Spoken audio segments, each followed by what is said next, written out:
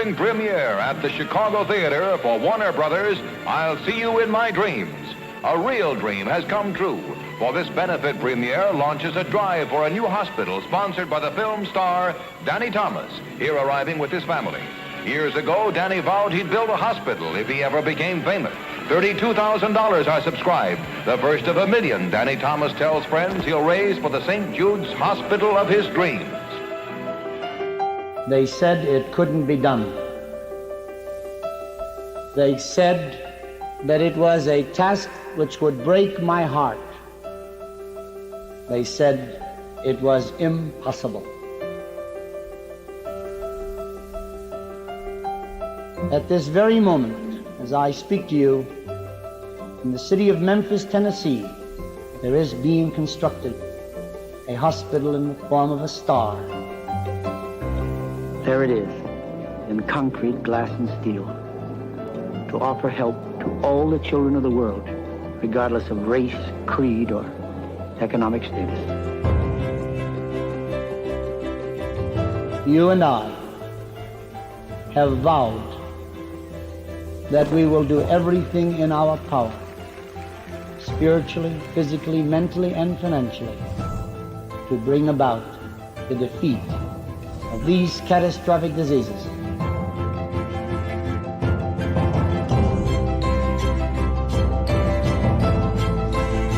We're going to begin with leukemia, and by God's grace, after defeating it, go on to other diseases.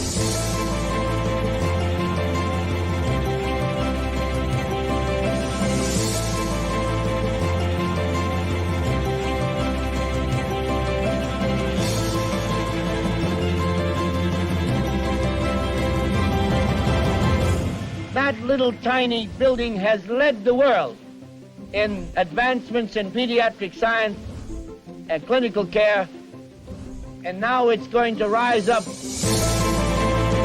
You will bring it to the fore through an organization called ALSAC.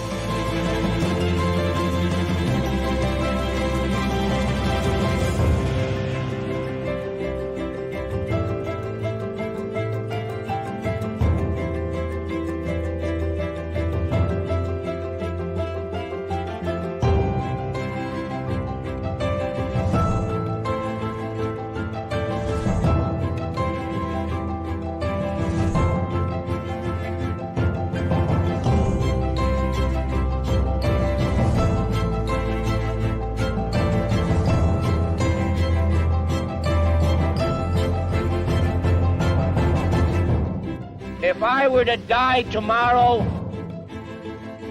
I now know why I was born.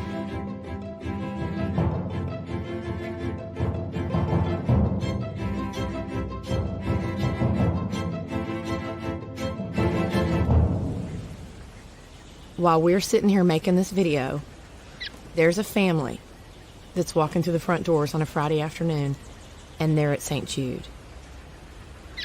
When we came to St. Jude, I asked the doctor, "Can you treat my child?" And he said, "No. We're going to cure him."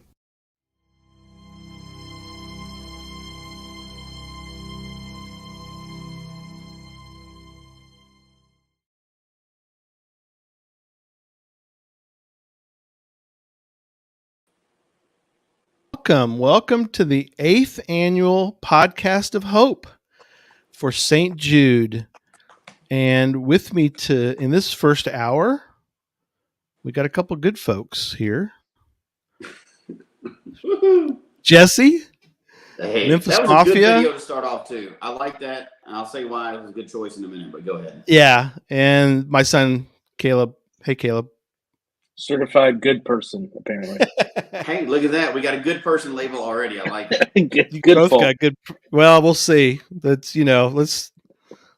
for now, let's not jump the gun too much. So, you know me 34 years, Dad. I hope you could make the call by now. Yeah, certified great person, but who am I to say? So 8th annual Podcast to Hope. We'll talk a little bit about that in a moment. I do want to mention to thank everyone for donating to St. Jude. Thanks to donors like you, families never receive a bill from St. Jude for treatment, travel, housing, or food, because all a family should worry about is helping their child live. Treatments invented at St. Jude has helped push the overall childhood cancer survival rate from 20% to more than 80% since it opened more than 50 years ago. So thank you for joining us for these next 8 hours. Jesse, 8 hours. Yeah, I was trying to ignore that part. Together we can help St. Jude change the world. And we have been doing that now for a while. It's been a long time. Yeah, this is our eighth year, and we have raised over $50,000 for St. Jude. And I think we just crossed over. Yeah. And I've got the screen. Let me bring it up. So once in a while, we're going to be bringing up the screen of our giving. So as folks give, and our goal for this podcast to hope is $13,000, and we already have $170 already. So that's really exciting. It's going along already well. We just started, so this is good. So very excited about that. As we get started, Gary, somebody has already asked, is there a schedule of tonight's events somewhere? There is. I'm trying to figure out. If you go to geocachetalk.com, let me find the actual, and I'll make a little banner for it. If you go to geocachetalk.com, if you go to specials, and under specials, you can find the, I think we called it the anniversary, the 7th anniversary show. I need to rename it, but so let me bring up the screen, and I'll the 7th annual podcast of Hope show. I know there's a schedule on Facebook, on the geocache.com Facebook page, and there's someone's posted at the chat. So I think the website link is old, but the Facebook I think it's an old link on it that shows everybody. Although, keep in mind this is a live show, so you never know. Happen things. That's always subject to change, right? Yes, right. Exactly. Subject to change. So. We wouldn't want to, spoil all the surprises. So you never know what's going to happen. Yeah. It's going. I had one. While you're pulling that up, the reason why I'm glad you selected that first video is it wasn't, a lot of the videos can come off as kind of like tear jerkers, right? They're sad and everything else. But the line in that one that says, she asked if you can, what did she say? Can you, she's asking if you can help my child. Yeah. And he said, make her better. Yeah. And he said, no, I'm going to cure her. And that kind of encompasses or encapsulates a lot of what St. Jude does. And I think we're gonna get into that a lot more later when we have some people on from it. But I think that was great that video started off like that. Tonight is not going to be like, the sad dog commercials. We're not trying to like make everybody cry all night long. We're going to be really trying to focus on the positive. It's the positive that St. Jude does. And what hour is that? Which hour are we doing? We have St. Jude on at the 7 o'clock hour, right? 7 p.m. Yeah, 7 p.m. your time. It's like 1 in the morning my time, I think, or something, or 2 o'clock Tuesday or something. But 2 o'clock. It's not that different. We're gonna okay, it may not be that late, but we're gonna try to really focus on the positive aspects and what the whole reason we're doing this podcast tonight is to raise money and we're culminating with Coins for Kids, and all this stuff is not just so we can say that podcasters are helping St. Jude, but there's a reason behind all of that. Yeah, absolutely. So we have some giveaways this first hour, and so I wanted to mention that. So let's start with that. So if you give during this hour, and some people will take and they'll split up their giving over the 8 hours, and if you do that, that's great. Yeah. You don't have to, but if you want to, you can. And then we go back and we're going to dissect who gave during what hour, and we'll then do random.org and we'll give away some prizes. So I want to mention our prizes off the top of the show and discuss them briefly. So one of the things that I wanted to bring up is our first giveaway, which is Arted Crafted. So Arted Crafted is going to be giving away a t-shirt every hour, which is tremendous that they're willing to do that. Arted Crafted, a great sponsor of Geocache Talk. They are not only giving away a shirt every hour, but if you want to buy a shirt between now and Christmas, they will ship, if you mention Podcast of Hope, they will ship a shirt to you for no cost on the shipping. So shipping is free for Podcast of Hope viewers if you want to buy a shirt, and you might win a shirt. So they're going to be giving a shirt away every hour. And also, we're going to be giving away on every even hour, I guess, smashing pennies. So Katrina's giving away 10 smashed pennies, and they don't have to all be the geocaching ones. If you want some of the other ones, she's going to give away 10. You get to pick, which is awesome. So you get to go through her whole line of smashed pennies, and you get to pick out 10, and she's going to ship you 10 to the winner of that one. And I need to play my little doodad because I like my little doodad. So here it goes. And sponsored by smashingpennies.net. Get 10% off your order with code Geocache Talk Network. They are perfect to put in a geocache. Go. And then that's the 4 o'clock hour, the 6 o'clock hour, the 8 o'clock hour, and 10 o'clock hour Central Standard Time. And we have one more for this hour, Scrabble Hounds. So Scrabble Hounds, Barb gives away, she contacts me and she always wants to give away something, and she's giving away 2 things.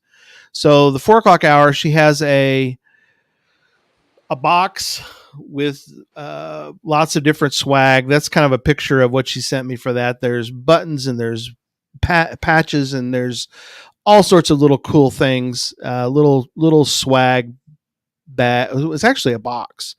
It's a box with swag. So thank you, Scrabble Hounds. Thank you, Barb, for being a sponsor and for giving that away. And we've got lots more as the podcast goes on. Every hour, we've got some different things that we're going to be giving away, which is wonderful. Thank you to everybody who wanted to give something away to help with the overall. And we're going to raise $13,000 tonight, so we're really excited for that. And we're up to $195 right now. So far, so good. Yeah, so far so good. We might also want to mention, because we're going to have a lot of people that haven't kind of heard anything before this, but just so people understand, the donations that are coming in, those are going, that we give a link, and you're going to give that link several times tonight, and it's going to be scrolling all the time. That goes straight to St. Jude. So just in case anybody's new to the show, none of that comes through us at all. We went to, we've worked with St. Jude to make sure that anybody that gives any money, it goes to them. It's not us, and then we have to send it to them or any of that stuff. This is not one of those TV scams where we're trying to hey, there's administration cost of 50%. Everything goes directly to St. Jude, never touches us. So I just want to make sure people that have watched the show for years, they understand that. But anybody new coming in, I want to make sure they kind of understand how this works tonight. Yep. Also, Scrabble Hounds wanted to mention she's giving away an unactivated geocoin. Oh, that's great. So that's great. So, So we're excited for that. Your wife's on tonight as well. So I know she's hazing me from the other room. So I can apparently see her. And she's in there. Apparently, she plans to donate $1 every time you embarrass him, Dad. So you've got a financial incentive. All So right. fantastic. Now, what? How much will you guys give for every time I embarrass Dad on the show? That's the real question tonight. I got stories. So, but you know, they aren't. That stuff doesn't come free. So that's right. Gotta donate to get that stuff. Cost some money for that. Yeah. Yeah. There you go. Yeah. So, all right. Speaking of that, let's do one more video, and then we'll kind of discuss a little bit about our geocaching for the year, how it went, and and I can find a way to post the schedule. I think we posted it a couple maybe times. we could go over the schedule just real quick. Yeah. And walk everybody through what we're going to do today. Yeah, that sounds pretty good. All right. So stand by for that, and stand by for this video. Oh, I forgot to. Yeah. Great live TV here. Live TV. Here we go. Here we go. He is so personable. If you see him at the store, you better say hi, because if you don't, he will continue to say hi and say, "Mommy, why aren't they talking to me?" He is mechanically inclined. I mean, he will, if there's a screwdriver laying around, he will have shelves off the wall. He's tried to take door pins out of the doors. Like, he's got his fake tools and he is hammering away. I worked on my tractor today. I put some new screws in, but my motor wasn't doing now. I couldn't get my motor doing on the tractor because I had a new screw.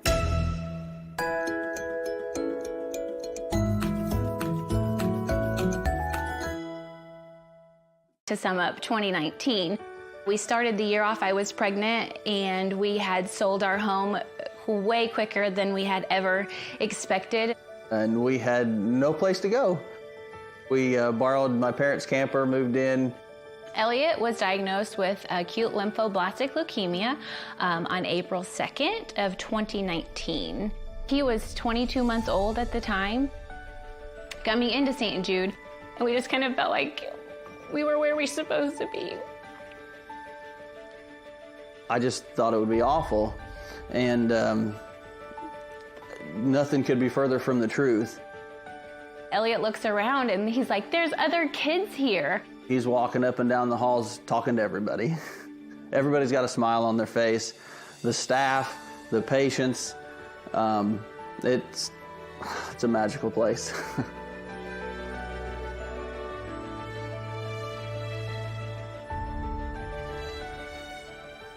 If my dad would have got what my son has, he would surely have died.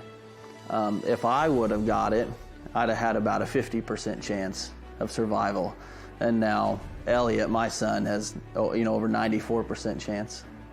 It's pretty amazing in just a few generations. We don't expect him to remember any of this, which is a blessing in one way, but another way, we're going to feel an obligation just to tell him, what he went through and what he overcame, and how tough he really is. So maybe I'll say, Elliot, you've been through so much. There's nothing in this life that you won't be able to handle.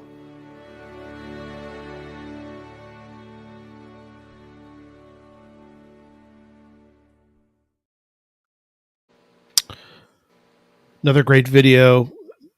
Big thanks to St. Jude for providing these various videos for us. We are part of Play Live. If I can, right there, it's a St. Jude Play Live. We'll talk more about that and how we're involved with that portion of their fundraising. It's a group mostly of gamers, but we sort of are privileged and thankful that we're kind of put in with the gamers, so we get a lot of the bells and whistles that are provided to them. Makes sense that we're part of that group if you think about it. There's a portion of donors and people who are doing the 401ks and so you got people who are are doing events that are not a podcast. You know, they're not that kind of thing. So it's kind of one of those things where, you know, we just kind of fit well in there. Oh, look who that is. Look who's with us. Guys, how are you doing today? The Pizza Ninja. Oh, good. man. Doing good, John. Oh, glad to hear it. Yeah, we're about to go over the schedule, and we wanted to have you on as well. We'll talk a little bit in a minute. Our first guest is either late or isn't going to show up. So Hey, that's what happens when you do something live, right? You never know. We're pivoting a little bit. Wait, what are you talking about? Our first guest is Caleb. He's already That's here. right. There you go. Yeah, Caleb's our first guest. And I'm bringing audience. Shout out to my buddy Noah, who's in the chat. So nice. Nice. Some of the unexposed to geocaching. So, yeah. I did shoot a quick note to our next guest and told them that they're more than welcome to show up now, and so because they live, close by. And Jared, Jared Watson, who's the next guest. Well, can you pull up the schedule? Maybe we'll go over that. Yeah, let's do that. About Jared a little bit. Yeah. Let me bring up the schedule. I can talk about Jared. And I was going to say, do you got it here? Or you want me to drop it in? The whole schedule? Yeah, I think. Yeah, I've got it. That'd be great. Yeah, I'll share it. So let me bring that up. Okay. So let me bring it up a little bigger. Going old school to Google Doc. Yeah. So obviously Heather was. Is that better? Too much. Back up. There we go. Hey, Gary, we got the graphic too in the brand files. Yeah. Can we pull up the graphic, Dad? Oh, do we? Okay, cool. This is fine. We'll do this. Yeah. Pull up the graphic. That'll be John. Yeah, there we go. Yep. Much better. There we go. I like that graphic. That's a lot better than a Word document. Oh man, and this one's a big thanks to Nancy, the deadliest cacher, for making this one. Nice. That's we don't have it yet. Like it. Yeah, but next hour and maybe this hour, we'll see. We'll have Jared Watson. So Jared and I went to college together. Jared's a fascinating dude. He's a guitarist. He's one of the best pool players I've met. He's a great card player. He's a huge nerd. He's a big fancy sports guy. And he's just kind of this collection of interesting information and fairly useless facts, or not so useless because, he used that information to get on Jeopardy and win 3 times. So super sweet dude, one of the kindest dudes I know, very, very talented guy. So he and I have actually done radio and podcasts together before. He and I had a drive time high school sports radio show in college, and we've done stuff on music and movies. So he's going to be a real treat.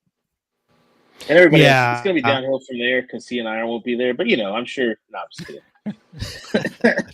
I was going to say, Caleb, did you guys used to go to like trivia nights like back in the day and just like school everybody? Oh yeah. Jared's I don't know if we ever did any kind of trivia nights. I think we just annoyed. We worked in the student newsroom together, and so we just kind of annoyed the rest of our colleagues with useless facts. So we specialize in useless information. So he's a bit more progressed in that than I am, though. So I'm looking forward to. We have a Jeopardy game we're going to be playing, which I'm looking forward to that. So, yeah, that'll be fun. That should be good. It'll be fun. And you mentioned fantasy football. Who's? Be curious. Just off the top of my head, I'm wondering who's leading that fantasy football with Jared and some other people. I mean, do you know who's in the lead in that one? Well, in that league. I'm in 5 leagues, so probably the one you're talking about, that'd be me. I'm leading that league. Is that what you're talking about? Let me bring up the standings. I'm talking about the one league where you're in first. Wait a minute, Carrie. I remember hearing like, Jesse's wife was going to give $1 for each embarrassment of him. I remember Caleb saying he was, people could sponsor to embarrass you. Are you saying now people can sponsor to embarrass Caleb? Is this Hey. on the table? Listen, it's mid-season. It doesn't count. It's mid-season. These are regular season titles. We care about postseason. Yeah, you're right. That's what we Yeah. care about. That's right. Oh, The standings don't matter until Of course, the what end. else? What else could you expect from an Aggie bragging about their record mid-season? You know. Hey, we're still talking about 1939 because Yeah. that was a glorious year for us, winning a national title in football back then. So, yeah, so no, it's fun. I love the being able to do that with you guys. And Jared is, like you said, it'll be fun having Jared. We won't have probably time to talk about everything, like you said. I've got some questions in the Jeopardy game that I think will be interesting.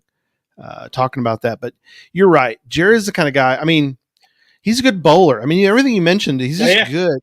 He's good at so many different things. I mean, it's just great that he got to get on and to be part of Jeopardy. So that'll be a fun hour and a bit of a comeback story there for sure. Yeah. What was so I know you guys are more avid cachers than I am, although I do have kind of a geocaching highlight from this year. But I'd love to hear kind of y'all's best experience of the year geocaching. What stands out to you, Jesse? You want to start? Or before we jump into that, should we finish the schedule? Oh yeah, Jared, I mean, Caleb, you fit in perfect. You go down rabbit trails just like us immediately. Yeah, we got 1 hour of the schedule done, and we start talking about fantasy football. So that's all that I'm on for, Jesse. So as far as I'm concerned, the show's dead. No, I'm just kidding. Someone pull the graphic up. Forgot about it. I'll pull it back up. Do we want to hit the highlights now? Yeah, let's do it. So, at 6 p.m., Bryan Roth, some guy that works at Geocaching, is going to be on the show. Nothing on that? Okay. Yeah, Bryan Roth. It kind of is the guy. Kind of the co-founder, kind of the president, but he knows a little bit about geocaching, so we'll have him on. Jared, do you want to Brian's always a great our official St. Jude guest at 7:00? Yes. Very excited about that. We're having on Shannon Goldberg. She is the head of entertainment and influence. Sort of an interesting way to put it, but she's basically in charge of fundraising for St. Jude. And so that'll be exciting. We'll get to ask her a lot of great questions. And she's fairly new to St. Jude. So this will be an interesting discussion as well. So looking forward to having Shannon on during the 7:00 hour. And then 8:00, we're going to move on to somebody that many of, or most of our audience already knows, Doug Macrae. He's always fascinating to have on. He invented some little video game that some people have heard of, Miss Pac-Man. So we can talk about that for the whole hour. But he's also, at least the last time we talked to him, he had more country souvenirs than anybody. So his style of geocaching is always fascinating.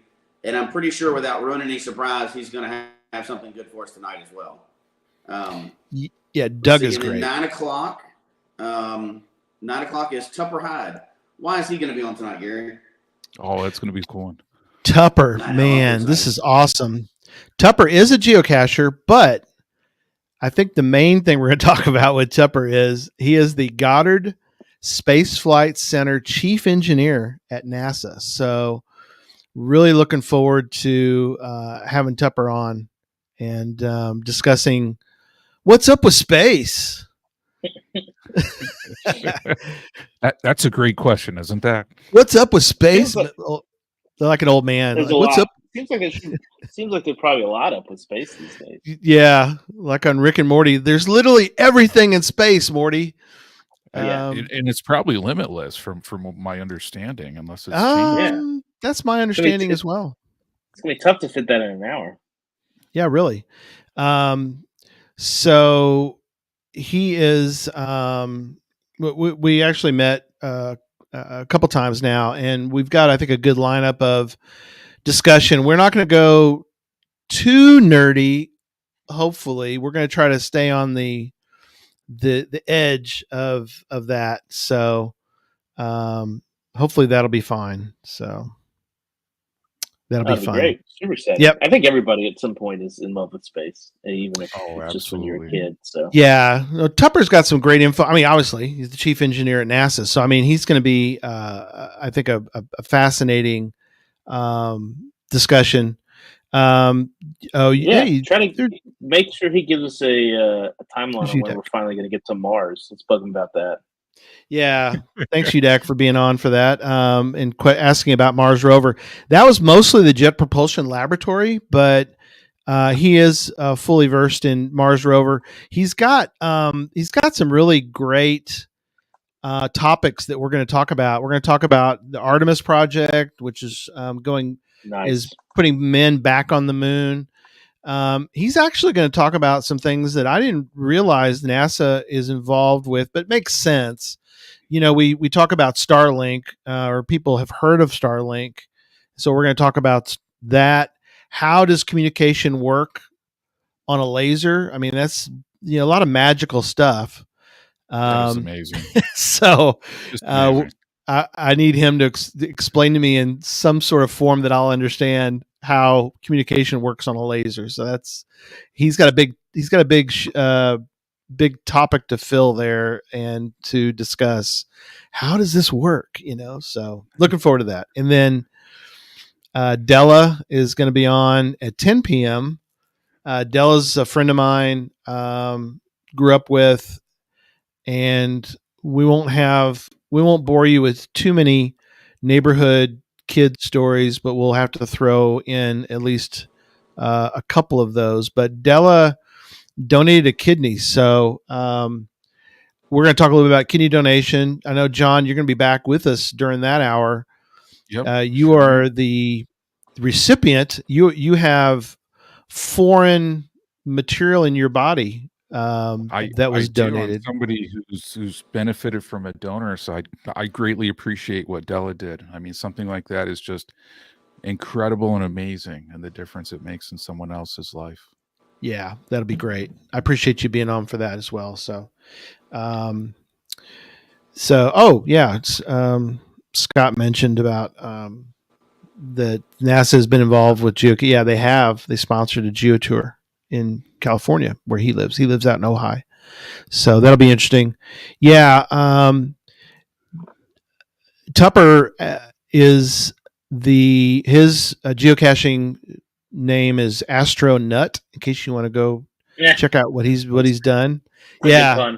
You like that one? And he got the GC name, so good for him that he jumped and got that one.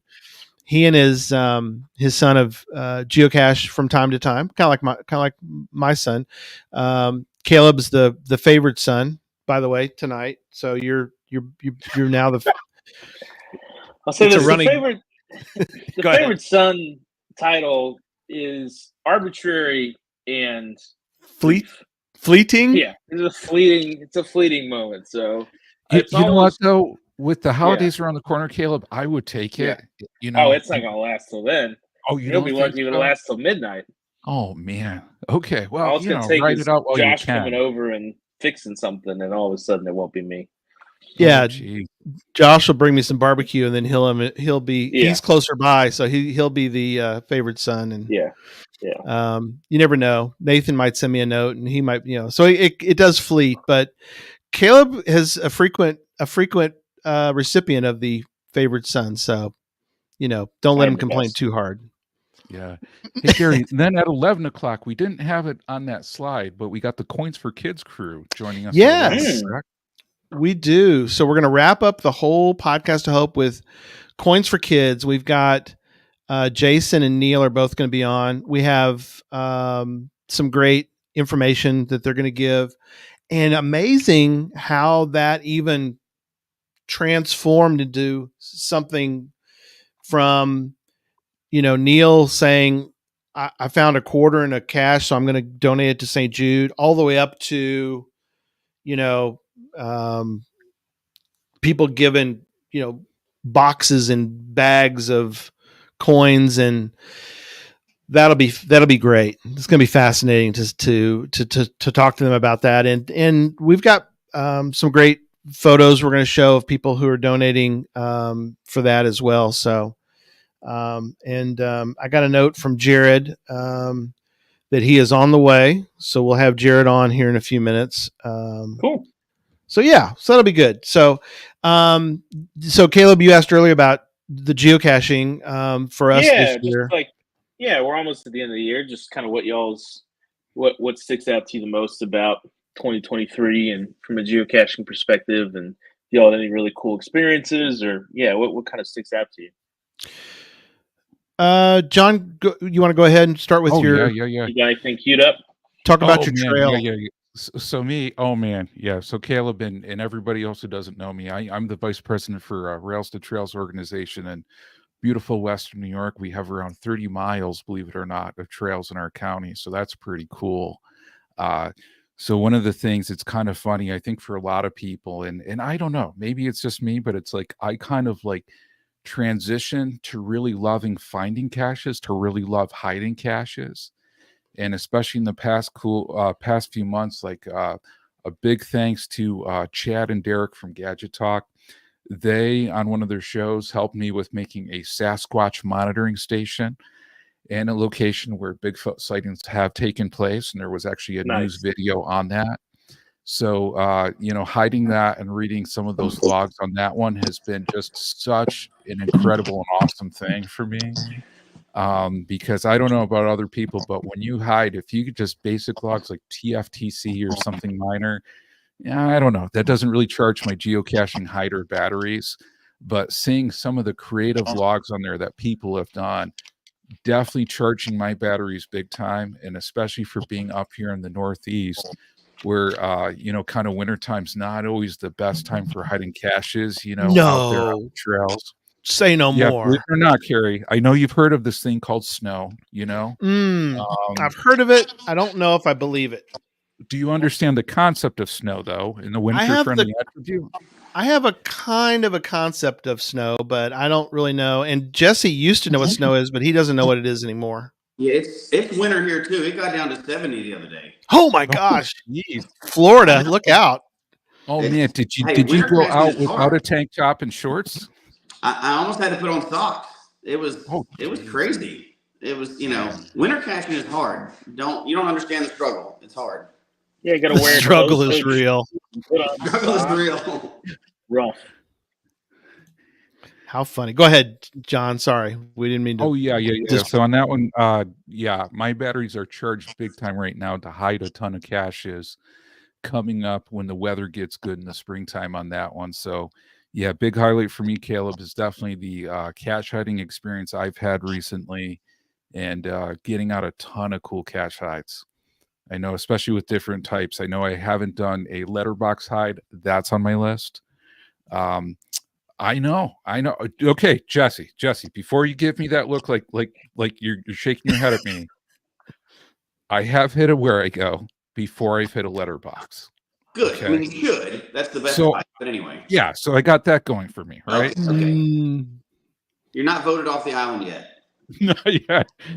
Double secret probation, though. You think I'm getting close to that? So what you're telling me on live recording is that you're going to finish hiding every type you haven't hidden yet this year, right? It's coming up here.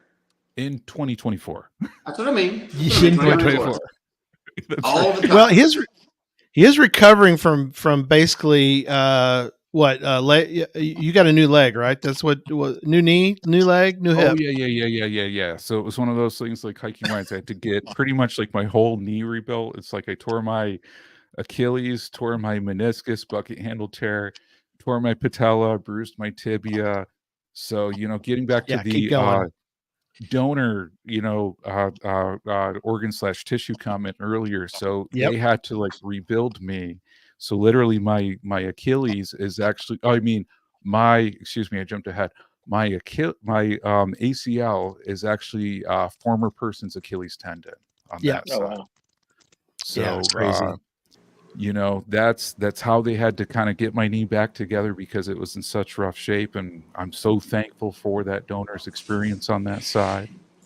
We'll have to hear more about that later too. That's awesome. Yeah, absolutely.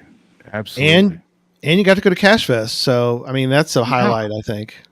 Oh, man. Absolutely. Cache Fest was just such an incredible experience.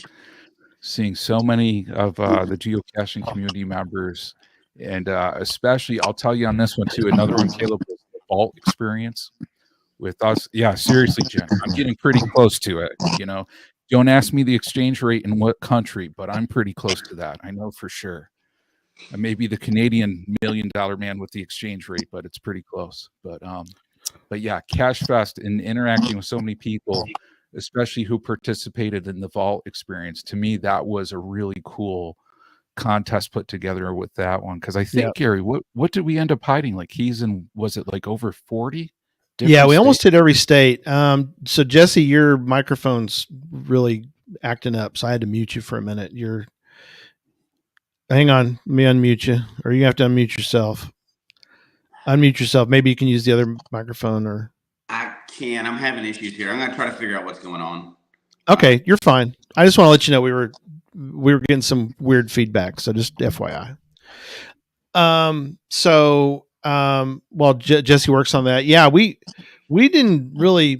I mean, we pulled back the curtain on this before, but we didn't really get all the states. We came really close, and we actually kind of did it without trying, if that makes sense. We started hiding keys in states, and then once we started hiding them, it was like, oh, we can hit like a lot of states with keys. So, I went up and did Oklahoma, Kansas, Missouri, Arkansas, and then you did New York and New York, Pennsylvania, Maryland, West Virginia as well. Yeah. So as we all kind of, and then Charles, he traveled across the country, and so he did a whole string of Gulf Coast. He did Mississippi, Alabama, Georgia, South Carolina. Jesse did, of course, Florida. So it was kind of weird. We just had all these different ones. So, well, look who's here. Oh my goodness. Come on in, sir. Come on in and have a seat right there. I will. Right there. So we have a guest with us just now. And so look, well. Hey, I know that guy.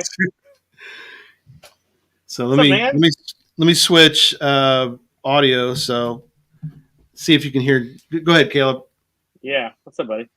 I know that guy. Oh, well, I mean, a whole lot, but yeah, we can get into it. But our starting pitcher got rocked, so Jared had to come in for long relief a little bit early, but he'll be fine. He's got the arm for it. Yeah, he's an innings eater. We're putting him in early. He's early relief, so this will be great. Oh man! Hey, Jared, thank you so much for joining us tonight. Really appreciate it. One thing I got to announce too, Gary. Hopefully, I'm not stealing your thunder on here. Go for it. Past $500 raised so far. Dang, that's awesome. Let me share that screen. Yeah. Or you want to share it? Do you have it? Well, I can do it. I'll share it. Okay. Yeah, sounds good. So thank you for everybody who's getting those donations in, and certainly, for anybody who wants to, donate, please go to podcastofhope.com. And you can just do that, and that's going to forward you over to the Tiltify site. Yeah, it's going great. Thank you, everybody. And we're still in hour one. What we'll do is we're gonna, as we pivot here a little bit, we're gonna talk to Jared, and when it comes to the top of the hour, we'll kind of do our normal top of the hour reset, and we'll talk about the giveaways for the 5 o'clock hour, and then we'll just kind of keep going with our interview with Jared. So, and we got you get to do some Jeopardy with me. So, oh boy, okay, are you excited for that? Really? Yeah. Yeah. Well, I mean, I don't know if you're ready, but Oh yeah. Right. I was going to say, Gary, does with mean you're going head to head against Jared, or does with mean Absolutely you guys are not. doing this. Okay. No. This is I was all... gonna say. I mean, man, you're bringing a lot of confidence to Yeah, the I table am. right off the bat. Absolutely. Jared versus the world. No.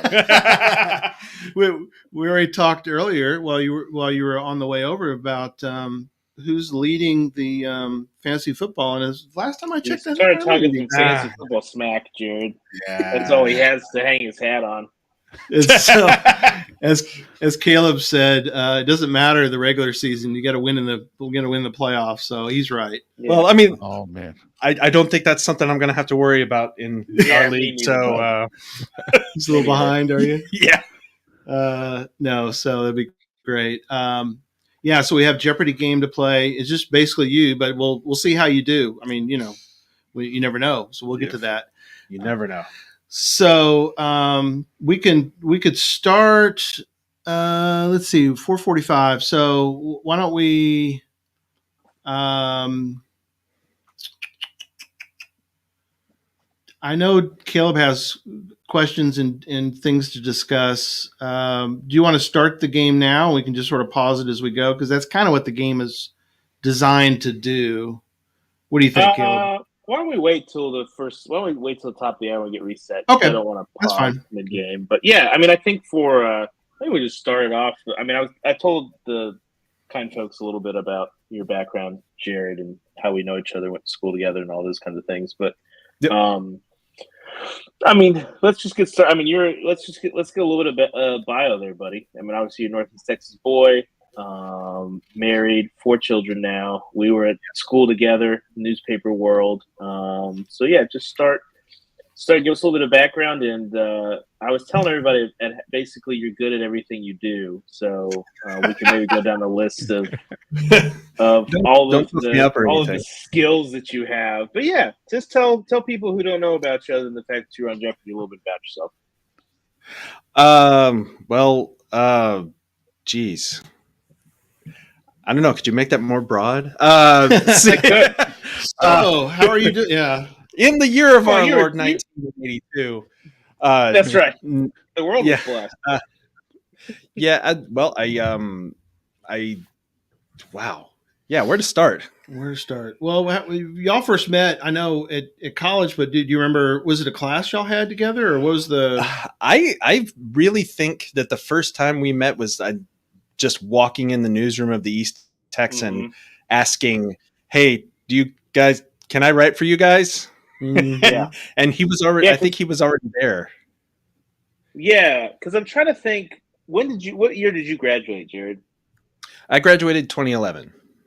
Okay, that's right. I thought you were maybe 1 year before me. I tell you my first distinctive Jared memory, I want to say was at the Texas Intercollegiate Press Association. It was like a dinner beforehand when we were in Dallas with like Fred, and we got sat next to each other, and like Custard Jared telling embarrassing story about kid. Oh yeah. Yeah, well, I've offered to tell embarrassing stories about Dad for money, so we'll see how that goes. For charity. I know some embarrassing stories about Jared that might involve, I don't know, the Two Towers or various bands and other things. Oh my! Yeah, we won't get into that. Yeah. No, we were at a Tupper dinner, and I didn't really know Jared though. I don't think we'd ever talked. And like we got sat next to each other. I think we literally just started talking about like fantasy football. And I'm just like, this dude's really smart. And like because I never talked to you before, you don't have any kind of, way to like, before you talk to somebody, to have any kind of sense of what they're like and those things. Yeah. We pretty much hung out all the time after that. We had a ton of classes together. Yeah. And we enjoyed making fun of various classmates and writers at our school newspaper together. And then we did a radio show together. We did a high school sports radio show together, and we did all sorts of stuff. So yeah, no, I still look fondly on that, like especially the radio show. That's still something that I wish I had to, because I mean in the interim we tried to do a podcast together, and we could just never totally link up, just because time is what it is. Yeah. But yeah, that was the most fun that I had at school was doing from the bench, a radio show. And we spent a lot of time. I mean, Jared and I, we would interview high school football coaches. We'd have them do bumpers for us. Jared would cut it. We did live stuff. I mean, we put a lot of work. I mean, this was an FM, station that, had a 100,000 watt station, and they gave us a show leading into high school football, and we took that seriously on Friday night. So it was great. Yeah. No, y'all did great on that. Y'all really did good production. It really was. And this was 10 years ago before podcasting was easy. Yeah, it kind of it was like a live podcast. I mean, you guys did with the it's PBS station normally, right? On a normal, no, it's NPR affiliate.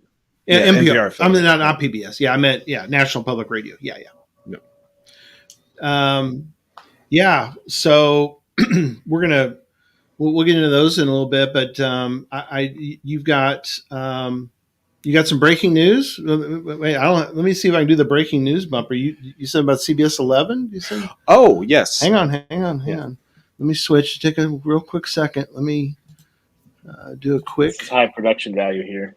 High production, man. That's yeah, right. Now we're green. I don't know. Now we're green. We're going to be green temporarily. Okay. Super green. Super green, just for this special.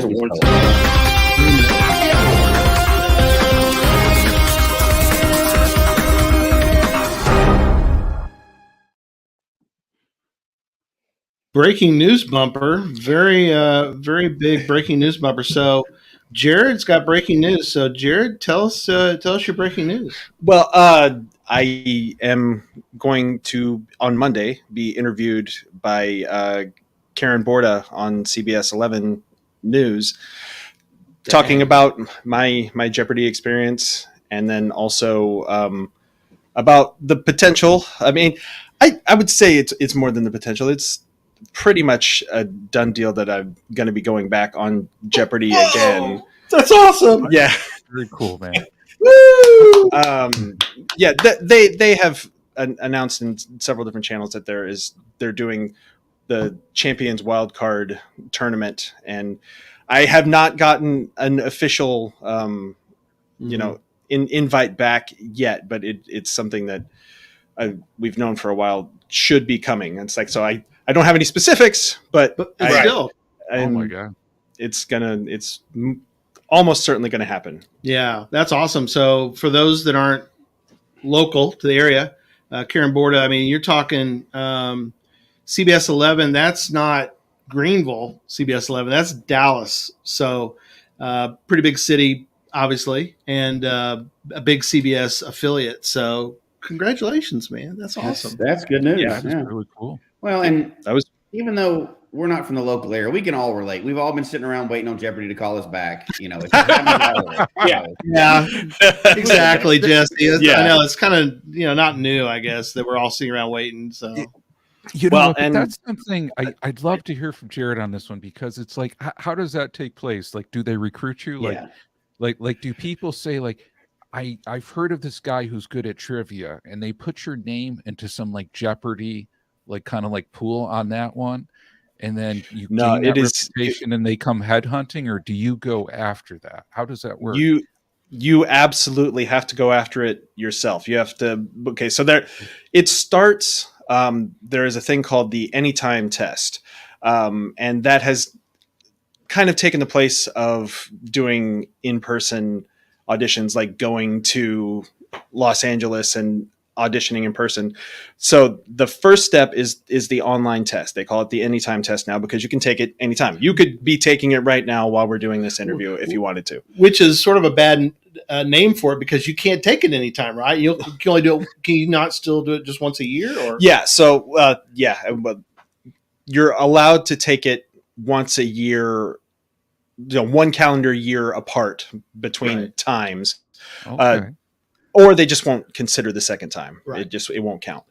So you can't just spam them with attempts at this step. No, you can't do it once a year, basically. I mean, you can. There's nothing that's preventing you from doing it. But yeah, if you want to, you just have to slightly misspell your name each time. Yes. Yeah. Where Jotson. So, it was a misprint. But so that's the first thing. and you will do, it's a 50 question test. You have 15 minutes to do it. You don't have to phrase your answers in the form of a question or anything. You just have to answer those 50 questions. And you send it off into the void, and you don't know how you did. And the only way you know that you've passed it is they contact you and say, hey, you've passed it. And then you go on to the next round of testing, which is you do another 50 question test. And that's done over Zoom with somebody from Jeopardy watching you take the test. And that's one. So you see that it wasn't a fluke. You didn't just get the 50 questions that were in your wheelhouse the first time and you don't know anything else. And then also that you're not, cheating or anything like that. So if you pass that, then they will contact you again. And then you do a Zoom audition to where you're actually, playing a mock game of Jeopardy with a click pen as the buzzer, and somebody from the show is, being the host. And you go through about a half of a round of Jeopardy with two other potential contestants. And then at that point, they tell you you are in the contestant pool for the next 18 months. So anytime from tomorrow to 18 months from now, they can call you and say, hey, we want you to be here on this date. And then you just wait. And there's a lot of waiting. There's a waiting game in between each step of this process where you think, okay, well, so that's it now. This is still not going to happen until you're on a plane to LA. It still never feels like it's going to happen. Wow. But yeah, so that's it almost sounds like jury duty on this one, where you get cool.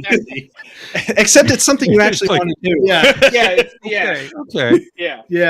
You got to track people down for jury duty. No one's throwing themselves at the courthouse for jury duty. No, just saying, because I just fulfilled my obligation for jury duty. So this analogy is still very real. It's kind of the opposite of jury duty, though.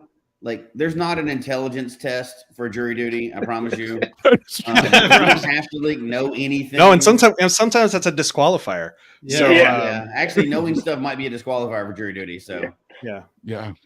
614 Buckeyes asking about the wait. And can you, and Jared, during that whole process, can you tell people, at what point can you not tell people I've been selected, or how does that work? Because I think that's kind of interesting. The strict answer is that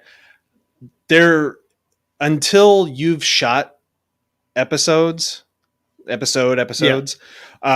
mean, you're not forbidden to say, hey, I'm doing this, I'm trying to do this. They call me back, I did an audition, any of that. You're not really prevented from saying anything. It's only the on-air results that they want to keep protected until they air. Right. Makes sense. But if I had it to do over again, I think I would have reined it in a lot more, just because a lot of people knew that I was going. Right. And of course, when I came back, a lot of people wanted to know how I did. So it was, I can't tell you. Yeah. And I shot the episodes at the end of March, and they didn't air until June. Yeah. So there was, several months where people were dying to know how I did, and I couldn't say anything. Yeah. Even though I knew it was pretty much good news, I couldn't tell anybody. Yeah. So I remember getting a message saying, Jared's going to be on Jeopardy. I don't know if I texted you or Jasmine or someone. I said, oh, so how many episodes were you on? And you're like, well, I can't tell you that. I'm not allowed to talk about any of that. Yeah. All I know is you're on one. That's all we were told. So there's a lot before you even get to that, right? Before you even get to the episodes, did you study for this anytime test? Because we just glossed over, obviously I passed it, but most people would never pass that. So I had been actively taking the anytime test for about 7 years. Yeah.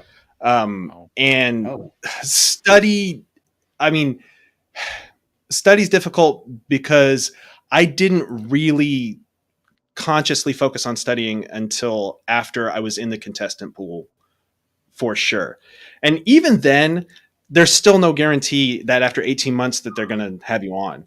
So it didn't really focus until I had a taping date. It's like, okay, yes, I am definitely coming on this day. So, and that was about a month away. So it's like, okay, I've got a month to try and learn as much as I can before I go do this for real. And you watch Jeopardy when that's some questions will come out there in my interview parts, but that's okay. Yeah. But you've watched over the years. I mean, oh yeah. No, I've been a lifelong fan of the show. Yeah.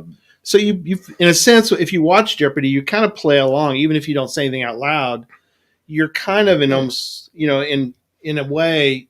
I don't think anybody watches and doesn't sort of try to guess the answer beforehand, even if you don't say it out loud. You know what I mean? So yeah. Well, I mean, and it's some of the biggest names in Jeopardy history. Like Brad Rutter and Ken Jennings have all said it's like the best way to study for the show is just to watch the show. Because one, it's a fun show to watch. Mm-hmm. And two, there's no better way to get a sense for what the material is and is going to be than just watching a whole lot of episodes and trying to take your shots with those. So the material is about everything, though. I mean, like, how do you study everything in the world?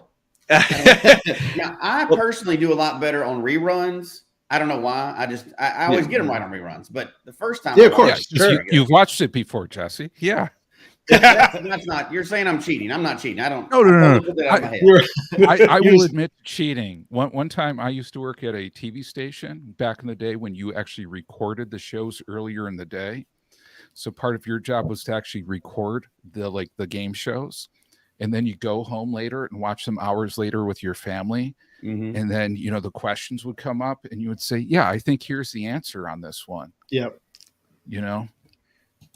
Yeah. So the time ninja let us know that we're at the top of the hour. I didn't even realize we're at the top of the hour. So let's do the first hour. So we may want to, before we go, we're about to dive deep. Before we do that, we may want to do our hourly update or whatever. Yeah, let's do it. Let's do our updates. So let me start with our little opening, our bumper for the hour. So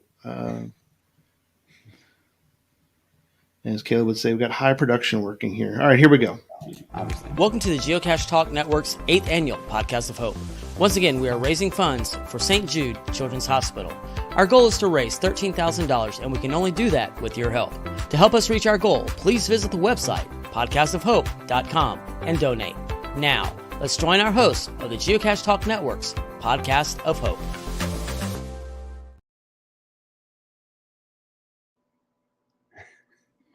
Yeah. Smooth. So smooth. Nobody even realized that we were off. So smooth. So we're currently at, wow, man, look at that. We're doing really well. We're up $582.50. We're on our way. Can't complain about that at all. Very nice. Yeah, that's awesome. So thanks to everybody. Thanks. Gene Hunter, the ones that are up currently. Beds to Fader, Schoolja. I messed that up. I'm sorry. Scrabble Hounds, Josh and Sarah, 614 Buckeye, Sue's mom. And we've got other people. Owen from KC, Anonymous, Butterfly Girl. Thank you, GSMX2. Scott, thank you so much. He's doing the whole first of 8 donations. So he's doing the whole give once an hour. That's because you're in the our giveaways. Oh, you just got a big one. Mm-hmm. Oh, did we? Wow. Yeah, you just got $100 anonymous. Nice. Yes, that's awesome. Yeah, we're doing great. 5%. We're working our way up. Speaking of giving every hour, if you give every hour, you are entered in to win that hour's giveaway. So I do want to mention those. First is, of course, Arted Crafted. Oh, go ahead. You push those. Thank you. I got it. Yeah, I got you. Arted Crafted. Thanks, Jesse. I'll let you do that. So we don't both. Thank you, sir. Arted Crafted. They're giving away a T-shirt every hour. So thank you, Sean, for that. Thank you for giving away a T-shirt every hour. Also, he wanted me to mention if you buy a shirt from them between now and Christmas, they will give free shipping to everyone who purchases from now till Christmas. So thank you so much, Arted Crafted, for doing that. Favorite geocacher in your life, if you want to buy them presents, Just let me know. Yep. I'll give you my address, and you can send me shirts for free. It's not for free, but you can send me shirts for free shipping. It's okay. Just let me know. I'll post my address later. It's okay. Right, there you go. Perfect. And then Scrabble Hounds has another giveaway this hour. She gave one away one last hour. This hour she has another swag box. So thank you, Barb. She is a loyal Podcast of Hope donor, and she gives these really cool boxes away with swag and coins and all sorts of goodies, little treasure chests. So thank you, Barb, for that again. And then also we've got Space Coast. So Space Coast, loyal supporters of Geocache Talk, and Space Coast is giving away surfboards. So for those that got to go to Geo Coin Fest in Daytona Beach, they did these coins that look like surfboards, and they have a two surfboard geocoin set that they're going to be giving away to a lucky winner this hour. And again, thank you, Dale and Barb, for sponsoring and for being loyal supporters. And go check them out. Go to spacecoaststore.com and buy something from them. Show them some patronage. Mm-hmm. They're great folks, and let's support the vendors that are supporting Podcast of Hope. So absolutely, they don't get anything other than us mentioning them, and they do it every year. They help us kind of boost the prizes. Yep, absolutely. So, and thank you to everybody who is giving. We have other prizes that are coming up, and so we'll mention them as we go each hour. But we're in the 5 o'clock hour, and we've got another. Well, now we got a full hour with Jared, so this is awesome. So that's right. But we're going to dive right into Jeopardy if I can. Does that sound okay with you guys? Gary, I think that's a great idea, but let's take 1 second because of how we chop these up later, because people watch these in individual hours. Why don't we introduce Jared again real quick, just so everybody doesn't get on and see us playing a game and have no idea what's going on. That sounds good. So we'll come back to that. So 5 o'clock hour, 5 p.m. Central Time, and our guest for this hour is Jared Watson. Jared, thank you again for being with us. Absolutely, yeah. And other than being a good friend and being local, why are we having you on for this hour? What has happened recently in your life? So I was on some little game show. Maybe you've heard of it. Maybe. No, I was on Jeopardy. I won three games, 3 episodes of Jeopardy. That's awesome. $58,000, which is still. Did they ever pay you? They did pay me. Oh, good. They did. That's good to know. I know Caleb, and I know Jesse and John. We all have questions, but that was one of my, because we got the inside scoop. We got Jared here. He could tell us exactly what's going on Jeopardy. Because didn't you? In the chat room, by the way, too. Can ask questions.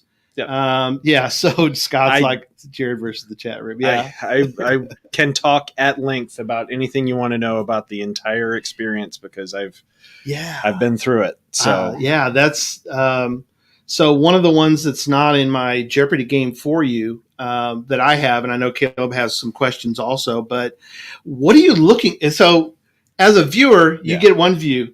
Yeah. What are you looking at? Are you just looking at cameras? I mean, what is there? Is it kind of a bummer? I mean, I know Miami's off to the side, right? Yeah, but you're just staring at blank space. What's in front of you? Okay, so the board is a lot, basically what you think it would look like a video board. Yeah. So when they put a clue up, when you ask for a clue, that clue only appears in the monitor under the dollar value that you picked. Oh, wow. So it's only under that single. So like if you need glasses to see, wear the glasses because you're gonna need them. Because you, dang, yeah. So that it's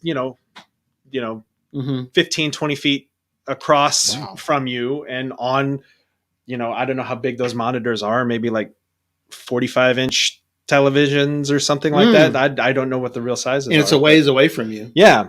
Just like on the show. So, and then that's off to where you would think it is on watching it on TV. And then off to the left, there is just an old school board that has the 3 players' scores. And then below that, because you can't see it in front of you, because that way you can know how you're doing, versus others. Okay. So, I see it. No, I did not get a giant Happy Gilmore check. Oh, that's disappointing. I didn't. No, but I did get they literally do just mail you a paper check in the mail. That's it. Yeah. Does it say from Jeopardy, or it did say Jeopardy, like in the subject line, or the return address. It did have Jeopardy there, which is a little scary to have that go through the mail. Yeah, a lot of people. You don't even have to sign for it. You're just like, that's going to be in my mailbox, right? Yes. Yeah. No. Yeah. Because you can sign up and see what's going to be in your mail the next day. So we do that, and then we saw that was coming. It's like, no, wow. That's people electronically do that. Like the other number one question, and I think this is not surprising that people ask this, but the one that's rolling in the most is how much of that prize money do you actually get? That's always the question. We're just planning for when we win prize money. We want to know financially how to plan around it. Yeah, right. So the way that works is they deduct California state taxes. No, that's true. It's in California. And then they give you the rest. That's it. And then they leave it to you to figure out what you want to do with it. Because for all intents and purposes, it is just treated as normal income. There's not like a game show tax rate or anything like that. They just give you the whole amount and let you figure it out for yourself. Wow. So I know for me personally, no tax is what I'm hearing from the. This is not a Wesley Snipes situation. No, what for us, I took a little bit of it and spent it on some fun stuff, but mostly I'm just keeping the rest of it until next year and find out how much of it we really do get to keep, and then we can have fun with the rest of it. Plus, that I know I got another. At least, another chance. Little bit of a payday coming after this too. So that's awesome. Yeah. Oh, but we were talking about what do you actually see on stage? Yeah. It's like there's the scores, and then below that there is a bigger monitor. So if there's like a video clue or a picture or something like that, you see that on the screen, and then there's cameras over there that are actually one on each contestant, but you don't really pay attention to that. So that's what you see. And that's all you see. Is the live studio audience real, or is it just sounds and they fake it? No, it's real. I'm sure there are probably some added, for if they think video effect, audio effect, if they think something is supposed to be funny and the audience didn't laugh as much as they would have wanted, I'm sure they probably stick a little bit in. It's like, some Atlanta Falcons style, zhuzhing up the crowd noise. But no, it is the real studio audience. Every contestant, or at least what my experience was, is we all got to have 3 people in the audience, up to 3 people of our own to be there. I got to have the full 3 for the first day, but the second day, just nobody could make it. But other than that, there are plenty of people clamoring to get tickets because they're free. You don't have to pay for the tickets to go to the tapings. You're asking Happy Hodag is asking if I have to file a tax return in California. I believe that I do.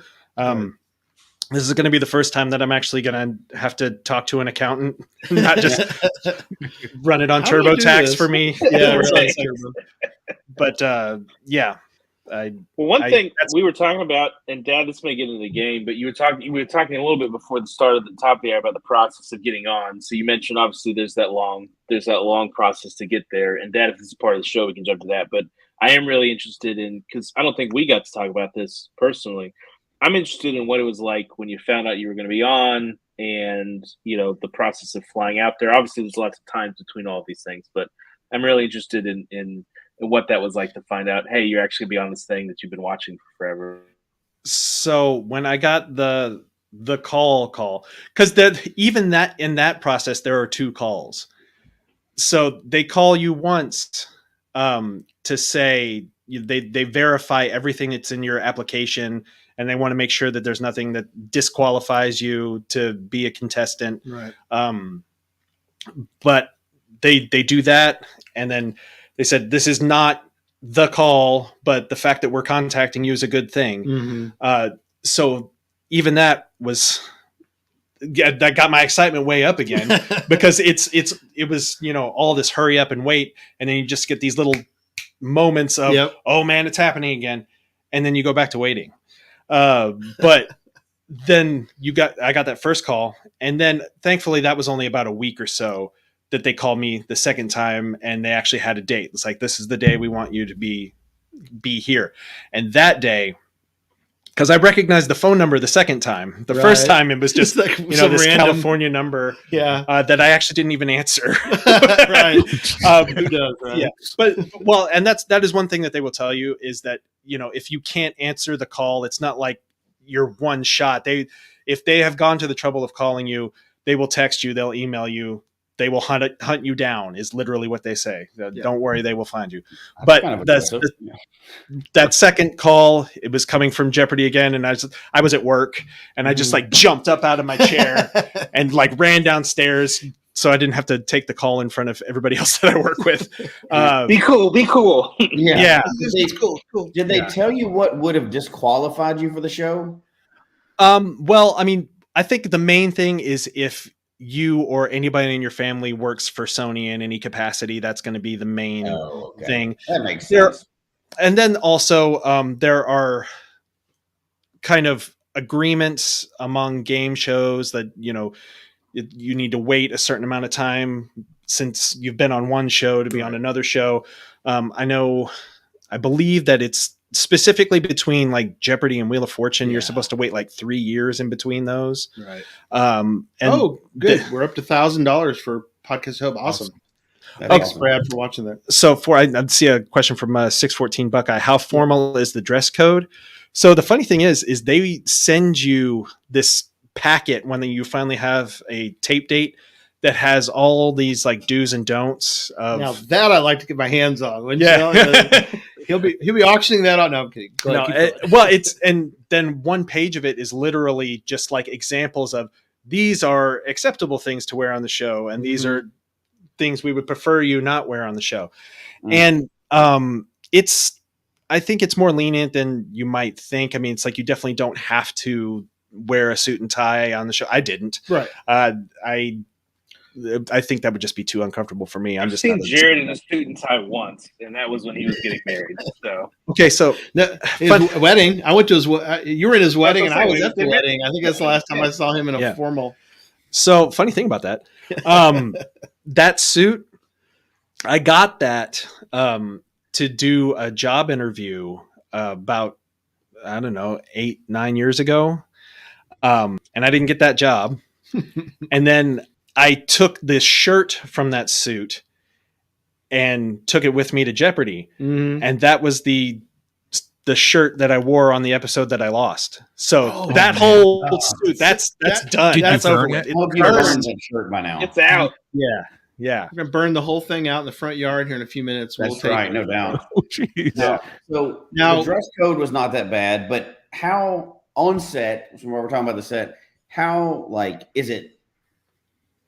On TV, it's one of the game shows that's not crazy, right? There's not people running around screaming and everything else. But is it real strict, or is it like, what's the demeanor like behind the scenes? Is it like super strict, or are you still having fun, kind of? Or I mean, you're playing Jeopardy, so it's fun, but you know what I mean.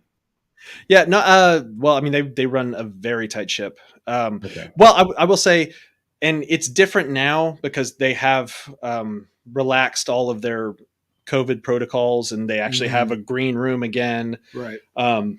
And all the contestants can just be in a room, an enclosed space together again. Right. But when I went out there, all of the stuff that wasn't on the Jeopardy set, we did on the Wheel of Fortune set.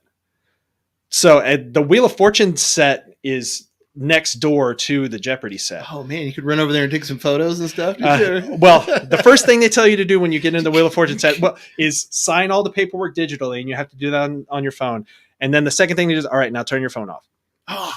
Darn it. That's a bummer. But so yeah, when I got my makeup done and all that was done literally 5 feet away from the wheel on the floor of the Wheel of Fortune set. And then you're watching when you're not shooting an episode, you're waiting to be called for your episode. You're watching, just sitting in the audience at Wheel of Fortune, and then they're broadcasting the episode, the Jeopardy episode, up on like TVs above your head. Wow. Distracting. Yeah. But so when you're in the Jeopardy studio and they're actually shooting, it's very quiet. It's like, don't say anything, don't do anything unless they're telling you to, applaud or anything like that. But other than that, yeah, it's a very, very, very tight ship. And it's they do try and keep it loose. They will take questions, in between the commercial breaks and stuff like that to make it more of an experience while you're waiting for the next set of things to happen. But yeah. Because you're playing, so it's like there's some stress there. You're trying to do well. Yeah. At the same time, and what was the interaction like with Mayim Bialik? I mean, she seems like a really great host. I mean, having her versus I think I'd rather have her than like Ken Jennings. And as much as we all love Alex, I mean, that would have been great. Yeah. But it seems to me like she is a really good host. Is that? Yeah, I will say that my interaction with her was basically the amount of time that we were shooting the episode is what she was up there. That's it. She doesn't. Yeah. There's not a lot of chat. No, I mean you can talk a little bit like during the breaks because they normally do shoot to time, and if there's about a 3-minute commercial break, it's about 3 minutes before they start the next thing. Because and we got your photo with her. So yeah. And so everybody may not know, but they shoot a week's worth of episodes in a day. Ooh. Of Jeopardy. So yeah, they shoot 5 episodes in one day. Occasionally they've even shot as many as 6 episodes in a day. So that means she only works 1 day a week, is what you're saying? Well, 2 days, because they'll have 2 tape days back to back, usually a week. Right. So, but yeah, so there's not a lot of downtime at any point. So yeah, I made her laugh a few times, so I'm good about that. That makes me feel good. It's a positive. Yeah. I mean, it's goal. Yeah. I'm kind of curious, and you mentioned it earlier, from the time you tape to the show, kind of airs, I think you said it was 3 months, right? Yeah. Do you know when it's going to air? And then do you then think, okay, this is a great time to take vacation, so people stop asking me if I won or if I'm winning, and then you just get out of Dodge and then come back when it's over? That would have been a great idea. No. Well, yes, when you get your original booking information, they will tell you the projected week that it's going to air before you even go out there. Right. You just won't know a specific day because you don't know which day the episode you're going to shoot. So you can already know that early on. But when you're actually shooting the episode, then yeah, they know you know what day your episode is going to be on from that point on. Actually, Mayim shot at the beginning of my first episode. He's like, "Welcome to Jeopardy in June," So she said that at the top show, and you're like, it's the last week of March, but in Jeopardy land, it's June 1st. So then she asked like how old you are, and you're like calculating your birthday. Am I going to be? When's my birthday? Yeah. Oh yeah, it's like you're in such a trivia brain mode. If someone asks you, what the capital of Azerbaijan is, that's easy. You ask me what my kid's name is in that moment, I have no idea. Because now it's like you're so locked in on what you're trying to do that just the normal everyday questions get completely lost. So, so obviously you won multiple ones. So how long? So do you just film those back to back to back, or how does that work? So okay, that may have been because you won in non Jeopardy land. You won on a Thursday, Friday, and a Monday. Yeah. So, but from your perspective, so that was maybe the weirdest part of the whole thing, was that I won the last 2 episodes of that tape day, of that tape week. Oh wow!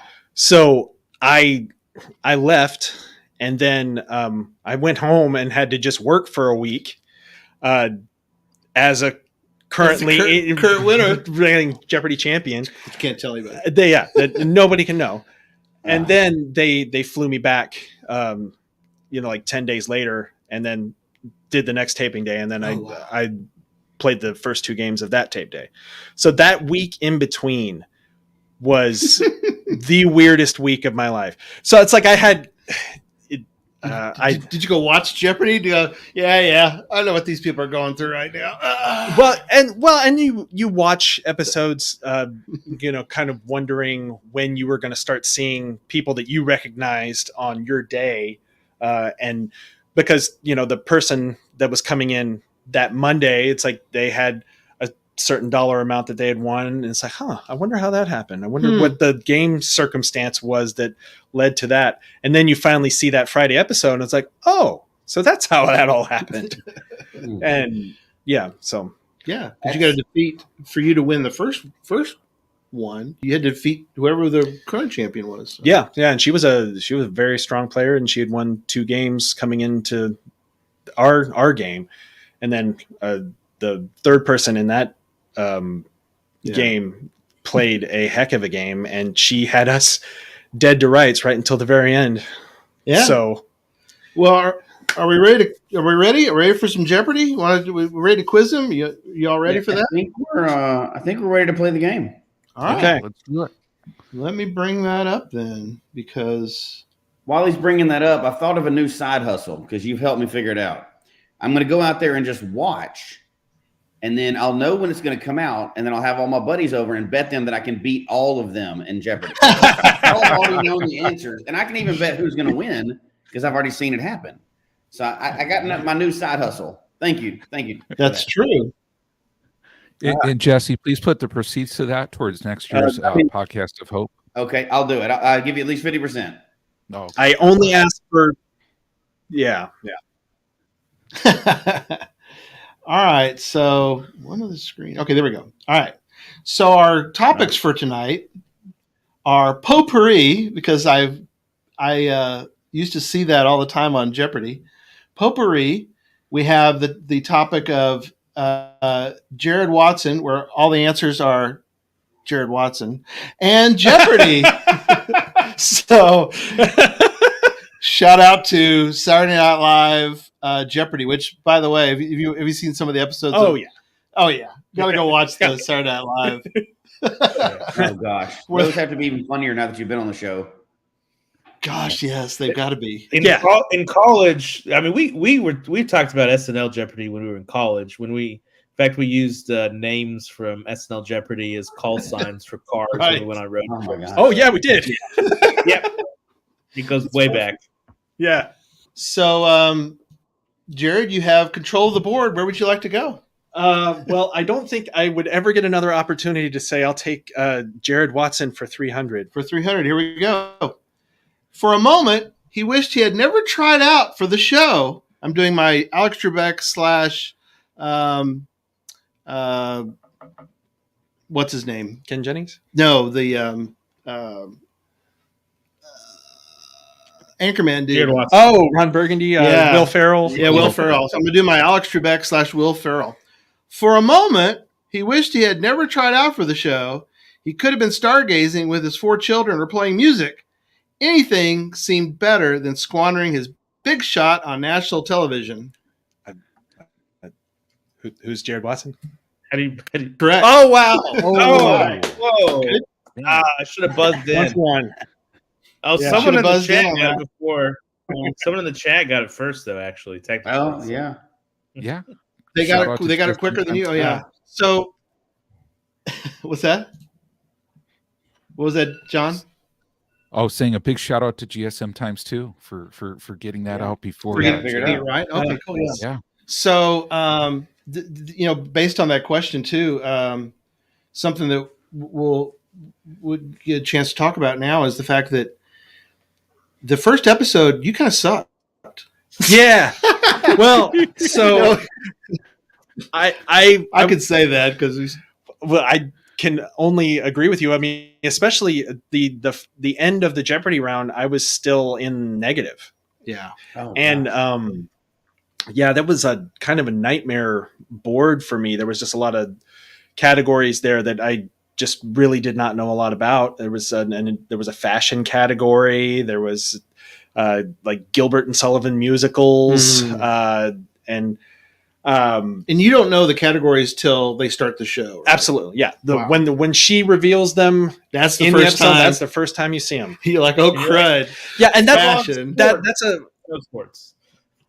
Yeah, and the one like pure sports category I did get over my 4 days. I feel like I did well, but I'm the $1,000 clue kind of got me just because of the way that it was phrased. It was a hockey one. But anyway, what were we talking about? You start off poorly, but you kind of got your rhythm. Yes. Yeah. So I think a lot of it also was the buzzer.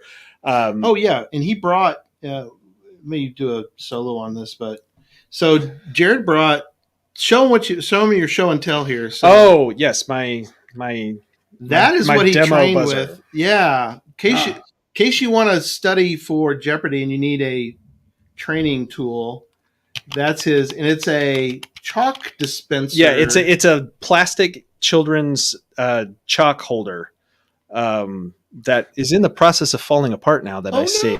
But that worked perfectly. Yeah, what you said. Yeah, and then I just taped some poster board and Gorilla Tape around it, and it ended up feeling very much like the one on the real show. Because some people use a pen, but you said that you felt like this really mimicked. Yeah. So the thing that I don't love about using a click pen is that it goes down and it stays down, and then you have to hit it again. Yeah. And that works. It's fine. But I wanted something that just sprung back every time. Do they give you any kind of time to, like, when you first get there and you're starting the process of getting ready for the show to start? Yeah. Do they do like a test thing where you can test the buzzer? And so what the first thing that you do after you sign all your paperwork and all that is you'll go to the Jeopardy studio and they will run rehearsal rounds. Okay. Where you just go up in groups of 3 and you'll do about half a round of a Jeopardy game with Jimmy McGuire, who used to be on the Clue crew, who is now the stage manager for Jeopardy. And he's the host for the mock games. And they do it, the first run through is alphabetical, which worked out for me both times because that meant I get to be at the end and do Final Jeopardy, because whoever's there for the second half of the Double Jeopardy mock game does final also. Oh, wow. So I liked being able to do that. Yeah, really. So yeah, everybody gets a chance to ring into some stuff and get a feel for the process before you do it for real. Wow, that's cool. All right. Well, you still have control of the board after getting that one. Where would you like to go now? All right. Well, let's do. I noticed how you went to 300, and we'll talk about that in a moment. Okay. Why you didn't start at the top and work your way down. We'll do that in a moment. But where would you like to go next? Well, see. Let's do potpourri for 300. Okay, let's do that. Watson cut his long hair and I'm really sold sensing a theme now. all of these except for one, a red Fender Stratocaster that his grandmother bought for him. What is a guitar? You are correct. What are guitars? Very good. So you sold all of your guitars. Yeah. That was kind of a turning point in my life, to where up to that point I had thought I was going to be a musician and that's what I was going to do with my life. And I felt like I needed to kind of have a clean break from that. Yeah. And so just got rid of everything, cut my hair, and it's like, you kind of went a little you went kind of far on that one. Yeah. Good. You kind of it kind of went a little. I don't think it ever forgave me, so it went away and it's never coming back. Jared, I remember there was one memory I have of Jared is when we were, he didn't like, he was, and he still is, I assume, at some point. I don't know how long it's been since you played, but I remember Jared was showing me something and he just pulled out a guitar and then used, I think, a coffee mug as a slide, like a slide guitar, and just started playing. So incredibly gifted musician. And do you still play from time to time, Jared, or not anymore? Yeah. And actually, one of the things that I did around my episodes airing was I did a cover version of the Jeopardy theme song. Yeah, I saw that. That's really good. Which everybody on the I got feedback from the show that everybody in the writing staff and they saw that and they loved it. So that made me feel just about as good as winning the episodes did. That's awesome. Did you buy I still keep a hand in with it. your winnings? Was a guitar I something did. you bought with your there we go. Very nice. Yeah. That was a question. Nice. Yeah, and actually there's another one that I'm going to purchase if and when I go back. I already have my eyes on another one. So nice. Yeah. And was that when did you sell them all when you were still in Austin before you came back to Greenville? Yeah. Okay. Or Quinlan. Yeah, and some of them I straight up pawned too. So it just it was dire straits.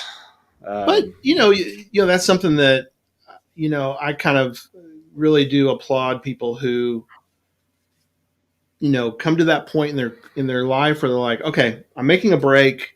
I'm going, because like at that point you went back to school. Yeah. Completely different. You kind of made that decision it was time to make a switch. So that's really cool that you did that. Yeah.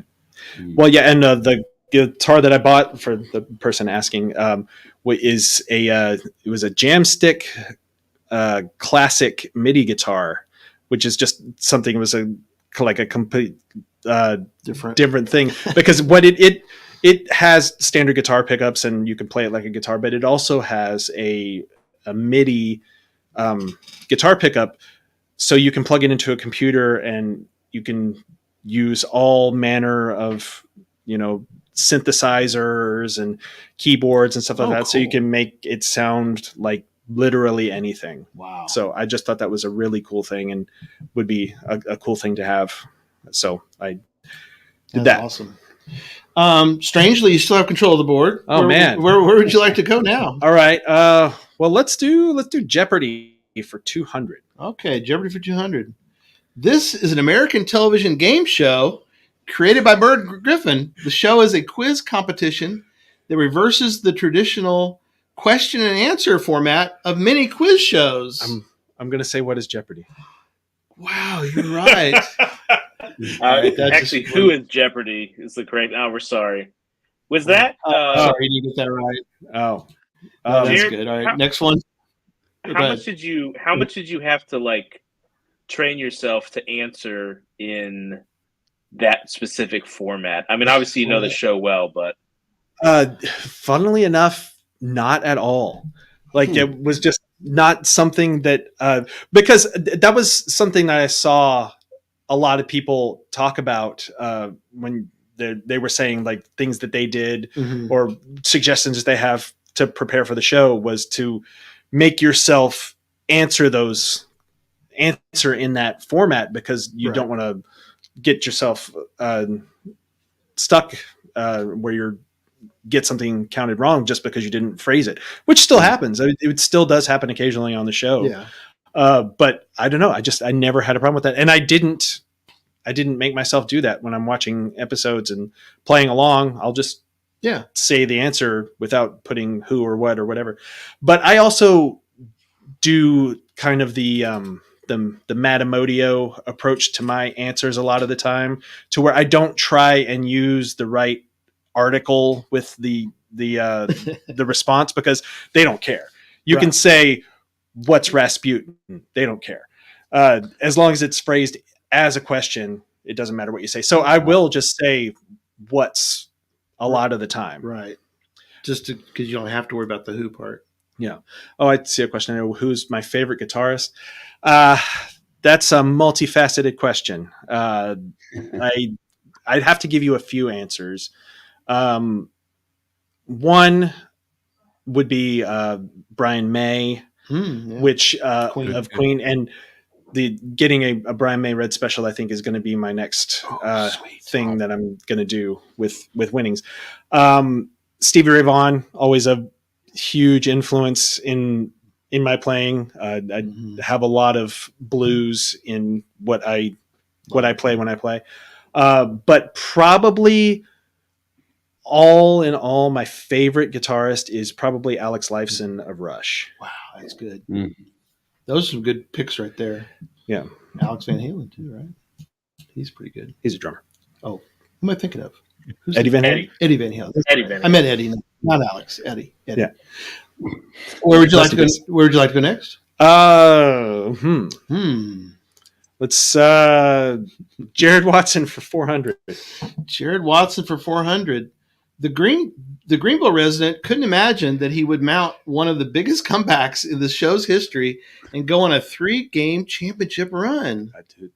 Who's Jared Watson? Yes. So the interesting thing about this is that we talked about a minute ago about how you were like, I am not doing well.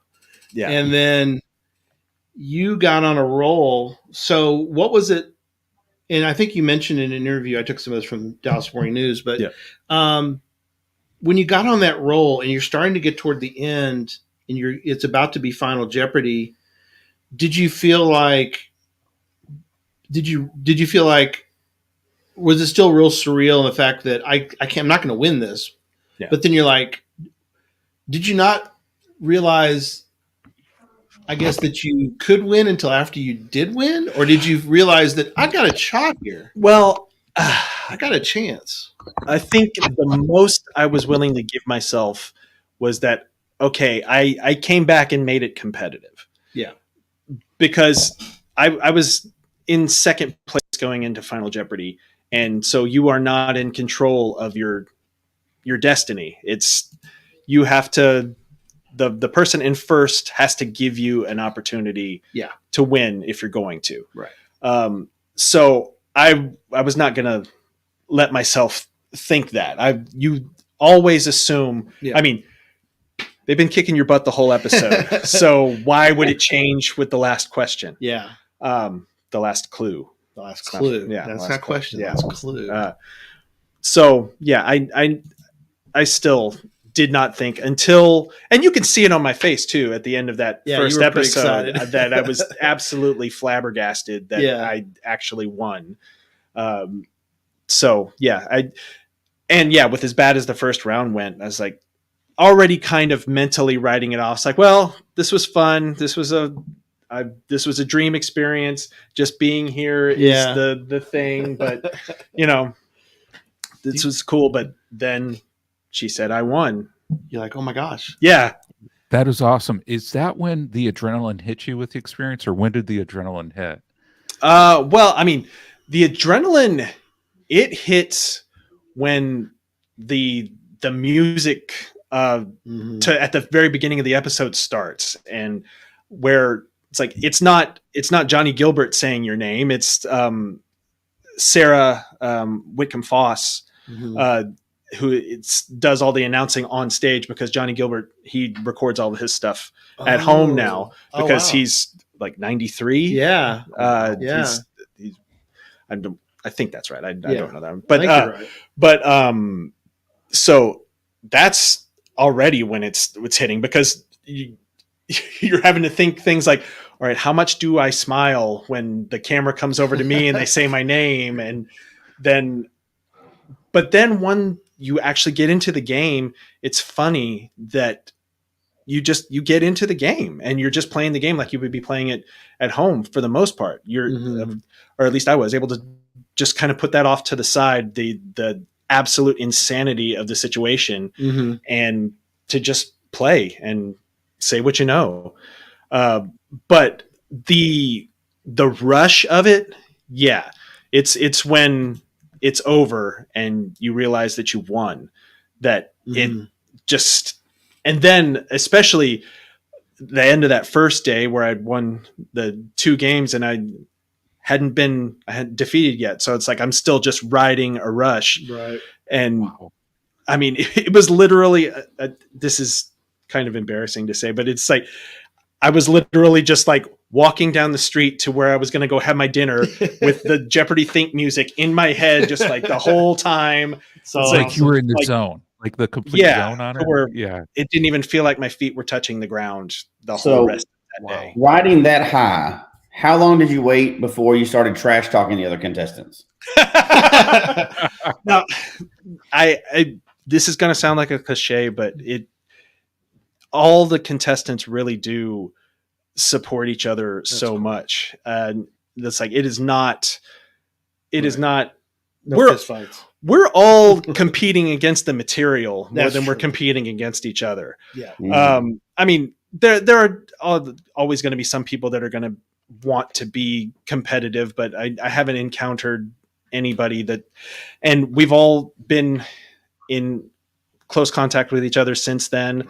I had told everybody that I knew in Jeopardy circles that I was going to be on this today, and I think at least a couple of them have donated to this too. So that's awesome. I think I've made a lot of hopefully lifelong friends from this whole process. Very cool. So, I see another question here about how. I got a question I want to bring up for you too. So my question is more important, but we'll do this one too.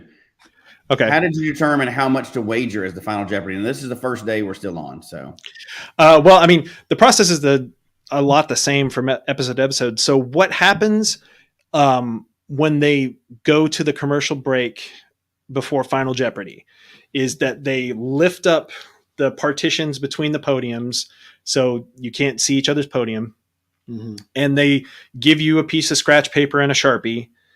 So and you do your own math. Yeah. So you have to do your own math, and then you write in your wager and you click save, finalize, whatever it is. And as soon as you do that, it is locked in. You can't change it. If you decide you screwed up, it's too late. Too bad. Wait, no, it's 0. No, dang. And that has happened too. That has happened to contestants before. Yeah. Also. So there's a few things. There's some great articles that go further in depth to wagering math than even I want to really entertain. Yeah. Because for the most part, it's going to be if second place bets everything. Right. What are they going to have? And what's the best they can do? Yeah. Versus if you're in first, and how much can I gamble and not lose? Because you could be so far ahead. They're like, I could bet 10,000, and the second person can't catch me. Kind of. Yeah, I did. I was in that situation once in my third game where I had what they call a runaway. Yeah. To where nobody could catch me. Yeah. With wager. The second game was a near runaway, but I still could have lost that. Yeah. But so it's just kind of figuring out what you need to do to end up $1 more than second place if you can. Part of it too is you don't have to wager until you know what the question's what the answer category is going to be. Yeah, you get the category, which helps because sadly you had one where you didn't answer correctly, but you didn't you didn't wager so much that you didn't win. Yeah. Oh yeah, the third game. That was the runaway. The runaway one. Yeah. So you missed it, but it didn't matter because you were far enough ahead. So you bet a certain amount, which didn't matter. I mean, it mattered because you could, it's extra money, but still, you couldn't you couldn't lose in a sense. So yep. Yeah, very good. All right. And you said you had a question? Yeah, go ahead. No. I was joking around about that other question, but we did just pass $2,000, which is good. Yay! That's awesome. Man, very cool. That is really awesome. Meet everybody. I kind of wanted to ask you. You answered it before I asked, but did you stay in contact with the people? And I think that's pretty cool. Not even because you plan on going back on there, but y'all have all kind of been through that similar experience. That I mean, several people have been through it, but not everybody has been on Jeopardy, right? That's a pretty small club. Yeah, well, and it's something that Ken Jennings likes to say is that Harvard has a higher acceptance rate than Jeopardy does. Oh, so that's kind of cool. Yeah, that's really there's only going to be something like 300 players a year. I don't remember the math. I used to know it. But yeah, so there are not a lot, and that's why at every step in the process where there's radio silence from Jeopardy, it's like, okay, this is the part where it doesn't happen because you're just assuming because the odds are so against ever getting on the show that you kind of have to expect it never to happen just for your own sanity. Yeah. All right. We're starting to run low on time. Let's let him go back to the board, which he still controls. And thanks. Where do you want to go with this now? All right. Let's do Jared Watson for 500. All right. His hometown of Quinlan, nearly 40 miles east of downtown Dallas, has a population of about 1630. Used to be 1635, but this family left, according to 2021 census. I'm going to say it was Jared Watson. So interesting too, the fact that we were, we lived in the country roads of Quinlan as well. Were you a downtown Quinlan person, or did y'all live out in the sticks like we did? We lived south of Quinlan proper on Highway 34. Oh, okay. Wow. You're on the thoroughfare. Were you south of the high school? Yes. Okay. Yeah. Which I only went to my senior year of high school was in that building. Quinlan 4. Yeah, all right. Quinlan 4. Where would you like to go next? All right. Let's just take it from the top. Potpourri for 100. Potpourri for 100. Following the inauguration of the institution's first doctoral program in 1962, its name was changed to East Texas State University in 1965. What is Texas A&M University of Commerce? That is correct. Good job. So, it's one of those things where you had gone to commerce for one degree. Yes. Left. Yeah. Then came back and got a different degree. So it's kind of cool how we talked a little bit about that. You kind of pivoted your direction of things, but coming back and then pivoted again. Yeah, and then now you're quality control specialist, so you're not in journalism. Yeah, so that's life. Yeah, it really is. But the journalism degree helped Jared. The journalism degree helped. The most important part of that was that's where Jared met his wife. So yes, that's right. We were all on the newspaper staff together. So that's the important part of that. Absolutely, it was, yes. Which means I have to ask this question of you because you picked Potpourri for 400. Oh, I did. Oh, not that one. Never mind. Hang on. No, nope, not that one. Hang on.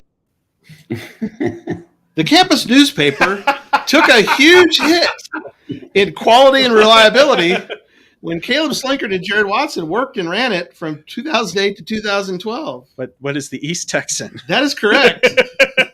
You can say it's a huge shit because it doesn't exist anymore. That's about as big of a hit as you guys ran into the ground. Like you left. and No, it was no, no, just no. like, because We had you a know quality better. program when we left. It was a quality program when we left. Yeah. No, it's cool that y'all worked on that. I mean, I heard about things that cannot be discussed on this family show, but Caleb's told me about late nights up at the road. I mean, Caleb might still have glass in his foot from placards of that we shattered playing Sean Umbrella Ball in the newsroom. That's awesome. Yeah, Yeah, it sounded like y'all that- really did we have have- a good tight knit bunch. Oh, it was great. That did that. It was Lots of juicy stories, but unfortunately not for the none for publication. Off the record. Not for yeah. I think we're kind of done with this, but let me see if I can find you another good one that. find a juicy one. Oh, this is the one I really. This is a good one I want to ask. Okay. So this special clue is hidden behind one regular clue in the Jeopardy round and two in Double Jeopardy. The name and inspiration were taken from a horse racing term. But what is a daily double? So you have sort of a love-hate relationship with Daily Double. I really do. I mean, what is it about the Daily Double that? So tell us about that. It's the power of the game. Like it, even if you don't get them correct, keeping them out of the hands of your opponents is just as important.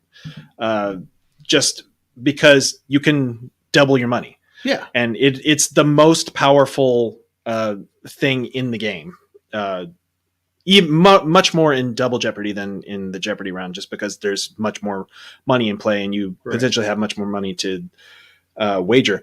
But yeah, the first game, the game that I was getting buried for most of it, I found all three daily doubles, but I missed the first two. And the first one, I had just gotten out of negatives and I missed it, and that put me back in the negatives. Mm-hmm. So I had the thought before I actually played the game to be very aggressive with wagering clues, and because that gives you the best chance to win. But getting snake bit very early on, it's, the old Mike Tyson thing. It's like you have a plan until you get hit in the face. Yeah. And I got hit in the face twice. Yeah. So it's like, okay. Maybe 1,000 this time. Yeah. And so I had to back off, and it worked out for the most part. But yeah, my daily double get rate was not particularly good. So yeah, they're great, but they're not a guarantee. Not guaranteed. Well, we're getting toward the end. Any final questions from everybody? Let's kind of do a final round again. Thank you, my friend, for being with me and being here in person.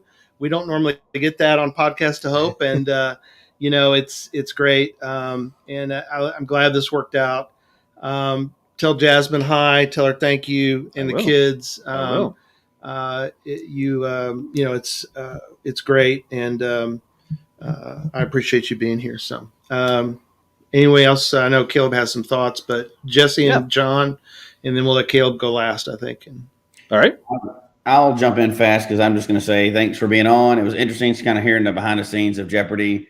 And it's kind of cool, too, because you were a champion. So not everybody that goes on Jeopardy wins, obviously, but you were a champion. So just like with your events coming up, you could always kind of be called back, right? They could always do a champion reunion. And since you become a champion, you're never really getting away from Jeopardy. You've got Jeopardy kind of it always happen again.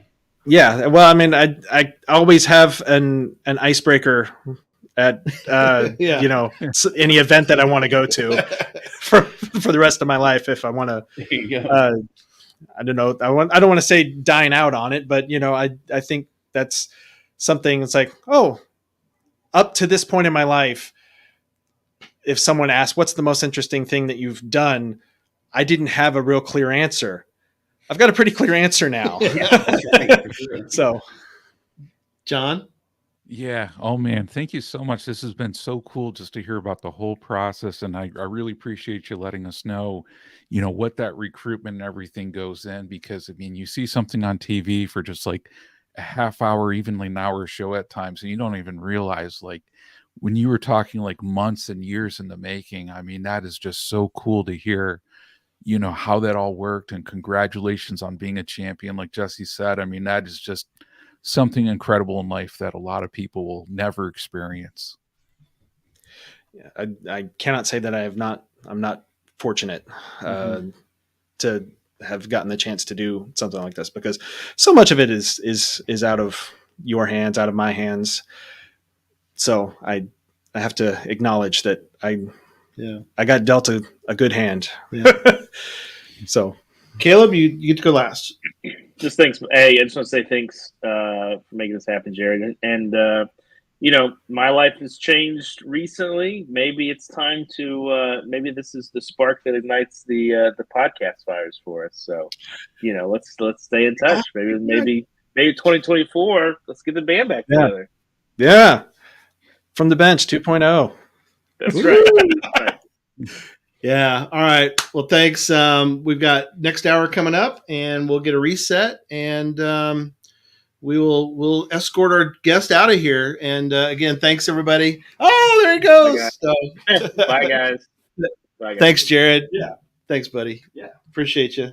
And we'll get a reset. Take that to Susan too. She wants her chair back. Oh, sure. Thanks. Mm-hmm. All right. Let's bring in our guest for the next hour. Thanks, buddy.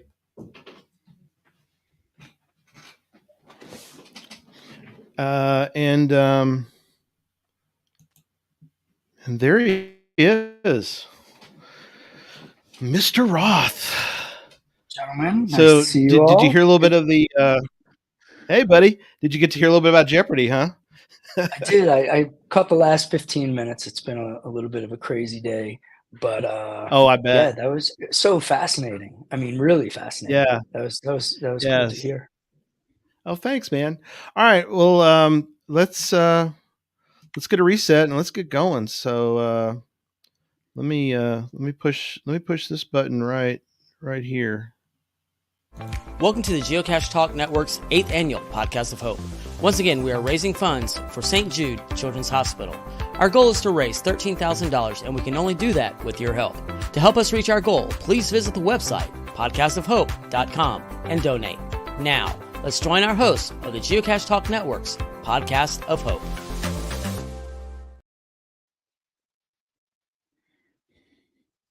Share our screen and show where we're at, how much we have raised so far. Thanks, guys, so much we had to kind of do some pivoting the last couple hours, and thanks to Caleb. He bailed, not bailed, but he left us already but I appreciate him being on and helping out. So that was, and John, thanks for being with us too, buddy, to kind of help with that. So, you're welcome. All right, here we go. Love being in the fun. Wow, we've raised over $2,000 already. Dang, that is awesome. Very cool. Wow, $2,063.36 so far. So thanks to everybody. Thanks for all of your gifts to St. Jude. It means a lot. It means a lot to us. It has been something that has been near and dear to many people's hearts, but especially Jesse and I. And so it's meant a lot to be a part of this. So our special guest tonight has been joining us for a few years now. In fact, he has. It's true. It's true. Yeah. It's an honor and a pleasure, really, to be even a small part of this. Yeah, no, that's awesome. Yeah. Something that we've talked about over the years, and just the accessibility that you have provided to really all cachers, and you don't sit in an ivory tower and go, well, I'm the president. I don't have time for you. I don't have time for you geocachers, but I mean, you're willing to, just be, I mean, you're the president and co-founder, but yet you're a cacher just like us. And, you're, willing, more than willing to sit down and talk to anybody that really comes in the office, probably. As much as I can, of course. Yeah. I mean, I'm a geocacher. I'm part of the community, and we don't take ourselves too seriously. Like the not too big secret is there's no ivory tower, and there really shouldn't be. And so, look, we get to do this. It really is a treat. Who would have thought that I would get to talk to people about this game that we all love, and it's anytime I can. And talking to people who come to the office is a real treat.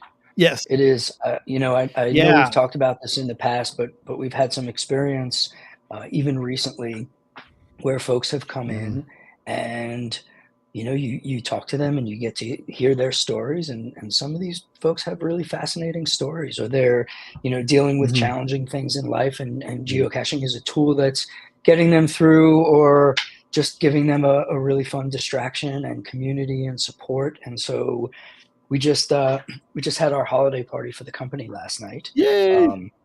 Thankfully, I'm feeling all right today, but I don't know that everybody is, but it's typical of holiday parties, I think.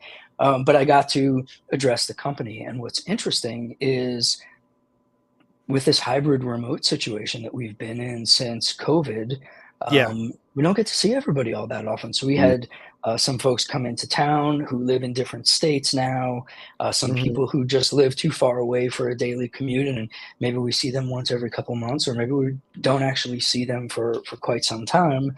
But here at the holiday party, like, everybody was there, and I got to take a few moments. Jeremy and I got to speak and just recognize that, hey, look at this group of people, and with a much broader group of people around the world, the reviewers, the cache hiders, you folks, and many others. Look at what we're getting to contribute to the world in terms of making people happy and giving them fun stuff to do, and in some cases, if not a lot of cases, changing lives in a positive way. And so it was something for us as a company to get to celebrate a little bit last night, but it was not without recognition of the fact that as a company, we play a part of it. And it's a much broader community in all their roles. I feel like we talk about this a little bit every time, but it stands true. Sure. It's one of the things that thankfully is not changing. Yeah. Yeah. And apparently you guys will let anybody come into the building. So I got to. So the Single Cafe neon sign broke about a month and a half ago, and it started flickering, and then it went out. We couldn't get it to start, and I think that there was some a little bit of fear that this like iconic piece, like, do we really want to go make another one or whatever? And we were able to find a local repair company who within a week had it running perfectly once again. So it was a slight scare, but it's it's one of those things that I know it was nice to get the picture with you in front of the Single Cafe sign. Yeah. It's good that it's running and healthy and all that. As soon as I saw the picture, I was like, all right, resuscitated. Yeah. And getting to visit HQ, if folks haven't been able to do that, it is a real treat. Luckily, you happen to be there that day, and which you're there most days. And I want to talk a little bit about HQ, but I also want to show you have, and I know John and Jesse and myself have met so many of the lackeys, and I tell you, you guys hire some of the best people, just best human beings. You really have. I don't think I've had an experience with employees, y'all call them lackeys, but employees of a company. I was able, while I was there, get a picture with these two knuckleheads. So no, they're great. Incredible folks. Absolutely. Yes. Those two and the other 90 plus people. Yeah.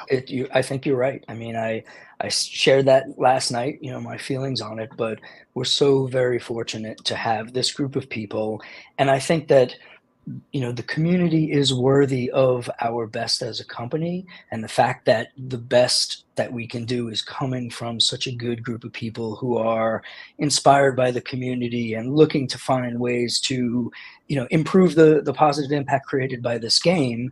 It's, we're all fortunate. I think the community is fortunate. I think we as a company are fortunate.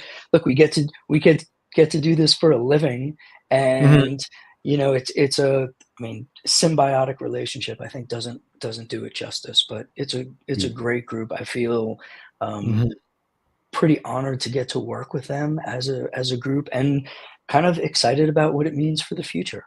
Even last night we talked about our goal is to get better every year, get stronger, figure out better processes, learn to work together better, learn to identify the needs of the community, the needs of the game, the needs of the company, and make some decisions, and then action those decisions to deliver better platform and more global impact for a global community that really deserves it.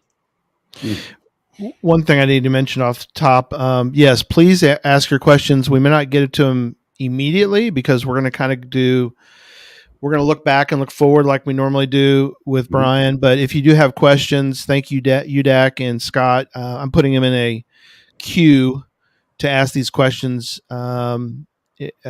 again pretty soon. But, as we want to kind of wrap up some of the discussion about HQ, and then we'll kind of talk about the whole year of 2023, and then we'll kind of talk about some what ifs going forward from 2024. But it's the way you guys have it set up. So if you've never been to HQ, and I don't know if it's changed over the years, Bryan, or not, so you have to correct me if I'm wrong on this, but I really appreciate the way that you have it even set up. I mean, the lobby area, there's so much to do in the lobby. I mean, you guys have really set that up really nicely. I mean, you can take pictures. You got the wall that's showing updates. The lady that I met, who was working up front that day, is such a great host, really, for people that come to the headquarters and get to log trackables, and I bought a shirt and some coins. I mean, it's just well intentioned, and you guys do such a great job of creating that environment of hospitality in your lobby. I mean, it really is. Thank you. It's a huge compliment, and I can tell you, we call it a visitor center. And the purpose is to entertain and engage visitors to HQ from throughout the world. I want to say it was like 5 weeks ago, maybe a little bit more. We had our 20,000th log of the HQ cache, which is a GCK 25B. And, we're something north of that now, but we're in a company meeting on that day, and I said, "Hey, folks, something to acknowledge." And I don't think anybody had checked, but I think I had to log a trackable or drop a trackable that I had picked up elsewhere. And I was like, "Oh my goodness, we're at 20,000, or we're at like high 19,000s." And I'm like, "We're gonna hit that within the next day or two." And it was just really cool. And I'll tell you, you worked. I'm pretty sure Dana was at the desk when you came to visit, and you're right. She's incredible. She really is. And here's something that I can share is, Dana got promoted into a new position, and we've had a temp at the front desk for a couple months now while we started looking for somebody new. And we have we call them the guest experience coordinator, which is pretty in line with sort of how you're describing it. It's about creating an experience for visitors who are coming from far and wide to the office to meet us, talk to us, see us, explore a little bit of geocaching history with the International Space Station trackable and things like that. But we have a new guest experience coordinator who is, I'll say, a pretty active geocacher, cool. From the United States. I don't know if it's public, so I'm not going to spoil it by sharing their name. But it's exciting. Where one of the things that we've talked about is we want people in the guest experience coordinator role who really understand and appreciate the nature of the game, so that they can share that enthusiasm when people are coming in with their own enthusiasm, and it's sort of a win-win all around. That's awesome. Yeah. I know, Jesse, you've been to HQ. Yeah, I was just looking it up because I was right before you said it. I was just wondering how many people have been there. It was like it's been almost 8 years since I've been. So wow. There's probably been some changes. I probably guess I have to go back then. So I think you're overdue for a trip back. All you guys, come on in, come visit us. Everybody in the chat as well. Come visit us. We'd love to see you. Really, absolutely. John, have you get a chance to go to HQ yet, or? I am due. It's on my bucket list to head that out way. I've never been to the Pacific Northwest. I have to definitely do it. Hit the milestone caches. Check out some of Chad's caches. Find and since Bryan's originally from downstate New York here, find out some good pizza too in the Seattle area. There you go. He would know, being a New Yorker. There's good pizza, but there's not New York pizza. Same with bagels. There's just fair enough. Fair enough.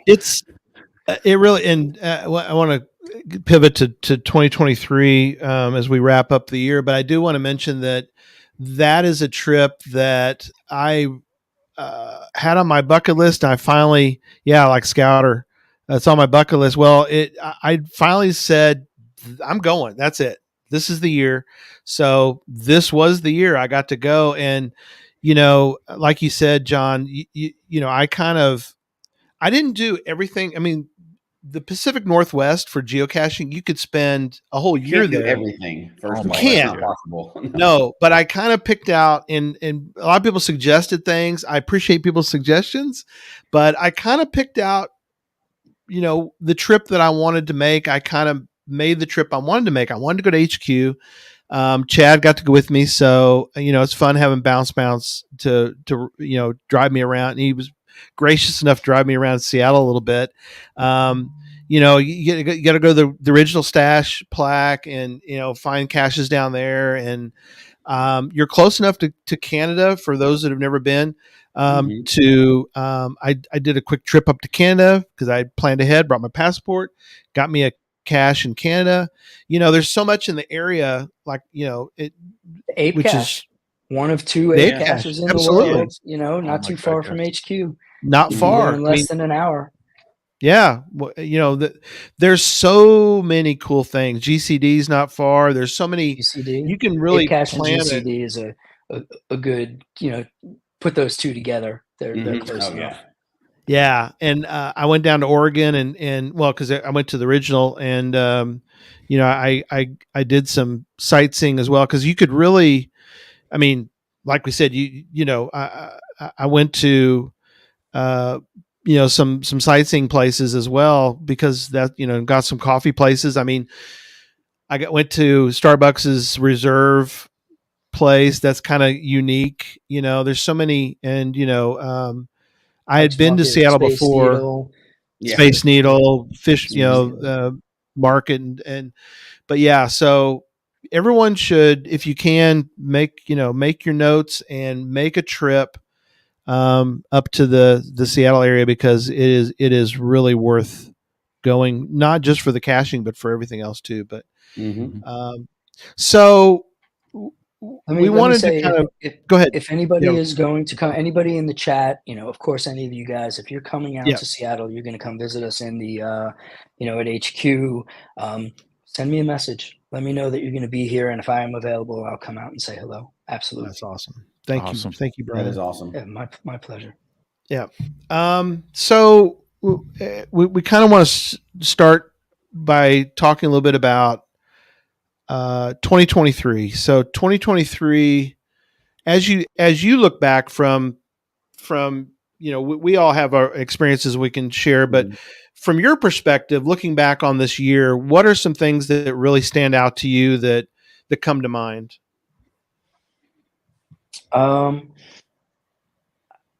Again, I think in a way, like as a company, the way that we are working together. We've ironed out some processes.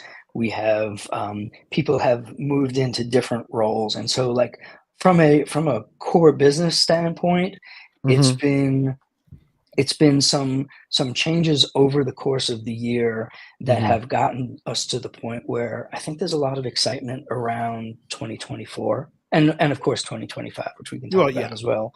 But really just understanding how the game is played, what experienced players are looking for, what brand new players are looking for. You know, one of the things that we try and say, like, geocaching is for everybody. We want everybody to have sort of the positive impact that can be created by the game. But at the same time, it could be a little complicated. You know, when you get new geocachers, somebody who's trying it for the first time, if they're out with a geocacher, you know, it's very easy because, you know, you can bring them along and you could say, let me show you why this is cool. Let me show you the intricacies, and here's how you use the app, and here's all the things. And, you know, as much as we want to optimize the process of, hey, if you get somebody coming through the sort of the digital door that doesn't have a friend that's taking them out, and they're like, all right, I've heard about this game. What is it?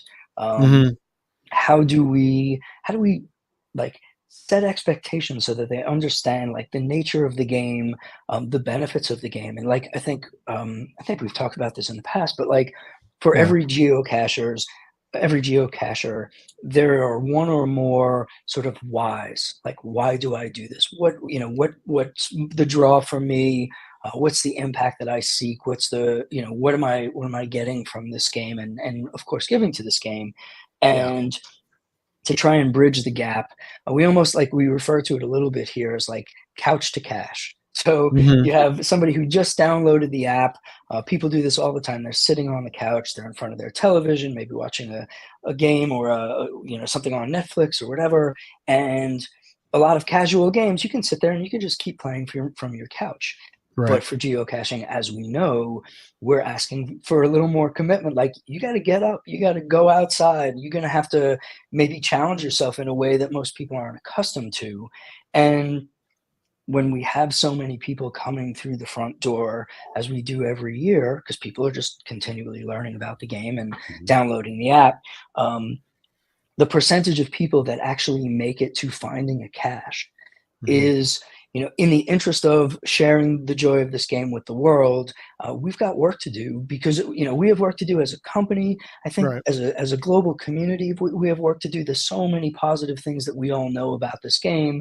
How can we more effectively share it with the world? And I think that what I have seen here, highlight-wise, as a company, is some really big shifts in how we're looking at it and how we're planning to approach it.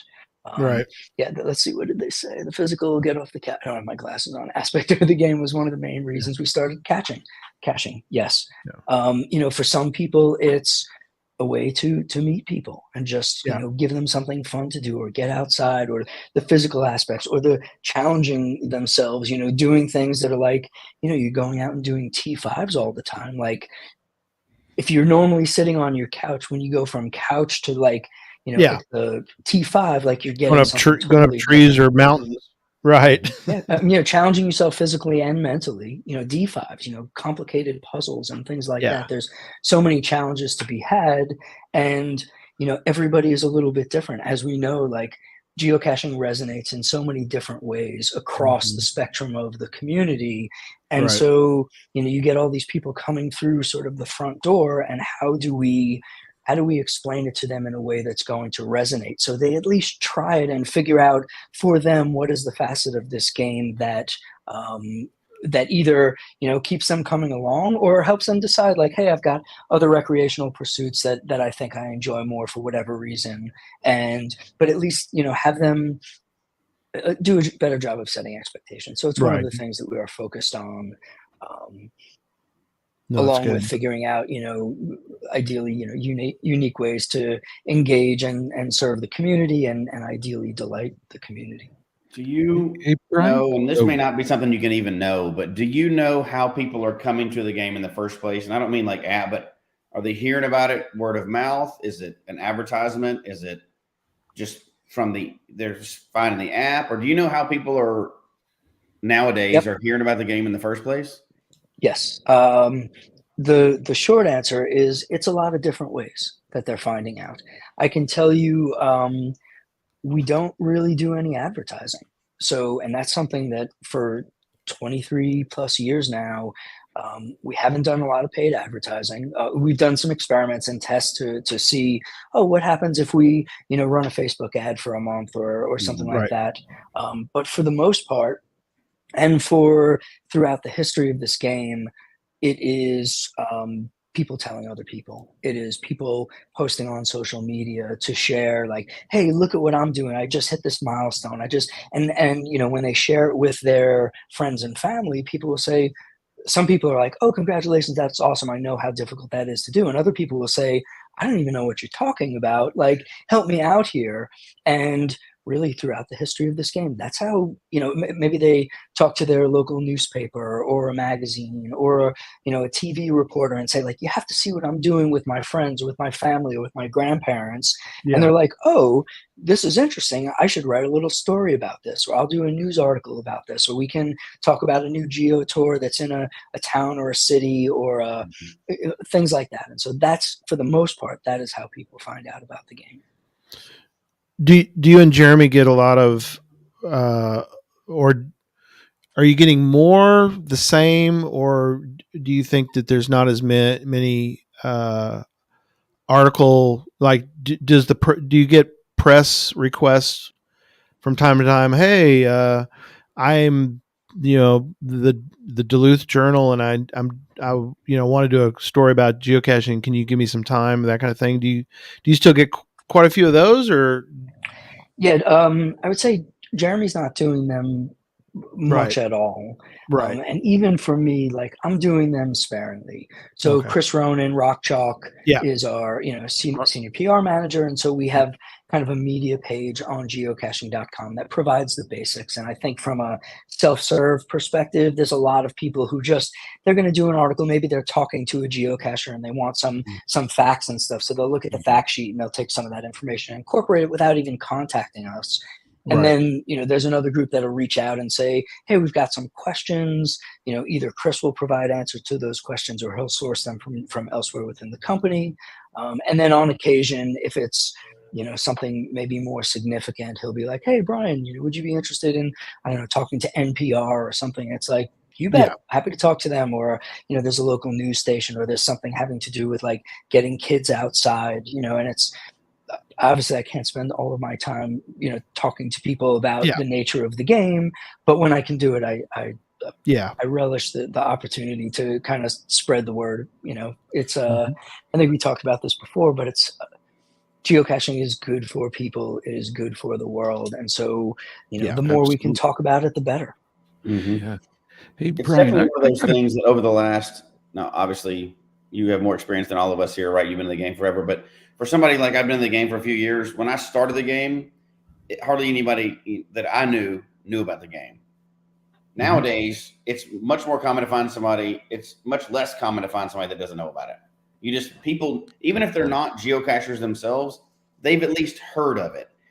That's every good. Once in a while you'll find somebody that's just never even heard of it at all. But usually people have at least heard of it, heard it mentioned, know somebody that does or did geocache. So it's word of mouth has definitely spread it. There's no Facebook ads, there's no TV commercials, but it's definitely in popular culture. Absolutely. I certainly more so than ever. We used to joke, like, in the early days, the first 5 years, where we all had day jobs for the most part, but like in the early days, people would say, the common question of, like, well, what do you do? And the first, I would start with, like, have you ever heard of geocaching? And it was pretty much nobody knew what we were talking about. And now that has changed a lot. I actually had a funny experience yesterday. Our dishwasher broke at home. And so Heidi had some stuff going on. So I stayed home and worked from my house yesterday, which is pretty rare. But dishwasher guy comes and he's doing it. And I said something about, the same day that he's at our house, the dishwasher, one of the two dishwashers at HQ broke.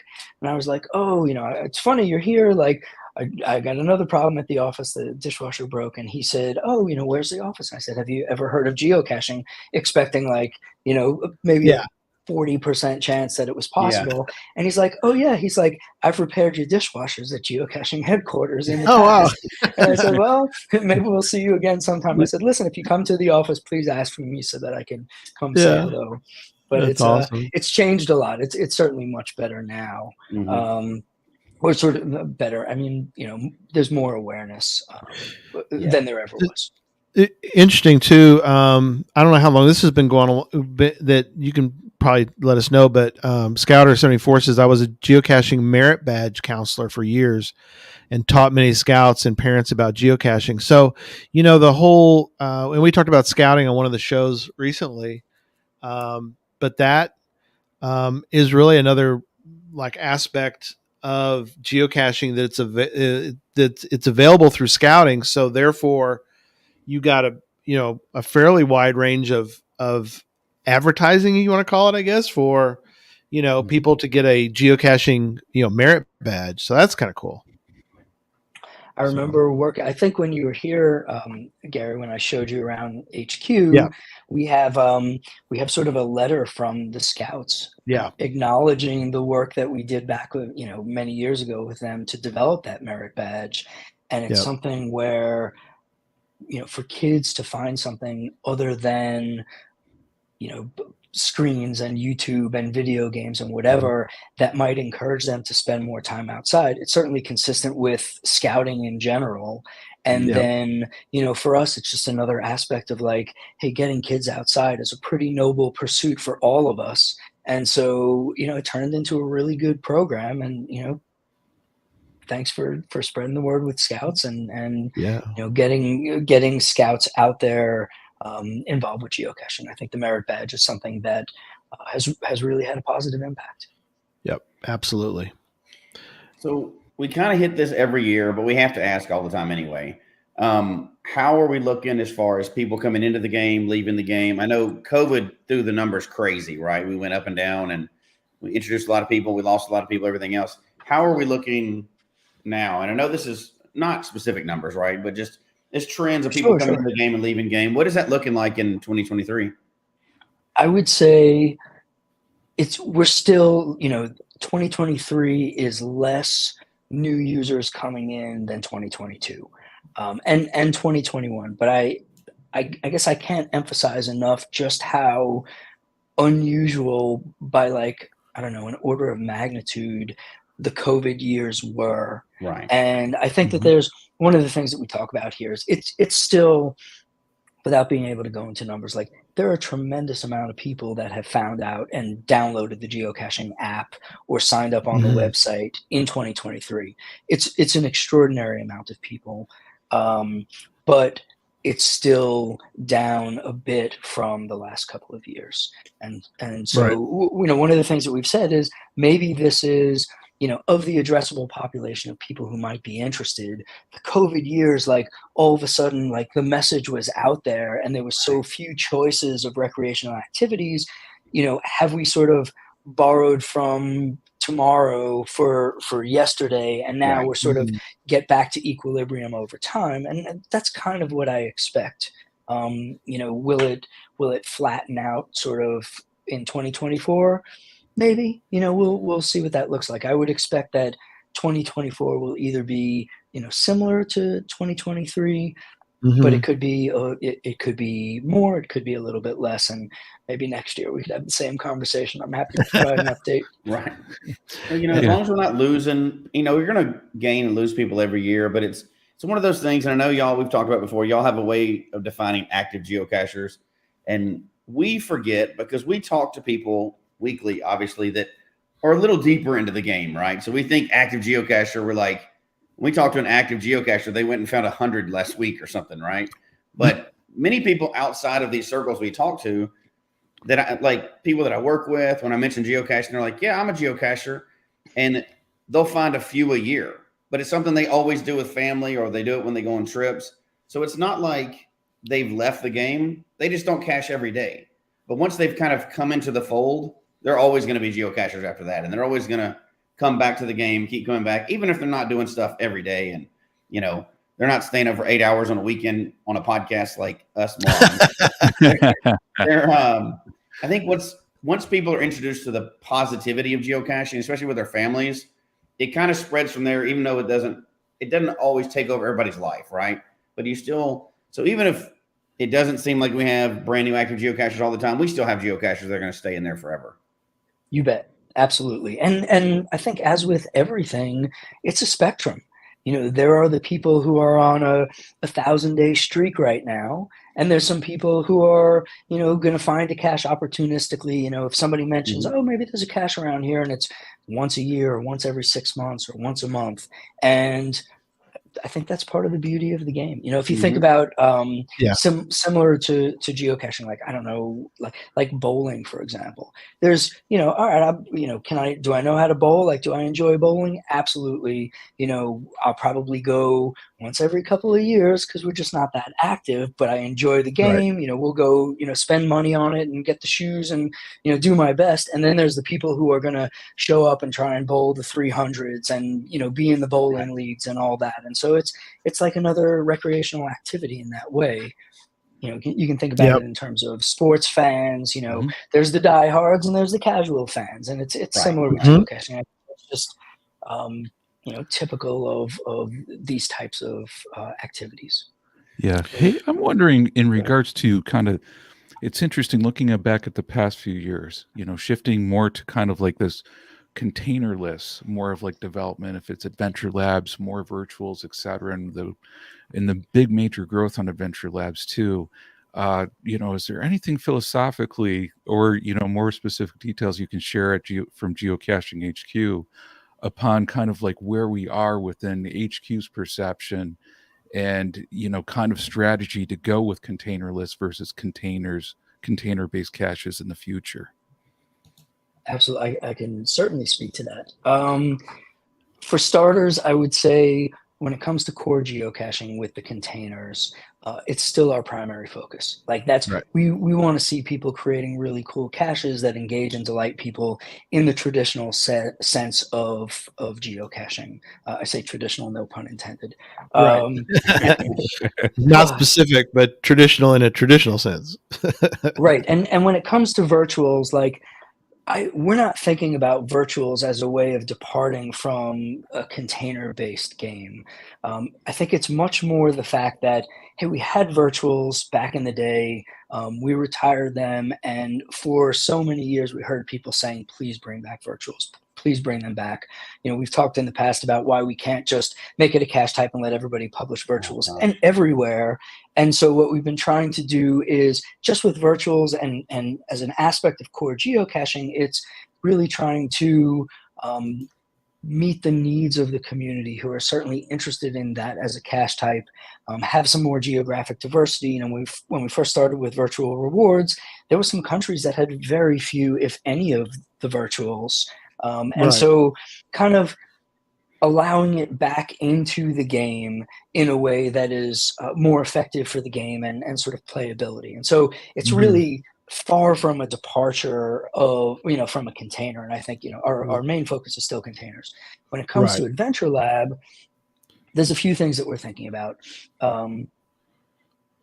Because we're not limited to containers. You know, Adventure Lab provides opportunities to do things that are not currently possible with the core game without a fundamental shift that I don't think it would make sense for anybody. And I think that it's not what the community is asking for. It's not what we think should be done.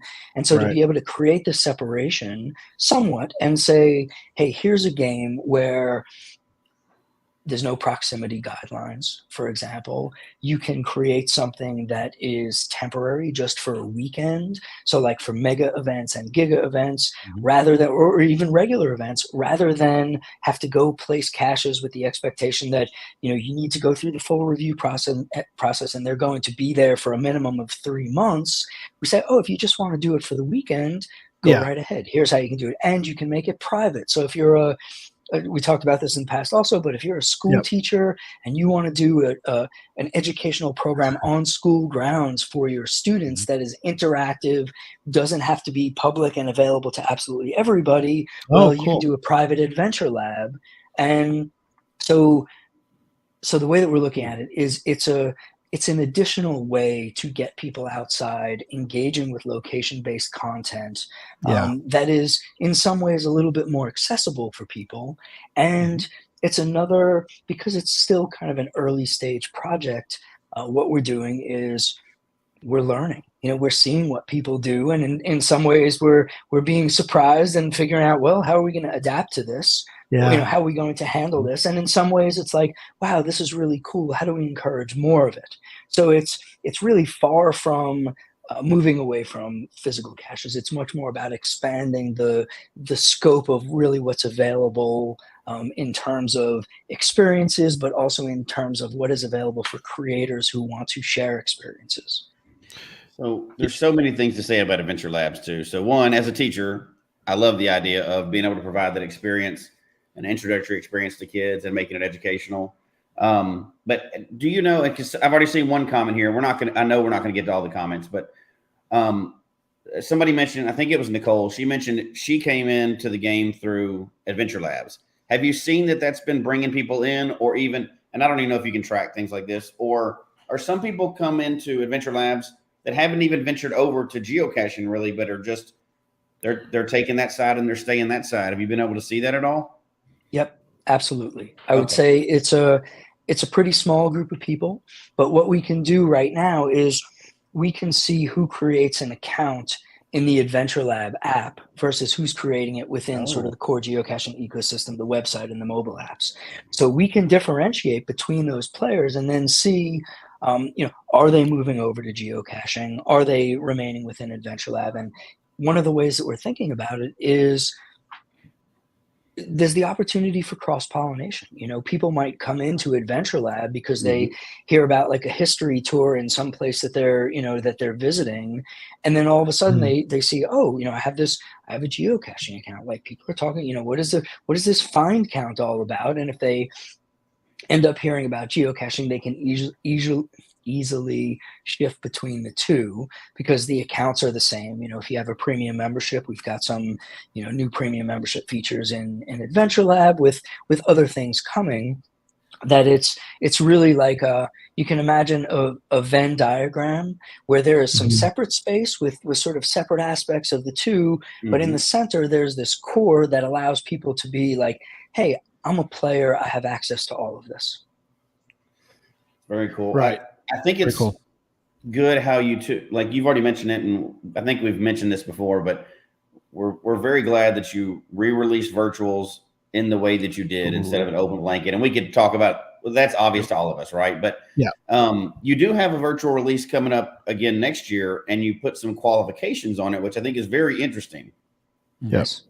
Yeah. I like the way you are doing that. Yeah. So I think the basics of it, and we don't have to get into it, but it's for cachers, and the way that you did that. I know you've always been looking every year for a way to reward cache hiders. And obviously, correct me if I'm wrong, but this has to be hidden for the people to be eligible for virtual next year. They have to have hidden a cache, not just hidden a cache, but it's an active cache that got at least 4 favorite points, which I know you had to set the bar somewhere. So that's an interesting way to do it. Yep. But is that part of that effort to reward cache hiders? Because I know it's always a hard thing to do. Absolutely. Yes. We know that having a virtual credit is something that is desirable, not for everybody, but for a segment of the community. And we know that when cache hiders create things that are worthy of favorite points, that they're bringing some positivity to the game. And so, in an effort to, of course, incentivize more positivity being brought to the game, this is kind of just a program that will set it up so that people see like, oh, if I do this, here's my opportunity to potentially get a virtual. And I can say, like, personally, I deserve no credit for this aside from being enthusiastic when I heard about it. But it's another example of like our community team really thinking about how do we create a positive experience for players? And the best way to do that is you create a positive experience and incentive for the creators to create really cool things. And of course, when creators create cool things, then they get favor points, which is this this reward cycle where you get appreciation for people for what you've built. And that is, and then if you could potentially get, one of the virtuals that's going to be released in January, for us, it's like, well, if this person puts enough time into creating a great experience with a physical cache, the presumption, I think a safe presumption is that they're going to be very considerate of what they do, and deliberate of what they do with that virtual. Yeah. And then we get more cool virtuals also. Yeah. Well, in like virtuals, this comment came up in the chat a few times. Would there ever be a likelihood for a webcam kind of like rewards on here? And if you don't want to answer, Bryan, but it seems likely, you can just cough and look up once. And you'll know what you're saying. Blink twice if it's yes.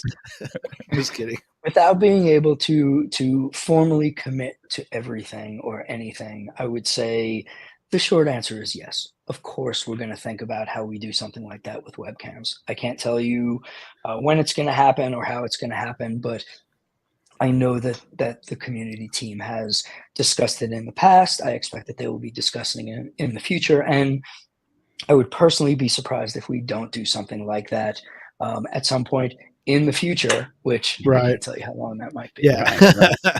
No, that's great.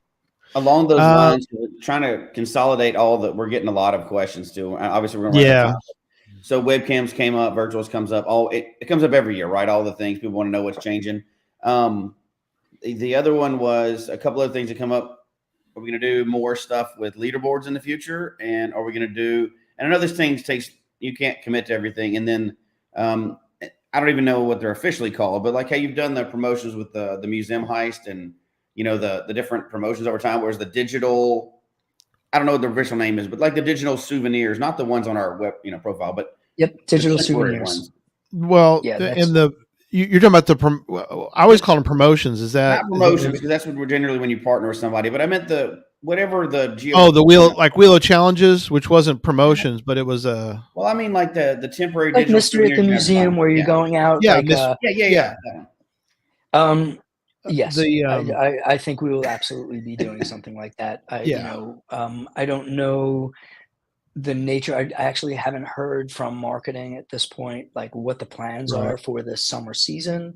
But I know that they're always thinking about it. And from an engineering standpoint, we're always talking about what might be innovative when it comes to technology that we can sort of bring into the game in a way that creates some fun. I think that it would, I think we'll be doing something like that.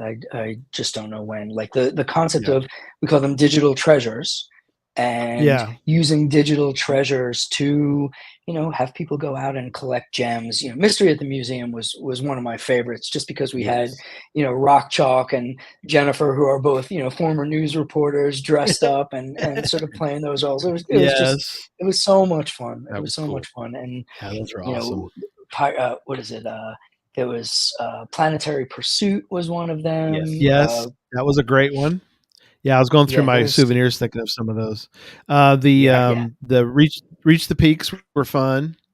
Reach the Peak was fun. That was kind of it was interesting because you kind of learned something about these different summits. I didn't realize that was the summit of Antarctica. Oh, okay. Well, and not only that, you did a good. Y'all did, I keep saying you just because you're right here in front of us, right? I know there's obviously a lot of we know it's not just you. And actually, it's kind of a broader we. Let's say it's a broader we, because it's not just this group here. So keep going. And we've talked about this too. The struggle of, because it's such a big audience. I think it's really great how, and whatever we call them, promotions or whatever we're doing at the time, you do the different levels, and I think that's so important because we talk to geocachers of all fanaticism levels, but you kind of stage it where people can get into it easy, but then the ones on the other end are a little harder for the more hardcore geocachers. I like the way y'all have moved more towards that and done different levels. I think that brings so many more people obviously, I hope you continue to do that too. But it brings so many more people, because if it was just at one level, you'd miss so many people from not ever being able to do it. Yes. And if it's just the go find 5, people are going to be like, I'll do that by accident, right? Of course. And historically we've done some promotions where we had that one level and people are like, 12:01 a.m. They're like, Tom, got my souvenirs. It's all over social media. And like, and we don't get the benefit of sort of trying to challenge everybody to find their level within the game and ideally maybe push a little bit further. And I know, as we talked about earlier, with the spectrum of players, when we set what those levels are, there is no highest level that a large percentage of geocachers will not be able to do. We don't want to keep it out of reach for people, but we want it to be challenging. And for some people, no bar will be challenging enough. Totally understood. And but in terms of accessibility and trying to make it available to the global community, setting some sort of early stage milestones where you can go get a souvenir or 2 souvenirs. And at that point, then people can decide, okay, I participated, I got something out of this. How much further do I want to go? And, I can tell you that there are people that sometimes they're just like, hey, this is too hard for me. I really, I can't complete this. And it's, as from a completionist standpoint, I am frustrated that I can't get there, even if I try, hard for me. And so it's a balancing act, like with everything. But I agree with you. I think that having a series of levels for people to achieve just makes sense in terms of engaging as many people as we can. So, we're starting to get toward the. Go ahead. Yeah, Gary was going to say the same thing. We're starting to get toward the end of the hour. Do you want to? We can cover some of the questions in the starred group, but before we do that, I do want to bring up. Before we get to the top of the hour, somebody mentioned UDAC. Thank you, UDAC. She mentioned we're hoping to get to the 3,000 mark before the end of the hour. So she's challenge has been put out there to get to the 3,000.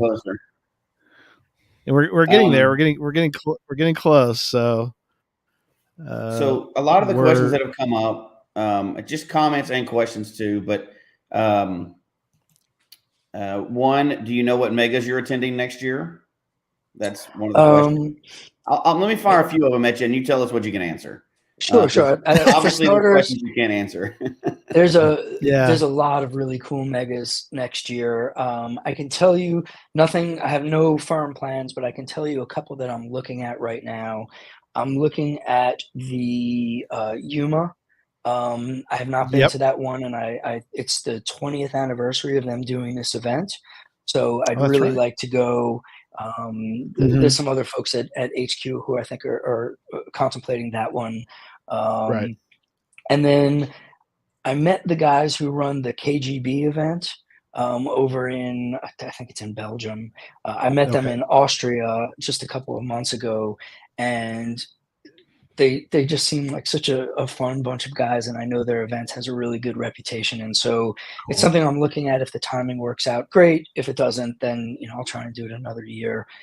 But there's so many cool events, and there's only so much travel and time that any of us have, and obviously it's one of the best perks of the job that I can get to go to some of these things and engage, meet people and talk about the game and just be part of it. But I don't really know for certain just yet. I like the fact that you guys have a process in place that allows for lackeys to go to these various events. I mean, one of the things that was a real treat for us, we were at the Cache Fest in Memphis, was to have, I forget their names now, but they're the two, John, you probably remember, what's the two? And you're sure Butron and Dovidov. The Justin two. And Sean. Oh man, such cool developers, guys. right? They're developers. Mm-hmm. Sean is actually the head of engineering. Okay, and Justin is he's like the senior manager. He reports to the head of IT, but Justin effectively manages the IT team. Oh, wow. And he is our SQL database expert, really. And I'll tell you, Justin's been with us, I think, 14 years now. Yeah. And Boutron has been with us for 19 years. Wow. And I'll say, like, when we talk about the great people who work at HQ, like, I consider these guys dear friends, but they are both so incredibly talented and smart and care about this community that it's one of the ways, like how I said earlier, like, I think as a community, you know, the community deserves everything. And yeah, knowing that, like, we're putting these type of people on the task of delivering everything, it's like, it's the right way to do it. And yeah, so you guys got to meet them. They're yeah. Oh yeah. Got to hang out some with them, and they were great. Like you said, they're again, they're great ambassadors, and they were wonderful to be with. So, but anyway, I guess we'll go around the room, and I guess kind of wrap up for the thing, and we'll bring in our next guests. So let me bring in for crosstalk purposes. Emily's going to be with us for the next hour. Hi. Hi, Bryan. And Emily. And also let me bring in Shannon. So Shannon's our guest for next hour. Hey, Shannon. And what's up? Hello. Shannon is actually with St. Jude. So I think that happened last year too. Bryan, you got to kind of crosstalk with our St. Jude representative, so that works out great. So Shannon, Bryan is president and co-founder of Geocaching. So he's gracious enough to come on board every year for one of our hours. So I appreciate we're looking forward to talk every year. Please keep me on the list. Absolutely. I love this. Yeah. He is great. So we're really looking forward to getting our full update about St. Jude, but we're kind of wrapping up this hour. So I guess even Emily now, but John and Jesse, do y'all have some final questions you would like to ask Bryan? I'll go first because I was monitoring the chat room, and I could sit and ask Bryan questions all day long, right? This is what we do all the time and travel around the world doing this stuff, right? So we could always ask questions of the company, but I just want to, without getting into the questions, I want to mention a couple of things that were touched on. People talked about megas, the accessibility of HQ, the promotions they're doing, GIF, which we didn't even get to talk about. I mean, there's so many things that are happening in geocaching, and the fact that the comments were just kind of rolling in like that shows how engaged people are and interested in what's happening. And it overwhelmingly, what people just want to say is thanks, Bryan, for coming on. There's, not every company allows the kind of access that you allow and really sends the top level people and the people that are out there out into the community like geocaching does. So we're pretty fortunate to have this happen, not just here, but all year long. So we could not get to all the questions. There's no way, but I just summarizing them all. Thanks for coming on. And that access is what keeps the geocaching community kind of tied together, I think. It's certainly one of the things, and thank you so much. And I'll say, this company's comprised of top level people, no joke. And so everybody's going out. Everybody's going out. Yeah. John, did you have a final thought you wanted to? Yeah, absolutely. I agree with Jesse. Bryan, thank you so much. I mean, shoot, we could probably do an 8-hour show asking Bryan all the questions we all had. Yeah. I don't think Bryan wants to do that, but we could. Yeah, we still wouldn't have enough time to express all of our appreciation to him and all of the lackeys at HQ for all of the work that they do to help us enjoy geocaching, to create this great community that we all partake in. So thank you so much, Bryan, for all of that one. Greatly appreciate everything, sir. Thank you all so much for having me on this show. As I said, it is a pleasure to do this every year.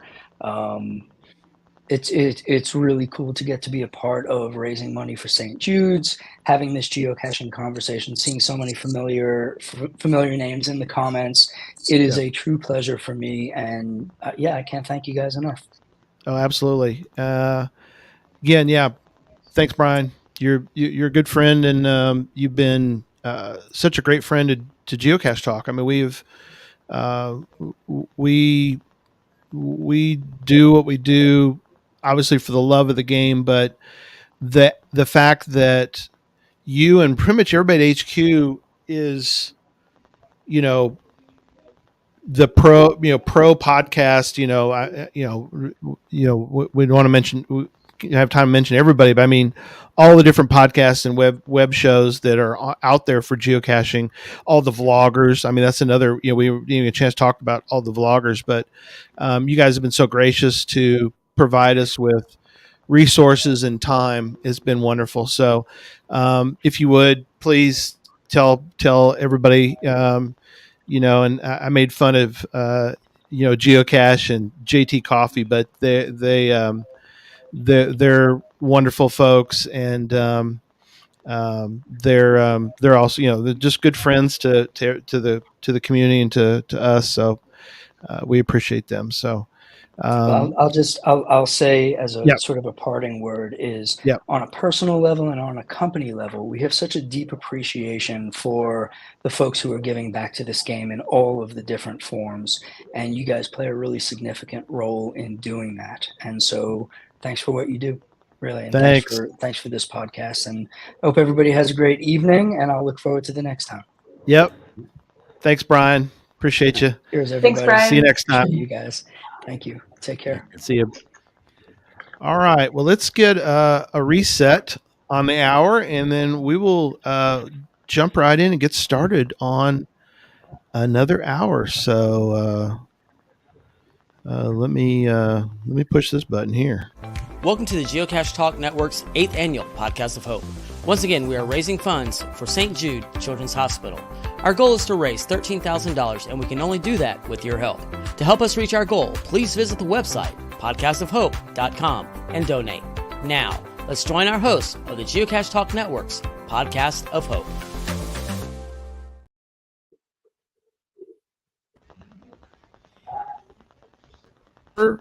We have on Shannon Goldberg. Shannon, thank you for joining us. Thank you for having me. It's incredible to be here. I love listening in. Love what you're doing. Oh, absolutely. This is going to be great.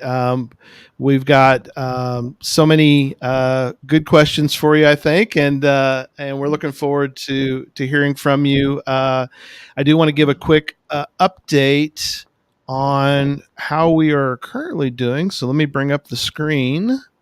So we are at 2,719, working our way toward our goal of 13,000. So I know that this particular hour, which just flipped over about a minute ago, we're going to start seeing folks here. They're starting to come in. So one thing we do, Shannon, is we have giveaways during the various hours. So some people will split their donations into the different 8 hours that we do. And so now you're starting to see people give their hour number 4 gift. So it's kind of fun to do that. So anyway, but yeah, so I guess let's just start, kind of tell people who you are and what you're doing at St. Jude. Absolutely. So I am kind of newish, but not new to the St. Jude mission. I was hired about 7 months ago as the head of entertainment and influence at St. Jude. So I get to have a pretty fun job. So I get to work with all of our top talent, all of our top celebrities, as well as influencers and creators. Cool. And I also oversee the Play Live team, which delves into gaming. And it really it's so much fun at the end of the day. But the one thing that I personally never lose sight of is the mission. The interesting thing is that I actually spent almost the last 20 years in the beauty industry, working for several brands and just really loving it. But there was always this sort of pull in my heart. I wanted to do something mission driven for a really long time. But to tie it all together, my sister, Jamie, was actually a patient at St. Jude almost 30 years ago. She was diagnosed with stage 4 Hodgkin's disease when she was 16 years old. And it was one of those situations where she had symptoms for a long time and no one could really put their finger on it. And according to my parents, they took her to the doctor. She was told she had about a 10% chance of living. And the very next day, she was on a plane to St. Jude, where she was given a very clear treatment plan. She was given hope. And within a year and a half, they were able to save her life. And she's been in remission ever since. And Wonderful. Such an incredible story. And then to top it off, something they don't tell you as a younger girl is that you may have fertility issues later on. So having children for her was not easy.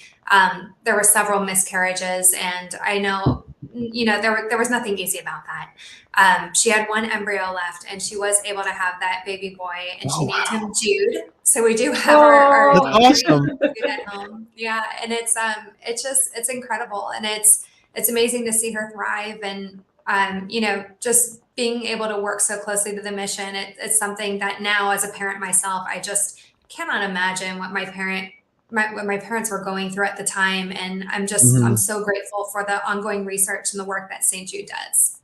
Yeah, that is awesome. Yeah. So we have, and I need to mention to what we're giving away this hour, but we have sort of a connection. This is kind of how we got started. We were wanting to do something charitable. This was 8 years ago, and I asked Jesse. Jesse's my co-host. He's over here. That's me. And there he is. And Jesse suggested St. Jude. So I guess tell Shannon what your tie is to St. Jude. Yeah. So it's not as close as yours, but my wife is a nurse, and many, many years ago, we lived in Memphis, and she was fortunate enough to get to work at St. Jude. And she was working not cancer, but sickle cell. And, growing up in Memphis, everybody knows about St. Jude, and everybody knows about St. Jude around the world too. But I don't think I had any idea, like a lot of places you hear the phrase, like it's changing lives and things like that. And it's not hyperbole when you're talking about St. Jude. It's one of those things that just literally, just like your life, your life was absolutely impacted by that and your sister. And it's doing that every day. And it's when we started thinking about what charity can we do, charities are hard. And, I don't want to go down a negative road with it, but charities are hard. You want to put money towards the right place. And there's so many charities out there that there's this or that about them, or they don't use their money right, or, there's always that question out there. And I've been to St. Jude, and, she worked there, and knowing what I know about St. Jude, it was unquestionable that St. Jude uses their money absolutely right. Not just the mission they do, but, they don't have CEOs out there wasting money. They don't have controversies. They use the money. And because I'm a suspicious person by nature, retired law enforcement, I think everybody's guilty of everything. And after talking to my wife, she was like, yes, I understand, but you need to know these things. And we have been supporters of St. Jude ever since. We were against it before, but now I'm wholehearted. Every bit of charity we get goes towards St. Jude personally. And I have there's many good charities out there, so I'm not bashing the other charities, but it was impossible for us once we started supporting St. Jude, we both could stop. personally and as this podcast, to ever go, now we're going to go to another charity. There's no way. No. There's never enough money. There's never enough resources that, St. Jude needs everything they get. And how do you walk away from that at that point? So we're several years later, and there's no way we're switching away from St. Jude. No. And, seeing it firsthand, you see it firsthand, obviously more than we do. And we used to live there, seeing it firsthand, it absolutely opens your eyes to, I don't have problems like some people have problems. And people that have problems, you have something going on like that in your family, and nothing else matters at that point.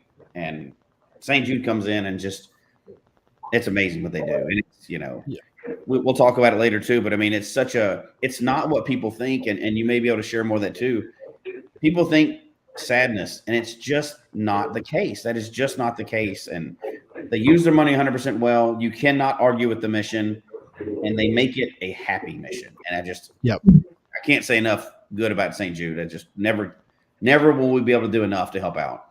No. Yeah, that is incredible to hear. And just to echo on that, I I don't remember much when my sister was sick, but I remember there were very poignant moments. And I remember visiting her at the hospital for the first time. And as a child, I think every child is just, naturally afraid of hospitals and doctors. You're not sure what to expect. I too thought it was going to be a sad and awful place. And I remember walking in and just being so confused and just sort of looking all around me, where am I? Because I remember there were kids laughing. There were kids creating art. I remember there was someone in on that day who was making balloon animals for the children. And it was so confusing because it was the antithesis of what you think a hospital should be. And to this day, last week, one of my coworkers and I we were grabbing coffee in the hospital, and it's just one of those places where you remember kids are kids at the end of the day, even when they're sick. And this patient, so sweet, was just walking with her dad down the hospital halls, and she had from Monsters Inc. the Sully costume on. Yeah. And with her little bald head, and I was like, "Oh my gosh, Sully the monster!" And she quickly put on her little hat. That's awesome. And they don't want to be seen as cancer. They want to be seen as the children that they are. And they, we try so hard to make their lives feel normal. And I think honestly, the best thing is people don't realize this. This is according to my mother, but she told me the day that she found out my sister was sick, and I hear this from every parent at St. Jude, is that you feel like your world is over in that moment. Your world is crashing and there's no hope, and you panic. You hit the panic button. And when you go there, when you walk into St. Jude, you don't realize this, but the only job for you moving forward is to just be there for your child, to hold them, to love on them. You don't have to pay a single bill. That's the first thing that people go to is like, oh my goodness, I have a mortgage. I have to pay for a car. I have to pay for my family. How the heck am I going to pay for cancer and chemo treatment right now? So that, I think, just to remove that burden off the top and just to give parents that sigh of relief, there's really no other charity like that. It truly is one of a kind. Yeah, that is incredible. Let me, so I'll mention real fast. So, cause I'm going to play, one video and get your comment on that. And we'll talk a little bit more about Play Live as the hour goes on, cause it's been a tremendous, benefit for us as we've been doing, this podcast for St. Jude, this podcast of hope. Again, I want to mention, I saw Sean in the chat room, but he's giving away a shirt every hour. So thank you again, Arted Crafted. You guys are amazing. Thanks for being there for us, being friends of us. And that's good. The last hour we had, I forgot to mention, was the Smashing Pennies but we got jumped in with Bryan, but we're giving that Smashing Pennies away 4 o'clock, 6 o'clock, 8 o'clock, 10 o'clock Central Time. And then we also have we have a shirt that we're going to give away last hour. I forgot to mention I've got an extra Play Live shirt. So that's kind of funny. I got one of those. So going to be giving that away to a lucky winner. And we've got our first of the Geocache Talk network coin giveaways. That one is one of every coin. This was donated by Albedo 0.39. He won this and then mailed it back to me and said, please give that away during Podcast of Hope. So thank you, my friend, for doing that. And, one of the things that, and then, so let me play this one little video, and we'll talk about the videos and a little bit also about I'll Play Live in a minute, but let me play this one first. So Braxton was diagnosed with choroid plexus carcinoma, a brain tumor. St. Jude is helping us put away our fears. We have an amazing team that fights for the best outcome for Braxton. He has the best chance here. I don't have to worry that how much is that bag of fluid going to cost me? Can I afford it to save my child's life? The donations, they're paying for me to live every day with my son, and they're paying for me to live every day stress-free and enjoy every day with him. I wish there was a word bigger than thank you more close to the heart because I think you's not enough. They've given me hope. They've given me my son.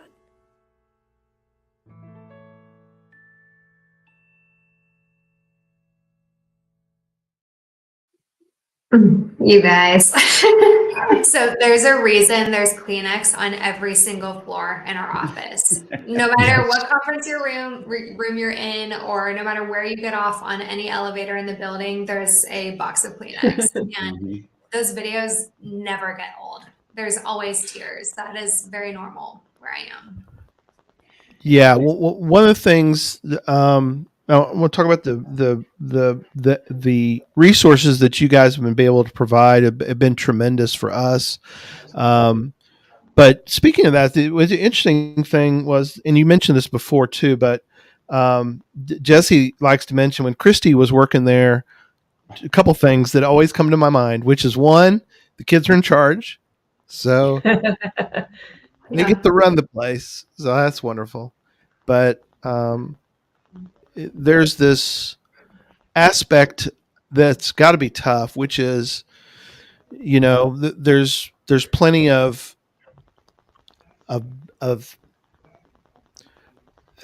hard times ahead kind of thing that you're going to go through, but from the staff, Jesse, you talk about all the time, is the fact that they're going to make this a building as happy as possible. So well, it's such a stark contrast. Like, obviously, if we watch these videos, right, and they're getting information out and everything else, and our first instinct is, because we're human, right? We see children, and you see children that are sick, and first thing you want to do is break down and cry. But that's such a stark contrast to what the actual on-site environment is. And I would totally tell the story wrong. My wife told, she was many years ago, she worked there, but they used to ride tricycles through the hallways. And my wife had worked in like ER and worked in all these high stress environments where she's there. And her question was kind of like, what happens if a child runs into me because they're used to like carrying stuff around. I'm not a nurse, so I can't tell you what nurses do, right? But the concern of like, what if I run into a kid on the bicycle or on the tricycle, and they're like, well, you shouldn't have been in their way. It was one of those times. This is a different environment. This is not a sterile hospital environment. Obviously, it is, but that you're creating this environment that's such a contrast to the sadness that we all know surrounds these things and the families. But the only way you can do it, and it's the perfect tagline for what they've done, but it's hope. You're providing hope to these families. It's hard for us on the outside to realize, because unless you've been there personally, but the transformation that's happening there, and just the way you set it up. And I know we talk about like Kleenex, and we could all go through a box of Kleenex. We sit here and watch Jude videos for an hour, but at the same time, you see the smiles, and every one of those videos, you see the kids smiling. They're going through it. They're making it, and it. I think one of the interesting things because I talk about St. Jude all the time. I tell everybody about it, and one of the interesting things in our culture and society nowadays, we're so jaded for so many things. But like, people think of hospitals and they think, well, hospitals have all the money in the world, right? Because they think of all these hospitals, so they don't quite understand why it's so necessary for St. Jude to raise money all the time. Some of them understand that they're paying for these bills, but because that's kind of your wheelhouse there, can you kind of explain that a little bit? I don't think people really believe when they hear, I don't pay a dime for this. I think what I try to imagine is this, and I know this was true for my family, but it's true for every family. If you do not live in Memphis, and if you have to take a plane, you have no idea how long you're going to be at the hospital with your child. You have no idea what the diagnosis is, what the treatment plan is going to look like. You have no idea. So imagine packing your bag that night. You're not sure what to bring. You don't know how many clothes you need, the whole thing that you would need to run your child's life. You pretty much just show up. And if you can imagine, it's all of the meals, the transportation, the the sleeping arrangements, everything. If your child is there for an extended amount of time, education, notebooks, toys, pajamas, everything that your child would need to live a normal daily life is completely taken care of. So when we say a family doesn't pay a bill, it's so much more than that. It's everything that family needs to just exist for however long that means, if you can imagine. I think, if we're parents on this call, you know how much goes into your family every single week, everything that your family needs. That worry and that burden is completely taken off their chest. It is such an amazing gift, and it's so much more than any of us could ever know. Yeah. Wow. Even for somebody, if they happen to be in Memphis, right? It's all over the world. They're changing lives all over the world. And we know that's part of the global mission. They're trying to change, the statistics of survival all over the world. But even if somebody happened to live in Memphis, I mean, people don't have unlimited time. Every time you have to take off work, every time you have to drive down there, employers can be great, but the amount of care that it takes for a sick child and the amount of times they have to come in and check in, and people can't just quit their jobs, right? They have to provide for the rest of the family too. And, that and I don't even know the statistics, but I know we've looked it up before, but like the recovery space, I don't know the official hospital term, right? But that's expanded so much over the years. And you think, first thing you jump to is, well, they're just building more beds. And then you realize when you look into the data, it's because you didn't need them at first. Because there weren't these kids weren't surviving. And they, that's right. Yeah. But you're totally right. They are. And that's why they need these beds. And you're like, oh my gosh.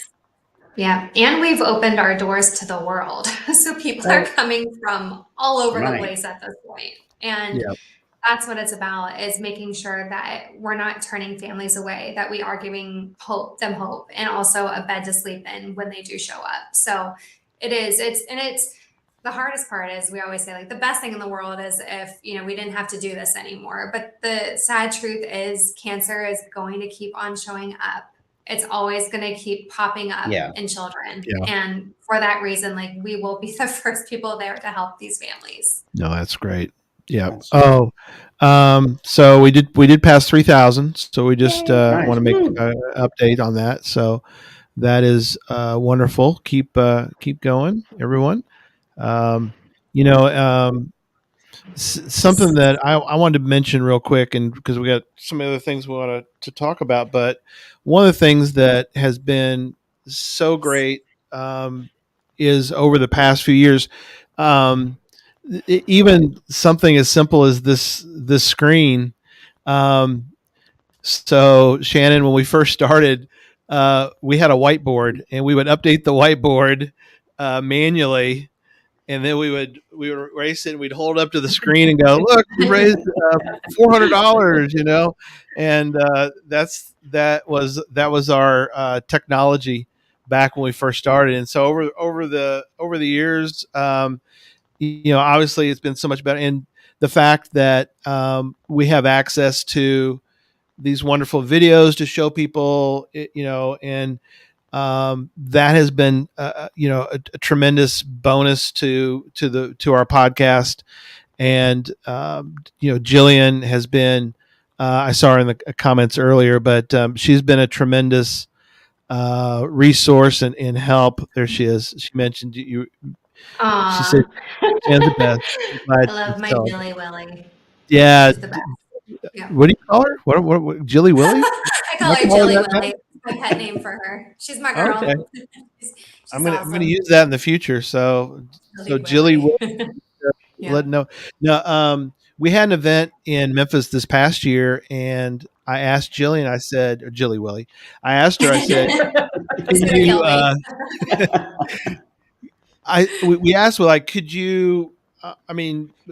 Could somebody from St. Jude come and speak at our Cash Fest event? And thinking we could get one of the staff. And she goes, "How about a patient family?" It's like they win. They're number one. Yeah. They win. They're sorry, staff at St. Jude, y'all are wonderful, but a patient family is going to win. They Totally. trump all the rest of them in the card game of appearances. Yeah. So we having a mom and her daughter there was just, and I'm trying to keep it together because I'm introducing them to speak, and it was 5-10 minutes. It wasn't, we didn't want to take up all their time, but just the fact they came to the event and got to speak, and it's just I think the heart of all of our team is that we're just trying to give the girl anything. Like, here's we were giving her swag because we have a lot of swag at our events, and it's just it's just kind of our heart that's like, get this girl some coins, get her some stuff, so we put together some bags of stuff, to give to that family. But that's just the St. Jude has been really a great organization from so many aspects of it, but the fact that they're willing to help us, to help you guys, and to help raise money, y'all's resources that have been provided to us has really been helpful. And being part of the Play Live, kind of funny because mostly gamers and which is wonderful, but we kind of, I guess we're sort of like the ugly duckling. We don't do 401k or 5k runs and stuff like that. We're a podcast. So when they first said to us, "Oh, we're going to put you on the Play Live group," it's like, really? But then when you stop and think about it, it's like, oh, well, they're online gaming. We're sort of online yakking. So I guess, It makes sense. It makes it perfect fits. sense. It does This is fit. what So, you- in our own way. Yeah. yeah, I get to show the Play Live, and I got, we get stuff. So it's been wonderful. So, but yeah, I've been bogarting the time. Emily, I didn't get a chance to let you kind of say something too. Well, So it was so touching to hear that family's words. The mom speaking of her experience, and then her daughter singing the "No More Chemo" song. Mm-hmm. I mean, not a dry eye. It was moving. Yeah. Emily's part of our team. She lives up in Oregon. So, obviously, thanks, Emily, for being on with us today. And we appreciate you and all of our team. John has stepped out. So. Yeah, it's a pleasure to be a part of this fundraiser. I think a lot of people will see a St. Jude ad multiple times this time of year, many checkouts. Would you like to round up to St. Jude's?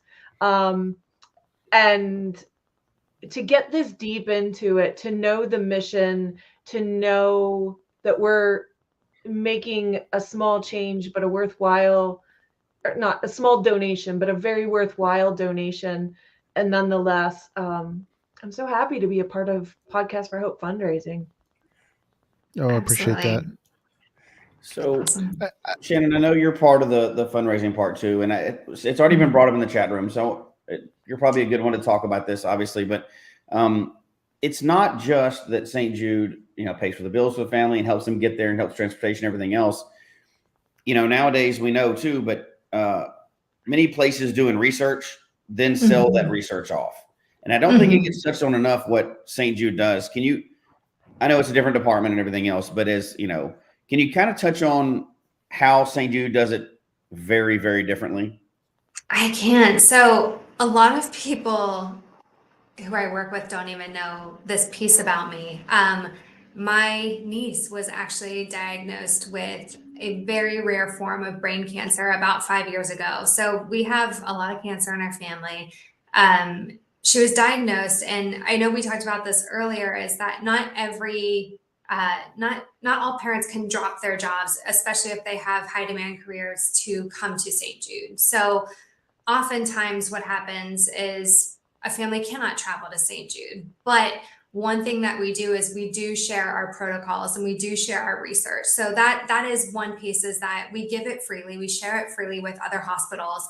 And same situation as my sister, is that my niece has now been in remission for a few years. They were able to successfully remove the tumor, and that was thanks to the St. Jude research and protocol. So amazing story there too.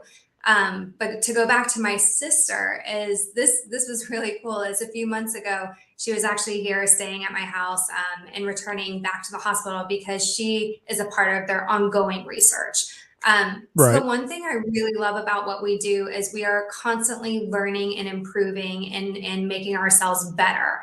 And if you go back 30 years ago, things like mental health weren't talked about, fertility, as we touched on earlier, dealing with teenagers, because oftentimes there's only a few teenagers around and then there's a ton of babies and toddlers around. And how do you make sure the teenagers have a safe place to go to where they can feel like teenagers?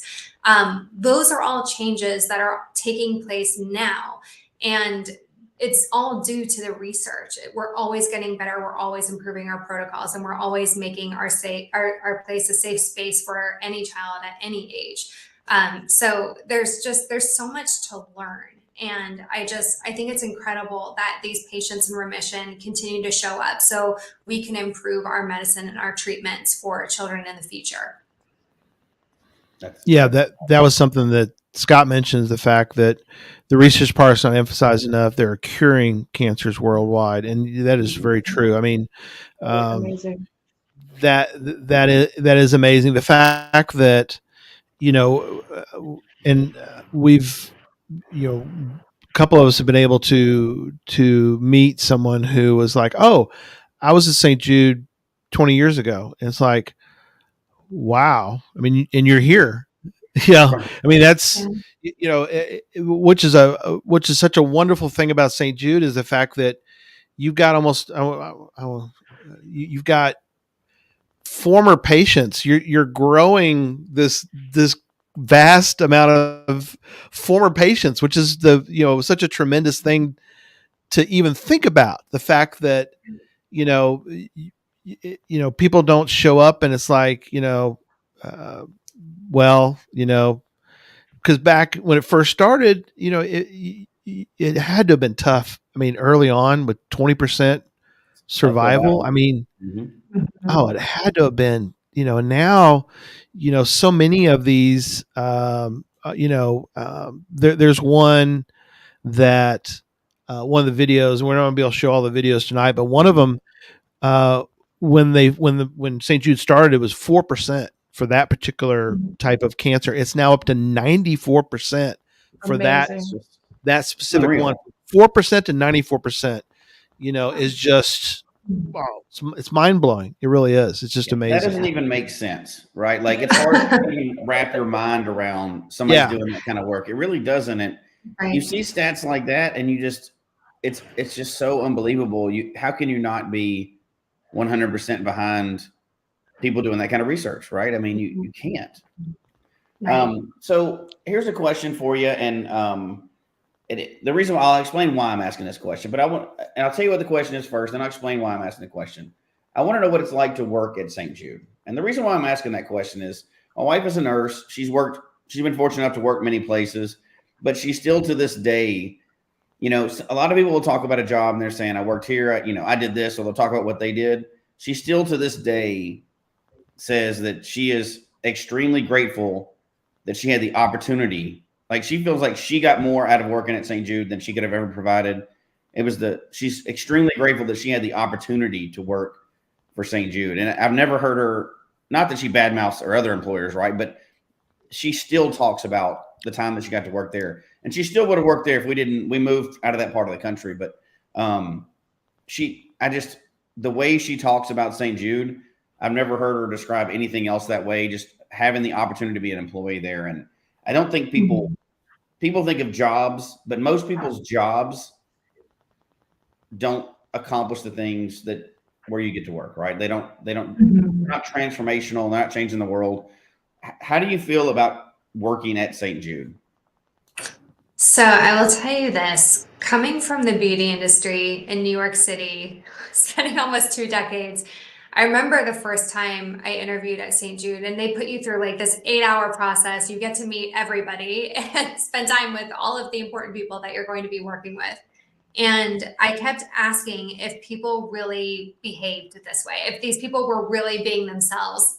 I could not wrap my head around how genuinely kind everybody was. And it's just something that I personally wasn't used to. So, what I will tell you this, fast forward the over 7 months that I've been here, we really operate as a family. We feel our feelings pretty hardcore. A lot of us have really high, EQs and tap into how others are feeling. We all have really, really big hearts. But the thing, I will be vulnerable and I will be very honest for a moment. I would say the hardest part of working at St. Jude is that you never feel like you're doing enough. And sometimes it can wear you out because you know what's at stake. And in my past life, it was very much about getting the newest product to be launched and watching the sales grow. And not that beauty is about vanity, but you get to make people feel good on the outside. Yeah. But there's absolutely. there's nothing quite like working at St. Jude because you know what you're dealing with and you know what happens if you don't raise the money. And these are children's lives at stake. And I think a piece of me, if I could trade in my job and be a nurse or a doctor, I would in a second, because I wish I could somehow be more hands-on. But I still know that what I'm doing is good. And it is extremely important to generate awareness and educate people about what we do and how we do it. I know that is just as important, but I would say that we all sort of suffer on that level of, I wish we could do more. And that's a constant for all of us. Yeah, but not everybody can be that. And as she described it, there's so many geniuses that work there. She's never been around that many smart people ever. And you kind of, you say you want to be more hands-on, but I think you definitely can't downplay the part. And I've known other people, because she worked there, I've known other people that worked both in your department, her department. You cannot ever downplay the part that you're doing, obviously. And I know it's got to be hard. Obviously you believe 100% in what you're doing, but you're still out trying to raise money, right? And trying to help other people raise money. And that's a hard job. That really is. Yeah. But I mean, it's got to be rewarding, I guess. But it's not all glitz and glamour. You're really out there. And St. Jude cannot operate without ALSAC. It's impossible. Right. And you can exhaust yourself because it never somehow feels like enough. And I think that is the common sentiment that we all share as well, as we are so tired. I have never worked this hard in my life, and I've worked for a lot of important people, but I have never in my life been this busy. And I don't know if that's common amongst other charities, but I will tell you here, people who work at St. Jude are those A+ students, the one who strive for like over and beyond. They're not happy with 100%. It's like 120%. It's go, go, go. And we're all sort of like birds of a feather in that way. Yeah. But pastor of our church, he I don't know if he coined it or I'd never heard it before, but the quote he loves to say is, "The world is run by tired people." Gosh, is that true? I mean, it makes sense, because I mean, the people that are working the hardest, that are tired, they're the ones getting the world, getting things like this, they're the ones making the difference. They're the ones, curing cancer or raising money to cure cancer, and on and on. So, that's. It's amazing. I want to sidestep to something else. I know you had made a comment that I found, and I wanted you to comment on your comment, because I found it to be interesting, and I wanted you to really kind of dive deeper into this. But the quote is, in the years ahead, an estimated 89% of the funds necessary to sustain and grow St. Jude must be raised by ALSAC. And that's I'll let you just describe that to everyone who's listening and watching. Must be raised by ALSAC from generous donors. Learn more about why you should support our mission and our unique operating model. So, why is it that you feel like that it's a great majority, 89% of the funds necessary will need to be raised through that. Is what kind of led to that comment or that statement? I would say the idea there is we have a lot of work to do, and right. because we're going global, I mean that means we're opening up our doors to the world, and we're also again sharing our research with hospitals around the world. This is a global movement. If we are the number one profit in the world, and I know I touched on this before, but cancer does not seem to be going away, whether it's showing up due to our food, environmental, down to the cosmetics that we're wearing. I know there was a lot of work done in my field where we're paying attention to the ingredients that are going into our body and trying to be more mindful of them. It seems cancer is becoming more and more prevalent. And I don't know if that's because we're all connected on social media and you hear the news, or maybe we just know more, but it just seems like it's nonstop. And I'm so proud of the statistics that you shared earlier, where you were comparing 4% to the almost 94% now that are cured. Like, that's crazy when you think about it. And we still have so much work to do because we're always hearing about these rare cancers. I talked about my niece. She was one of 2 children ever to have this type of brain tumor. And there was a 50-50 chance that she was going to make it when they removed the tumor, or she was going to pass away right then and there. A 50-50 chance, and that doctor saved her life due to a St. protocol. Like, that is mind-blowing. So when you think about all the stuff that we don't know and all the cancers that are going to show up, it takes a lot of research. It takes a lot of new medicine. It takes a lot of trial and error of new medicine. So when you think about it like that, and you think about the work that we're doing just here in Memphis, and when you think about expanding that to the world, you can understand the trajectory of how much more work we have to do and how many more funds we actually have to raise to get there. Yeah, that's something we was the video that we were able to use, and that's the other thing, was just the brand that we get to we can go into the portal and be able to show some of these videos. But one of the ones that really stuck out from last year that we showed, which was, we're at 4 out of 5 in the US, but like you mentioned, the world, I mean, opening up to the world, the statistic for most of the world is 1 out of 5. They're still in the 20% range in many countries because they just don't have the resources and the equipment, all the things that are needed, the treatments,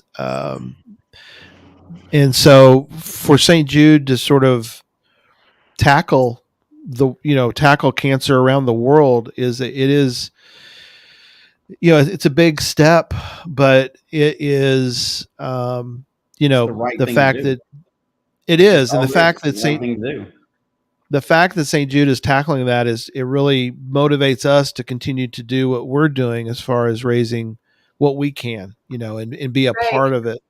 Well, it's not just the money, it's this message, making sure everyone knows this isn't just an ask for money. This is money doing good things, not just in Memphis, Tennessee, but around the country, around the world. It's amazing. It's that same video, and the line that got me out of that video was, and I'm not going to quote it exactly, but the line that got me out of that video and that tells me that this global move is the absolute right thing to do, is they said many other things, but they said it's now the number one predictor of if a child will survive cancer is where they're born.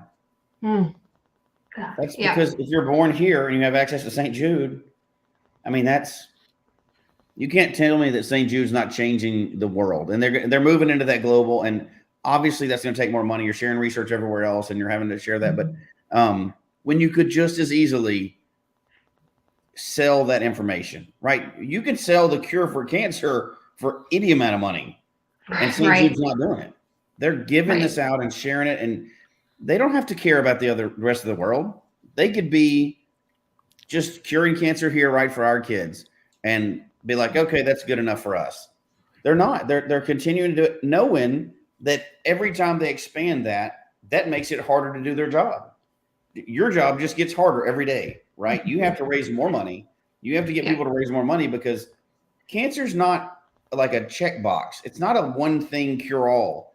It's not like, okay, we're done. We have nothing. Let's find a new job to do next year. There's always going to be something else. There's always going to be more. If you cure one, you have to cure another, and you have to cure another.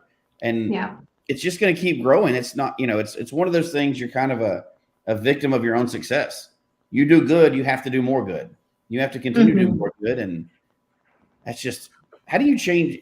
Like St. Jude literally changed the world. They just changed the statistic for the world. That's crazy to even think about. No, it really is when you put it like that. And it's interesting because when you work there, it's so easy to just get lost in your job and in your own world. I always say this: work is 80% of our lives, or sometimes more. And I love being here with all of you, because even just these moments together are reminding me of how important this work is, and to not get wrapped up in the silly stuff, because this mission is just so much more important than anything that any of us will ever go through. God forbid, none of us will have to go through this with our own children and families, but truly, it's just been such a good reminder, and I felt blessed at the end of the day to be a part of such an incredible mission, and I'm so grateful to you guys too and your supporters. It's incredible what you're doing.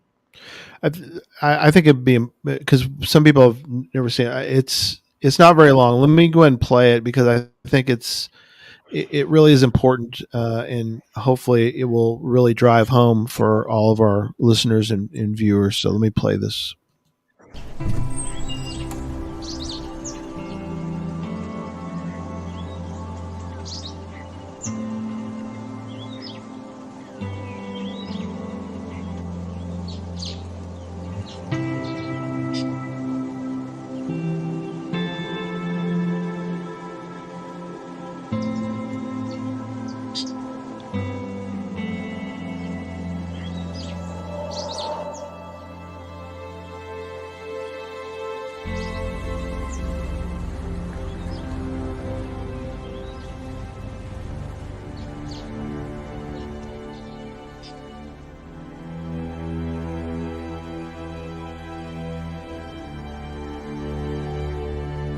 Cancer is not fair. We need to fight harder. We need to understand better. We need to take steps forward. It is so heartbreaking to see the parents, how they react, but unfortunately, sometimes you have to say no. A lot of these children, they have dreams. I want to give these children a fighting chance. The doctors would tell us, when patients hear about this, they don't come back anymore. They just wait for the disease to take over. We just accept it, let it happen.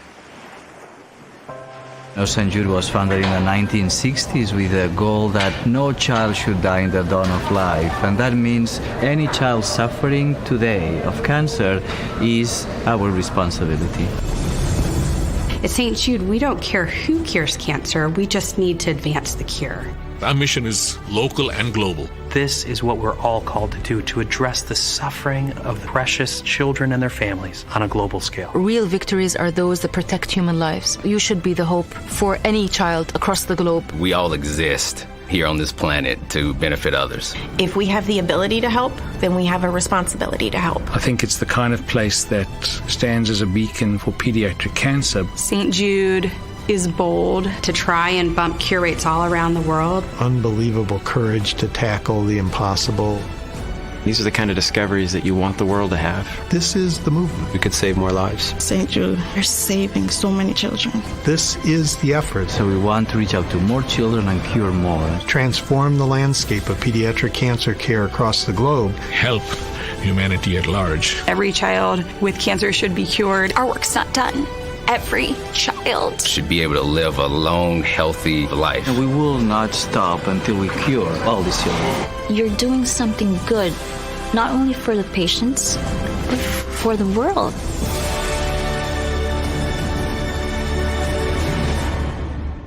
When Danny Thomas said no child should die, he was thinking about kids all over the world.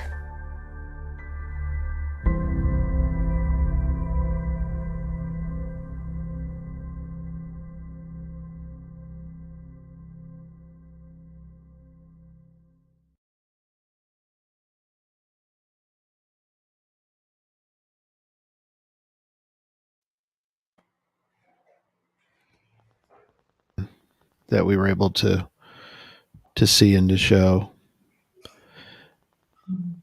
St. Jude does such a good job of spreading the information out there too. They're just giving the facts, and that speaks for themselves, right? They're not, obviously it pulls at your heartstrings because it's children, but they're not trying to, they're not trying to guilt people into anything. They're not doing all this stuff that you see a lot of. They do a good job of just, hey, they're giving the facts, and that is what it is. Yeah. Yeah, no, it's so wild because I've seen all of these videos before, and I still get chills every single time. I can't even explain it, but it does something to me every time I see it, and it's true. How do you get the message out without pulling at the heartstrings? It's childhood cancer, and there really is nothing like it. No. Well, one of the hard things is to, and obviously St. Jude cannot do everything. And Catherine says, St. Jude, as truly wonderful as it is, does not have infinite capacity. Wonder what determines who has the opportunity to go to St. Jude. And if you can speak to this, I know a lot of that has to do with what research is being conducted, but can you kind of say, how does St. Jude go through that process? Because they want to help everybody in the world, but that's impossible.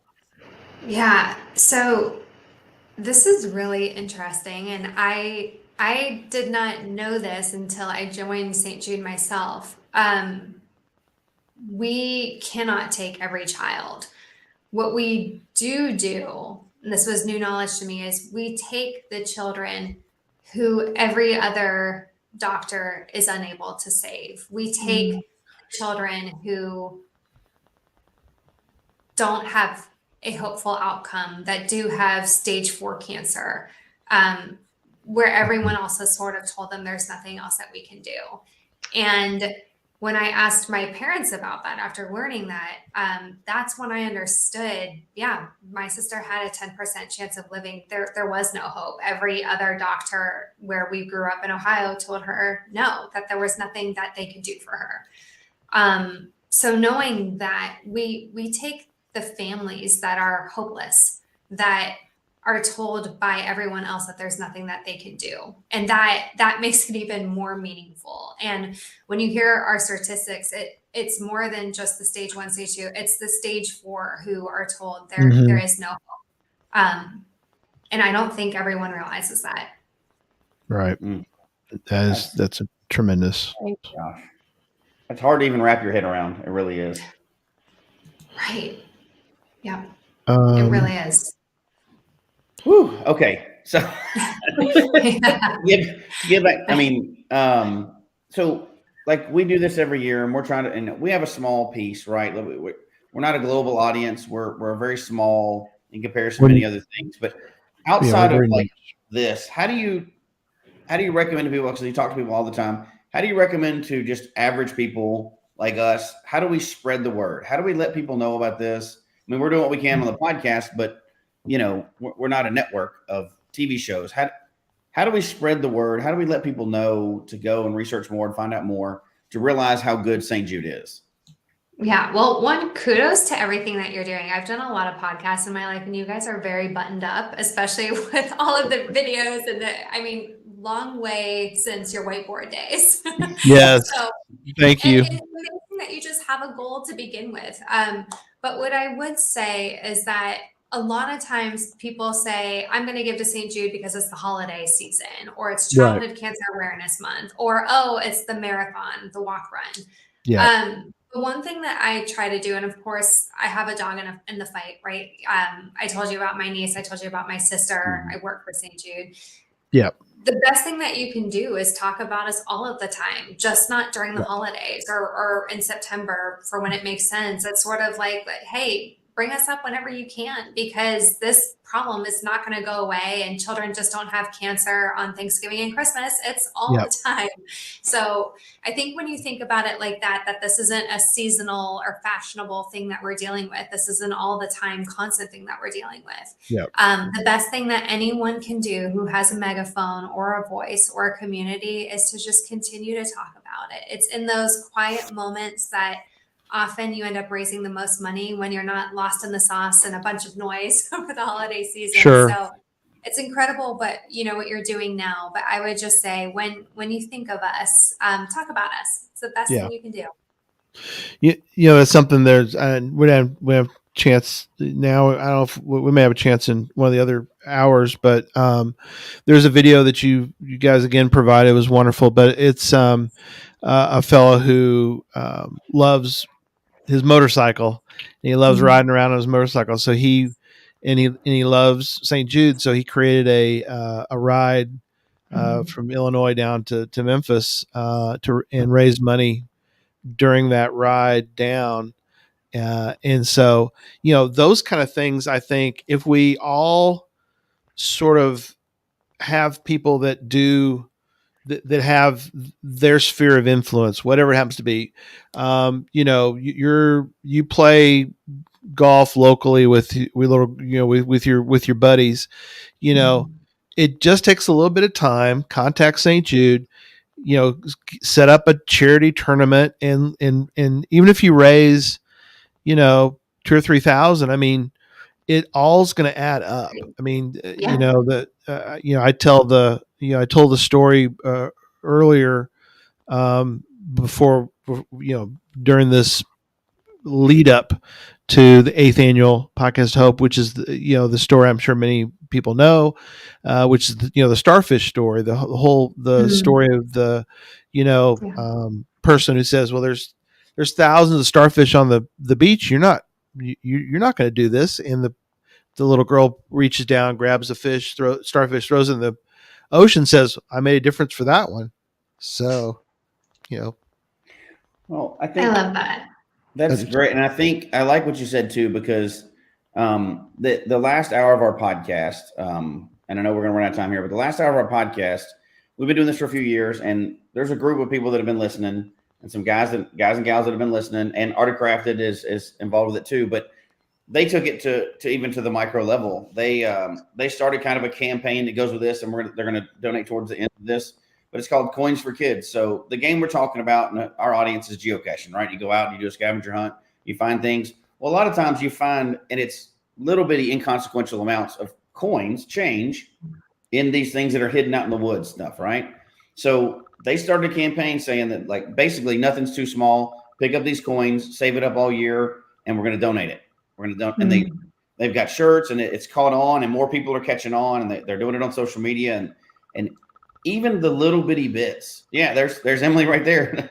But I got $3 in Memphis. $3 in change. Awesome. Memphis was good to Coins for Kids. There you go.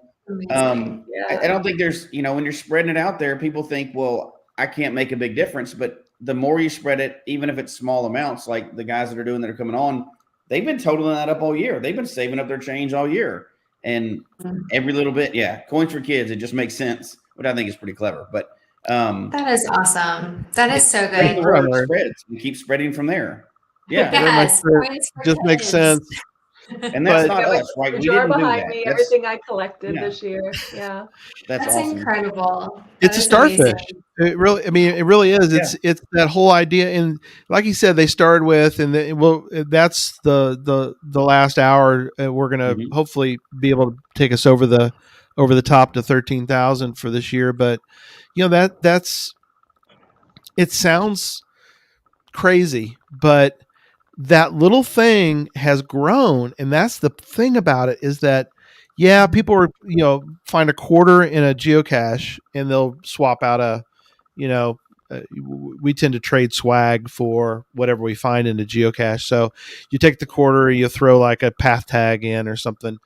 And what happened though, is that people started to hear about it. Like like Shannon, you're talking about how just getting the word out. So people would then go through their house and gather up all their coins, and they would go to one of Neil or Jason or some of these other people, and they go, here's a bag of coins, and then all of a sudden they're getting bags and bags of coins. They take them in, and it's like, well, there's $100 right there or more, and it's like, well, now you're starting to see, a little bit more, that's, a few more starfish. So, yeah. And I'll say this, it can feel discouraging at times when you know how much things cost. So it's thousands of dollars to get through chemotherapy, and your average person says, I can't do that. But I will tell you about where your money goes, just so everyone knows. Our children, we want them to feel like children, right? So no child is rolling around in a wheelchair. That's why we have red wagons all around our campus. We never want them to feel different. A wagon is $100 donation. A no more chemo party. You were talking about the no more chemo song. That costs $25. But then even if you don't have that, do not feel bad, because we talked about this earlier. These families are showing up with nothing. So let's talk about a baby. Let's talk about diapers, wipes, pacifiers, bottles. Those things cost a few dollars, $10, $15. So even though at this micro level, just a couple dollars, the change that you're talking about right now, it does add up, and it still contributes to the things that these families do not have in this moment. So understand that even a few dollars, like, it's still going towards something, because remember, these families have nothing in these moments, and we are providing everything for them. Yep. No, that's incredible. So let me bring in our guest for the 8 p.m. Central Time, our good friend Doug. So there he is. Hey, buddy. Hello, folks. So, particularly, So you can say hi to Shannon. She's our St. Jude guest for this year. So we appreciate. Shannon, I have a particular connection, not necessarily deeply with St. Jude's, but my daughter-in-law is a chief resident at Boston Children's, and for some odd reason, at the age of 14. She decided two things in life. One, she was going to marry my son, and second, she was going to become a pediatric oncologist. And I don't know why you chose that at the age of 14, but she was well on her way there. She is doing great things at Boston Children's, and I just commend all of you that can have that kind of heart for the kids of this world. No, that's incredible. Awesome. Good for her, and good for you. That's awesome. Well, the time is fleeted, and it's been great having you on, Shannon. And you gave me a new name for Jilly. So Jilly, if you're still on, unfortunately, you're now Jilly from now on. But no, thank you so much for being with us. It has been just wonderful having you as a guest, and we just again, it has been just a privilege for us to be involved. I mean, it really is. And whatever we can do. So we'll keep doing it. Well, thank you for having me. It was so lovely to meet you all. Hopefully we get to do this again soon. And just keep using your voice, your power, your megaphone, your connections. And we just so appreciate everything that you're doing. So good luck tonight. And have fun. Most important. Oh, yeah. Yeah, absolutely. We got some great guests coming up. Not Doug, but we got other great guests coming. No, I'm kidding. I'm kidding, Doug. I'm kidding. Good thing I know him, so he can. You take a joke, but anyway, yeah. Thank you so much, and I'll let you know. I'll send you a note and let you know how we came out tonight. So. Okay, wonderful. Good luck. Oh, Have we fun. can tell you ahead of time. We're going to get $13,000. There you go. There you go. Thank you, Doug. You're right. That's the goal tonight. We're gonna raise that. So that's great. So hey, thank you for being with us tonight. Hello there. Hey, it's good to see you. And we're gonna do a reset of the hour, and then we'll get started and pepper you with some questions, my friend. So let's do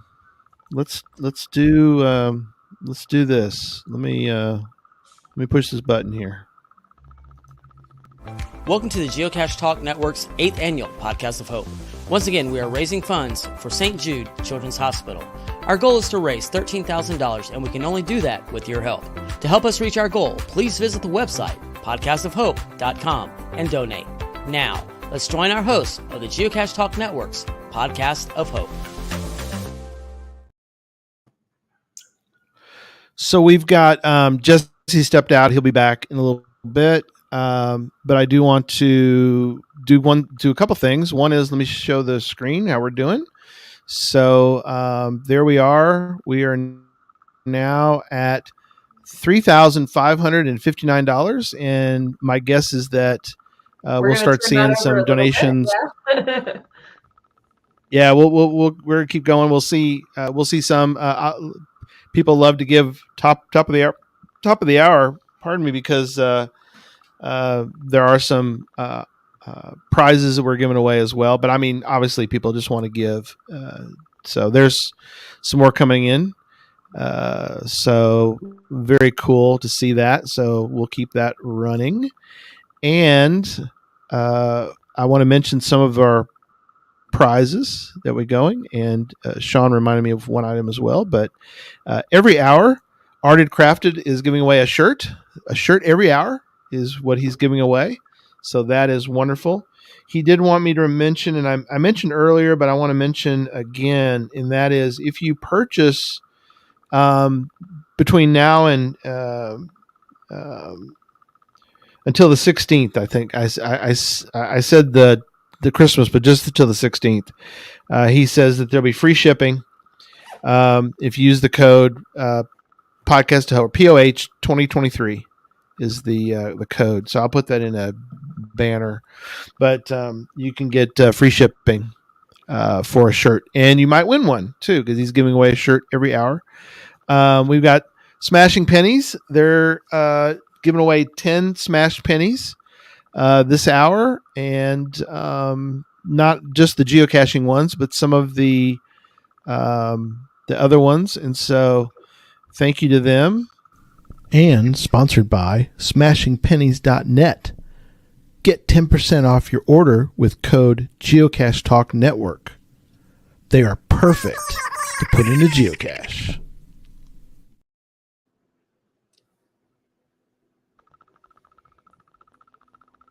This particular hour, we've got the travel bugs. So Steve, the travel bugs, he sent me a giveaway pack of stickers and magnets and a coin. So the travel bugs are giving that away this particular hour. So thank you to the travel bugs for providing that giveaway pack. So very cool. Awesome. Yeah. And so there we go. So Doug, thanks for being with us tonight. It was so good to, it's been a couple of years now, but we got to actually meet in person. We've talked on the podcast a few times, but I actually got to meet Doug in person. I was like thrilled, Yeah. It's one of those things where, we talk about,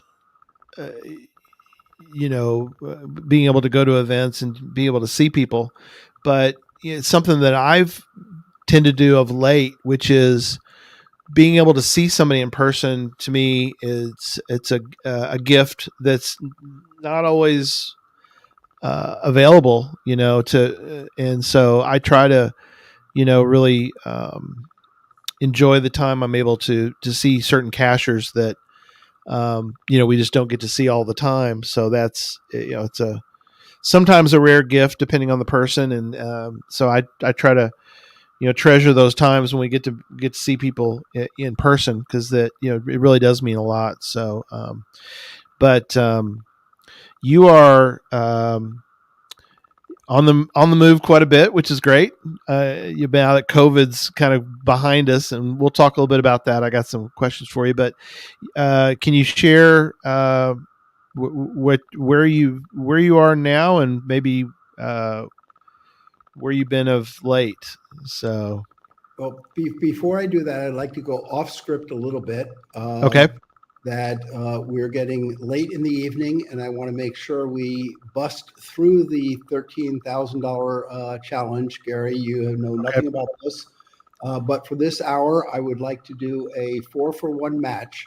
Anybody Wow. that gives $100, we're going to match it and make it $500. Anybody gives $50, we're going to match it and go to $250. We're going to get over this threshold and do it. And anybody that gives $100 during this hour will give a Ms. Pac-Man Geocoin. Nice. Which, we'll talk about later. Gary probably Yes. already, 1 or 2 of these at least, and many of you groupies of Gary may have them already. But this is the That's Ms. sweet Pac-Man Geocoin. Yep. And a $50 pledge tonight. You'll get the Ms. Pac-Man Path Tag. Nice. Extra large path tag.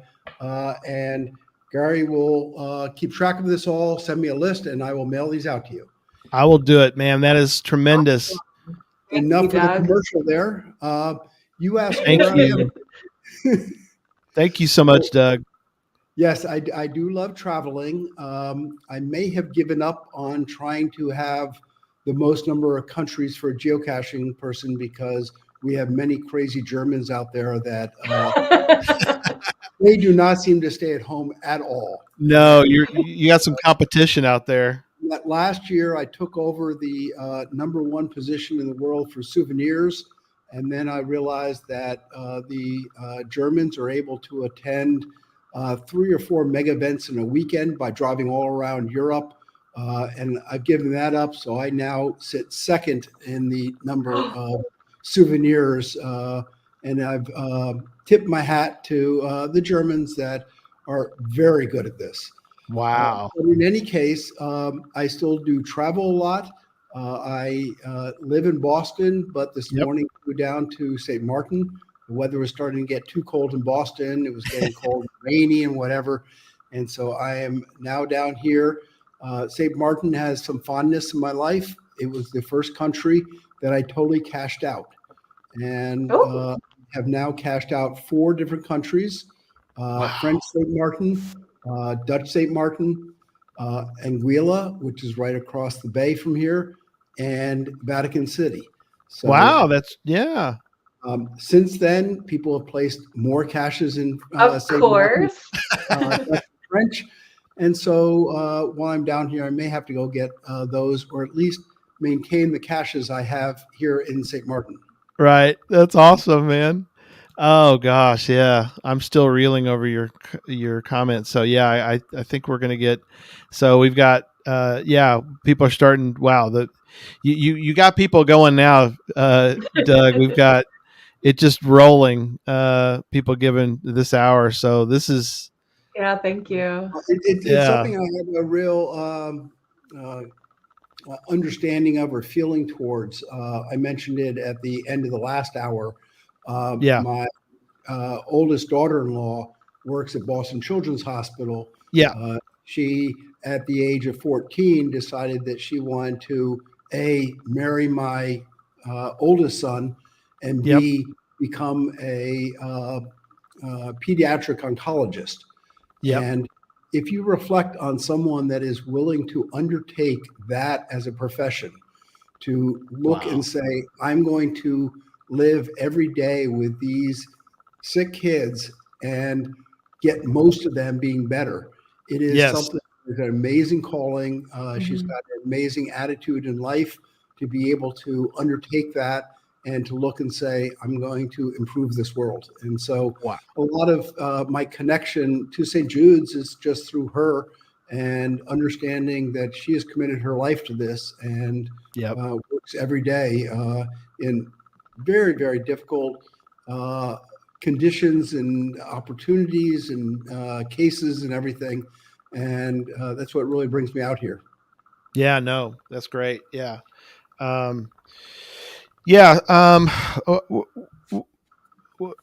We'll talk some more about, I want to ask you some more stuff about your caching here in a moment, but for those, and we've been fortunate enough to have you on a couple times to talk about good old Ms. Pac-Man, but let's kind of give a reset for some people who aren't familiar with your experiences. And there's multiple podcasts we've done on it. So, and actually I thought it was pretty well done Netflix documentary. I thought it was pretty well done. I know it was kind of interesting for you. I've got some other questions about the Netflix, but I guess kind of get people up to speed on your involvement with the game Ms. Pac-Man. Well, let me try doing a Doug Macrae in 2 minutes. Okay. So I ended up going up to MIT. I studied there.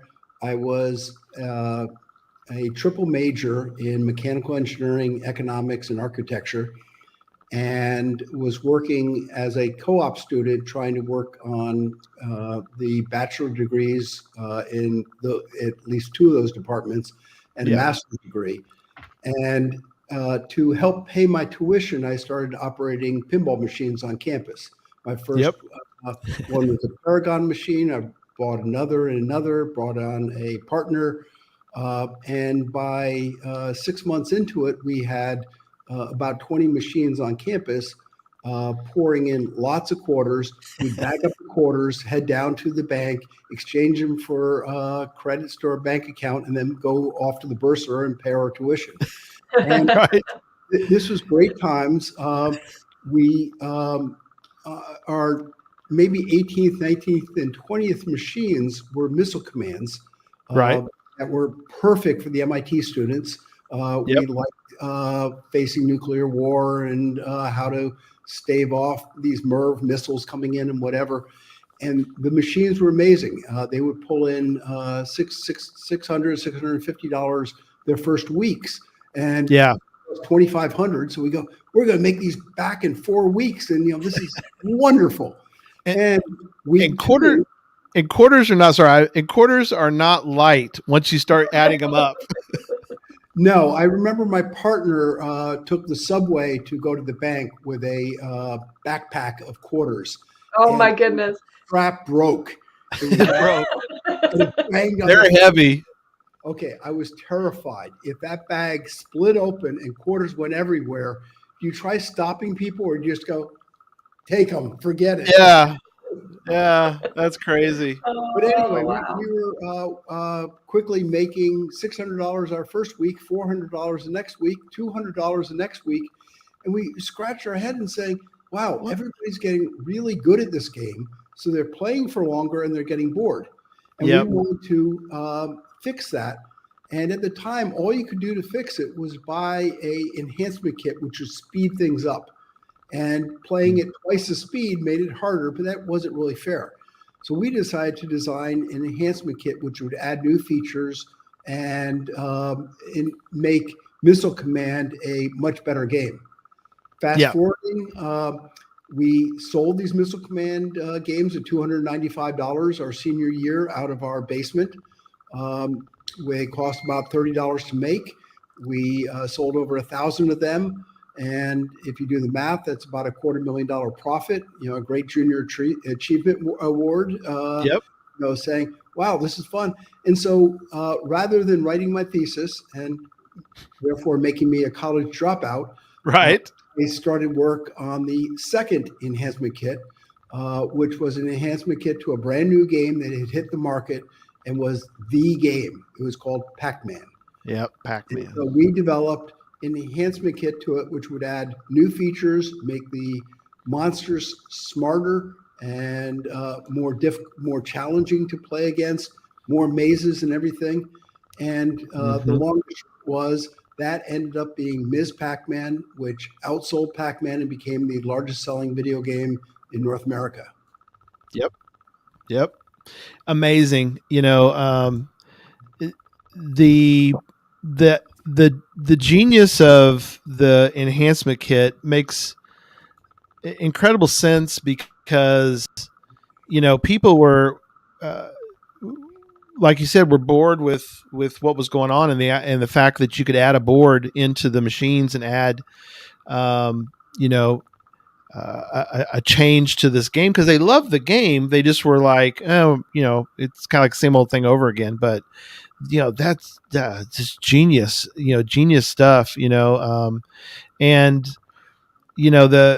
the thing too, I want you to kind of comment on is the fact that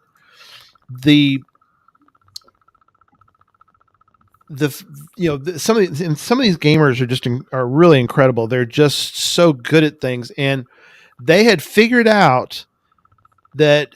And this isn't just Pac-Man, but there's some other games that I know people would memorize, but they could memorize Pac-Man. And when you guys came along with the enhancement pack that created this aspect of randomness, it was like, oh my gosh, it's like you opened a whole new world for that game. I mean, it really was. So Pac-Man, for all of its wonderful design and whatever, was very predictable. And what was happening with players is that they could learn that all four monsters would do the exact same thing if they did the exact same thing. And so rather than having it become a challenging game, they would look and go, if I go this way, and this way, these monsters will do this. And if I learn the pattern, I can play forever. And as fun as that might be the first time, it's not fun to the player. It's definitely not fun to the guy collecting the quarters. Right. Definitely not. It's just a problem. And it started off, perfectly fine. Pac-Man, had huge revenues and whatever. Everyone really enjoyed playing it. But they learned the patterns and it got boring and it dropped the quarter count because people could really play for an hour on a single quarter. Yeah. So we looked at it and said, number one, we have to add more intelligence to the monsters.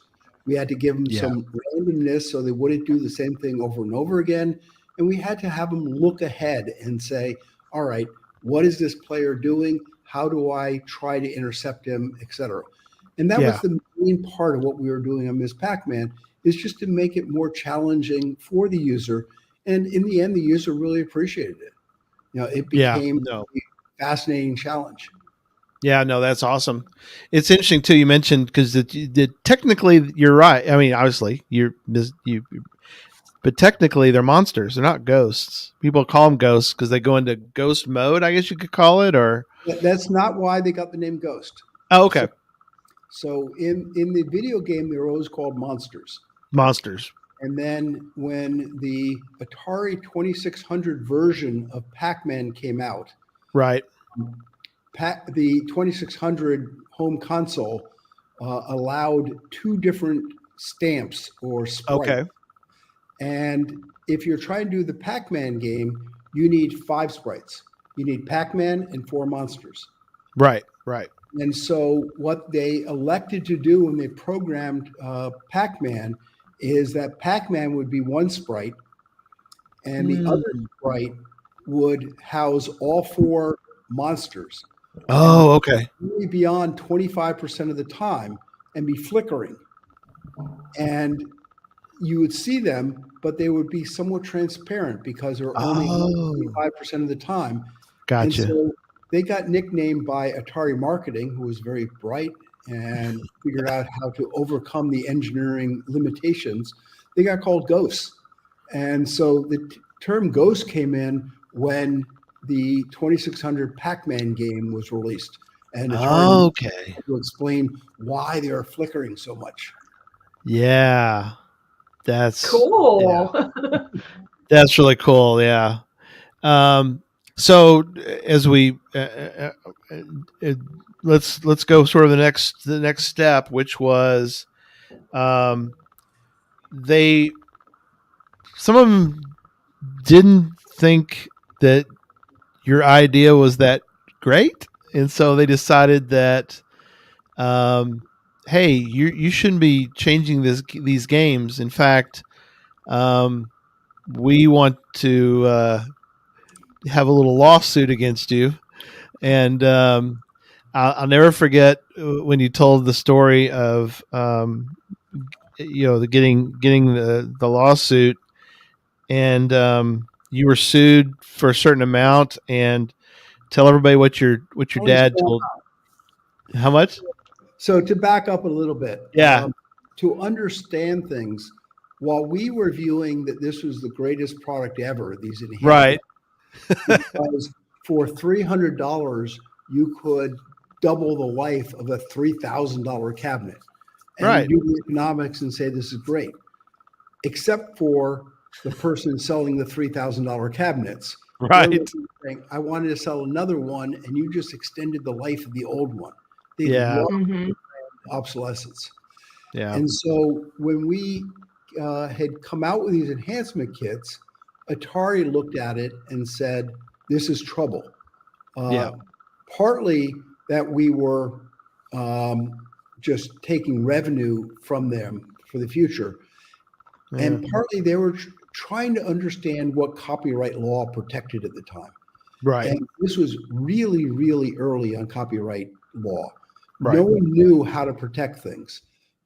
At best, it was understood that source code was protected, the code you write. But once you compile it, it was not protected. Right. And so Atari was looking at it and going, all right, how do we protect what we have here in Missile Command? Right. And so they created a new area of intellectual property that was called photographic. And so if you look at Missile Command and other games, besides the C copyright, that C symbol, that if you type a C on your C parentheses on your keyboard, it will show up the C in a circle. That says copyright. Yep. They created P in a circle, which is a photographic or phonographic copyright. Okay. And games back then had, from Atari had this on it, and other people started copying it. No one knew what it meant, including Atari, but they're saying somehow this game is copyrighted and protected by properties. And so we were coming along and challenging that. We were saying we did not copy your source code. In fact, we did not copy your object code at all. We had circuitry which branched you off in another direction, and therefore we were not violating your copyright. Right. They were looking at it and going, we have two problems here. One is you're going to ruin our revenue stream from this obsolescence. And two is you may set a precedence about how to protect a video game, and that will not be in our favor. Right.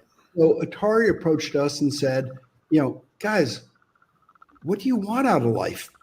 And we look and go, we want to develop video games. This is kind of fun. Yeah. So their chief counsel, who had been a Supreme Court law clerk and whatever, goes, okay, well, we can have the best for you here. How about we give you a contract for 2 years, $50,000 a year. And remember, we're college students. Yeah. 2 years, going 24 times 50,000. That's a lot.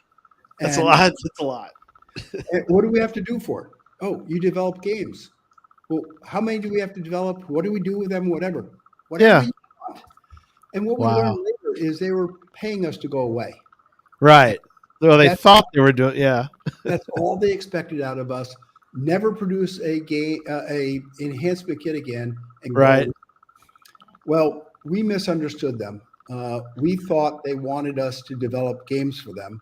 Right. And we had at the time our enhancement kit being designed for Pac-Man, and it was nearly done. And part of signing this agreement with Atari was us agreeing to never do an enhancement kit again. Wow. We had this out on test, and it was doing really, really well. So we're kind of torn, going, do we sign this agreement? Do we not sign it? What do we do? Yeah. That we made $250,000 off of Missile Command. We can probably make $1 million off of this. But then Right. Atari is going to pay us $1.2 million to do nothing, or Right. games. So we're torn. We go back to Atari and go, you sued us, and you probably should not have. The intellectual property law, should not have been tested that way. Exactly. We will sign the contract if you drop the lawsuit with prejudice, which meant you should never have sued us in the first place. Right. They did. And then we immediately got on a plane, went out to Chicago, met with the North American manufacturer of Pac-Man, Valley Midway, and said to them, see right here, Atari dropped the lawsuit. They should never have sued us. Right. We are going to bring out the Pac-Man enhancement kit. Right. And we would just like your permission because we don't want to have to beat you in court also. Yeah. We thought we were being really, really clever. We are great poker players. We're bluffing our way through this and whatever. Right. Other side, Valley Midway had just run the production line. This is blue collar workers, assembly line, building these Pac-Man cabinets. They built 117,000 of them, and they had just stopped production. They had no orders. They had stopped production, and they were ready to hand out that Friday, apparently, pink slips to all the production workers. Wow. Because they did not, as a development company, have a follow-on to Pac-Man. Namco, the developer of it, did not have a follow-up. And we happened to walk in the door pretending we're great poker players, and then looking at sequel. And sequel. That's how Miss Pac-Man got started. Wow. All right. One called Crazy Otto. Yep, And Crazy Otto. Why don't we make it Super Pac-Man? And we go, us. And they go, oh, no. If you look at the animations we've got this yellow Pac-Man with legs. Yep. And a red Pac-Man with legs. Yep. Meeting each other. So we got a male and female in there somewhere. So why do we call Pac-Woman? Pac-Woman, yeah. Pac-Woman's great. So we changed the characters, all the graphics and whatever. Right. And someone goes, Pac-Woman doesn't really roll off the tongue well. Let's make it Miss, M-I-S-S, Pac-Man. Right, Miss Pac-Man. And so we changed everything. We got Miss Pac-Man ready to go in production. And someone looks at it and goes, you have 3 animations here. The first one is this red and yellow character meet each other. They come out and a heart goes up above their head. Yep. And the second animation has them chasing each other. Yep. And the second and half animation that we cut from the game explains what happens in the third animation. Yeah. A stork flies out, drops a little bag, and they're in the studio. And yay. At the last moment, people looked and go, well, at least back then, you could not have a Miss Pac-Man having a baby out of wedlock. So big scramble on. It became Mrs. Pac-Man. Mrs. Pac-Man. Period. And then a wife of one of our engineers stepped in and go, no, Mrs. is so outdated. It is now Ms. So within, I think, like a 3-day period, we had ROMs built and everything that had Super Pac-Man, Pac-Man, Miss Pac-Man, Mrs. Pac-Man, and then shipped as Ms. Pac-Man. What a story. She had red hair. She had, everything. And it came out the way you see it. Wow. which is incredible. That's a great story. And I love, because people somebody mentioned earlier about one of the monsters, and I love your story. Although, I don't know if I think you said she was okay with it, sort of, but She did not one of time, but one of the monsters' names. So Pac-Man, I never figured out why or knew why. Yeah. Had 4 monsters. 3 of them are quite famous: Inky, Blinky, and Pinky. Right. And the 4th was Clyde. Clyde. And I don't know who Clyde was. And Yeah. when we went to redo the game, to be Mrs. or Miss or Mrs. or whatever, Pac-Woman, Right. we decided to rename the 4th monster because Clyde's not female. Right. And so we decided that we'd keep Inky, Blinky, and Pinky. And I go, my sister is named Sue. I only have one sister. So let's name the 4th monster Sue. And so we put in Sue, and it stuck. It's so great. There's rumors later on that the president of Bally, or the vice president, I forget which one, Dave Moravsky, also had a daughter or a sister or something named Sue. And so maybe it stuck for that reason, but we put it in there after my sister, and it went into production named Sue. So I got to name a monster after my sister, which is one of the accomplishments of life. Right. Yeah. For now, for all time, you can go, oh, you know what? You're a monster. And I got proof of it. Let's go see this game. Yeah. So,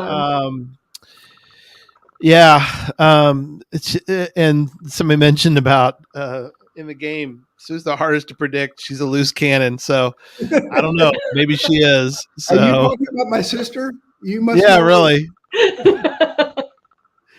Oh wow. Tupper's going to be on the next hour. Tupper is at NASA, and he wanted to let you know he's donating 100. He wants to get that coin. So, so even. When we talk about Sue having great AI capabilities and whatever, it's not the NASA level. This was, I think we had at best 200, 250 bytes of code running her, but she did perform well for that number of bytes.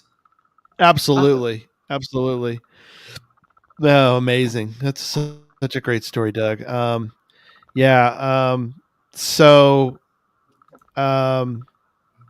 And many people mention that they love it, and it's been something that's been incredible. And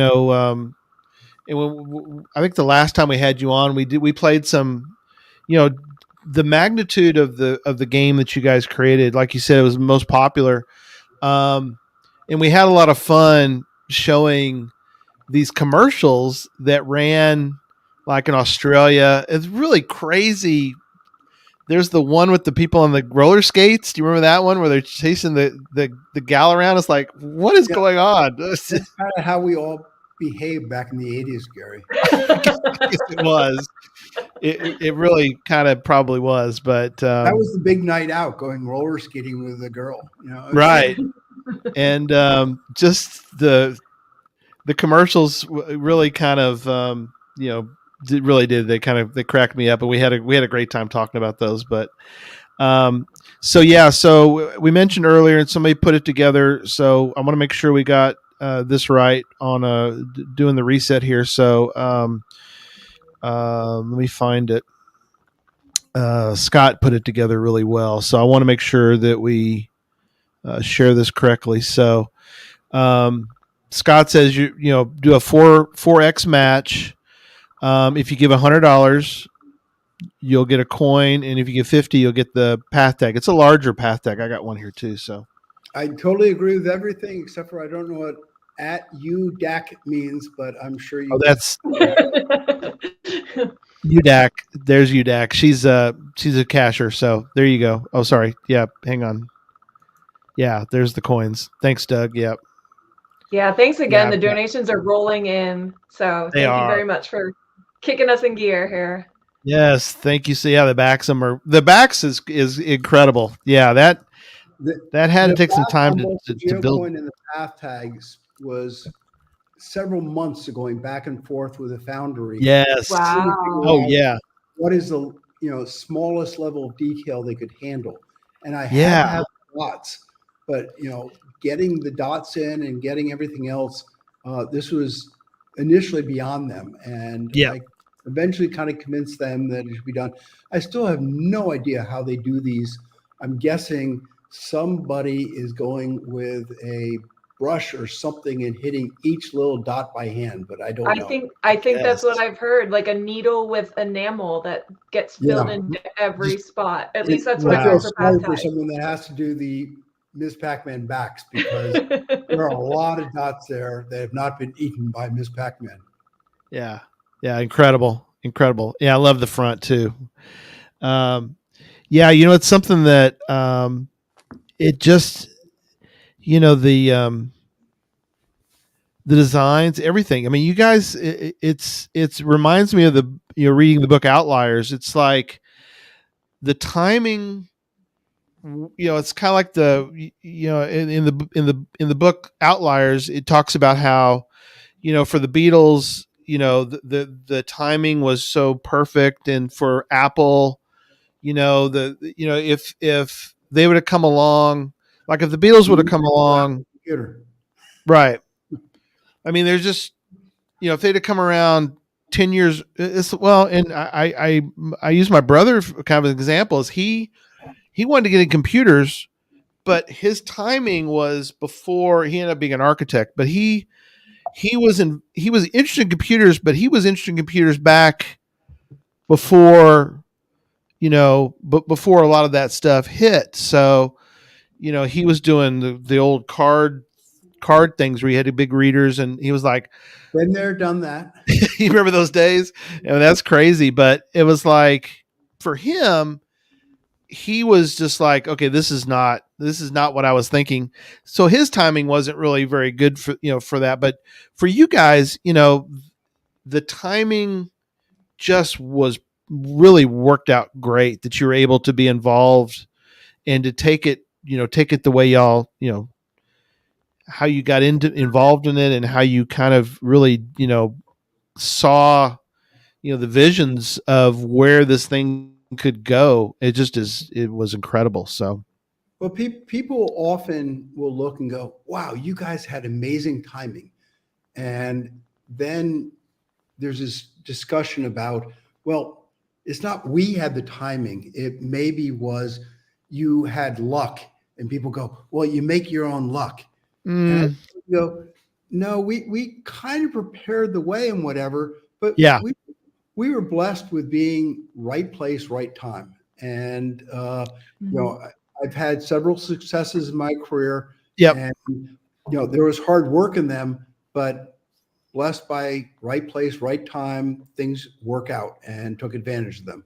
Yeah. Well, I mean, right place, right time, right know-how. Because that's just something that I think people are always like, oh, if I would have been, if I'd have been in that position, and, lucked into something like that, it's like, well, there's a lot of prep. Like you said, there wasn't like you just sort of had no knowledge of the situation. I mean, there's people, all over the world that, like we talked about, like you said, people make their own luck, but part of it is that you have to have the right know-how to be able to take advantage of a situation. You got to have the knowledge, and you got to have the courage to go forward. That's something that I think, really came out in discussions that we've had, and also in the Netflix, where, that's the entrepreneur's instinct, is Yeah. that you don't care about failure. You're just having fun. You charge ahead. When people tell you, well, that's kind of stupid or irresponsible or whatever, right, you pay no attention to them whatsoever and go, this is good. This is fun. Yeah. It can be. Good I'm so for you, glad there's man. people like you in the world for that. Yeah. Yes. Yeah. That is so incredible. So I want to sort of transition to talking about some geocaching things. One was on. I quit mentioning this, but there something that was brought up on our last podcast with you was that Netflix, when they were doing the Netflix thing and they were filming all that, they asked you about, well, what are you doing with your time now? And you got to tell them about geocaching, and they were probably like, what? And so I want to, if you would comment on that, but also, were you able to gather the footage that they took? And I wish we could get our hands, or one of us could get our hands on the footage that you were able to do, and we could turn it into something. But kind of tell people about the process of going through and doing the Netflix documentary a little bit. Well, the very, very quick story there is Netflix or a producer for Netflix contacted us and said that they would like to do a documentary on us. And that was about the description, us. And I called two of my partners in this whole thing, right?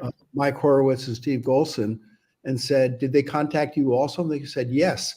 I said, and what do you think they're talking about? What is their goal of this documentary? Right. So, well, all they told us is they want to write about us. And so we're puzzled and go, all right, we're always terrified that someone would write bad things, or, you want to know what they want to write before they write it, because I don't want to come across poorly or whatever. And so we finally, the three of us, contact them back and go, okay, we're interested, but explain what the story is, what you're doing. They go, we have no idea. What do you mean you have no idea? Well, interesting things here. What we're going to do is come in and film, and then we'll figure it out. I go, wow. Kind of backwards. You have no plan. And they go, this is often what we have to do. We don't know exactly what the story is, but we'll come film. And so they filmed Steve Golson for a day. They filmed Mike Horowitz for a day, and they flew a crew of 4 down to my place in Florida at the time and blocked away 2 days. And I said, so what are we going to talk about? And they go, we'll figure it out as we go. And for 2 days, we filmed. And I'm looking, going, all right, you're going to take 2 days. They probably captured 10 or 12 hours of video during that time. Right. They're going, well, the whole segment will be 15 or 20 minutes, and that includes Mike and Steve talking also. I go, oh, that makes it even scarier. You're going to, and you could edit it down and make me look weird, evil, capitalistic, you don't know how I'd come across them, whatever. Right. And they did a great job. They did. They were trying to figure out what the story was, and it's not clear. There were such strange things going on at the time. From the very early times of Nolan Bushnell starting up Atari, and trying to put pie plates underneath the quarter collection, and things are sparking out and shorting out because there's too many quarters in the machine. And he's doing this in the engineering room is this brand new engineer called Steve Jobs, who's working on a game there. So he's part of this whole thing. And, every buddy back then was coming through, paying attention to video games. It was kind of the Wild West, and we're trying to create a story out of it. And there are just so many different threads going different directions. And they created a story arc that was quite good. And I think it came out well. But how they pull that all together, because if you ask me what the story was or whatever, I would have spent 12 hours and gone off in different directions and bored the entire audience. No, you wouldn't have. No, that would not have been boring. But Okay, give me 12 somebody was hours asking about. Give me 12 hours on one of your podcasts, and I can bore your people. Hey, my friend, I'll give you that. But when we talk caching, as you know, which we're about to, we won't not get bored. So somebody asked about the Netflix. Netflix has a documentary I want to show real quick. So it's still out there. You can go see it online, but it's called High Score for those that are asking. So The there's easiest way to get to it, Gary, is if you go to my webpage, retiredguy.com. Yeah. Okay, cool. There's a link up on top, along with my gift entry that lost last year. Sorry, I'm not good. bitter. We'll check that out. Yeah. Okay, let's pivot and I love I could talk that all night, but I want to ask you some geocaching stuff because, you're, that's the other thing too. Retireguy.com is a great website for, and, Emily can tell you about, she's, was still doing challenge talk. And so, and you guys had, Doug on recently to talk about challenges, but challenges are near and dear to your heart.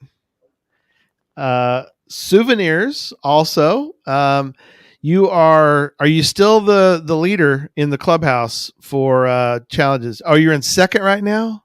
So Der Michael of Germany has passed, as I was explaining a little bit earlier, that in Germany or in Europe, if you are, I don't know exactly the word I would use, but if you are incented properly to win the souvenir top collector of the world, there are 3 or 4 mega events per weekend.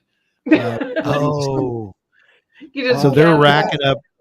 They're racking up megas because you have to at 8 a.m. show up in Dusseldorf, Germany, and then somehow you're getting from there to Portugal, and then maybe concluding Sunday over in England somewhere. Right. But you can do it. And not that I haven't done that kind of crazy travel for souvenirs before, but I cannot do it every weekend. No. Yeah. I was number 1 up until about 3 or 4 months ago. I was getting a lot of my extra ones by doing the geo tours, which I really got into. I've done roughly 40 geo tours at this point all over the world. Oh, wow. That's awesome. Racking up souvenirs. But there are just not enough megas or forgiving wives for me to keep up with them. So I am number 2 right now. And a friend of mine, Annette, German, who's number 3, will probably pass me pretty soon. Yeah. To her, she runs trips for geocachers to foreign countries to collect new countries, and I go, okay, that's another tough thing to keep up with. So yeah, that is hard to keep up with. There's a lot through geo tours in foreign countries.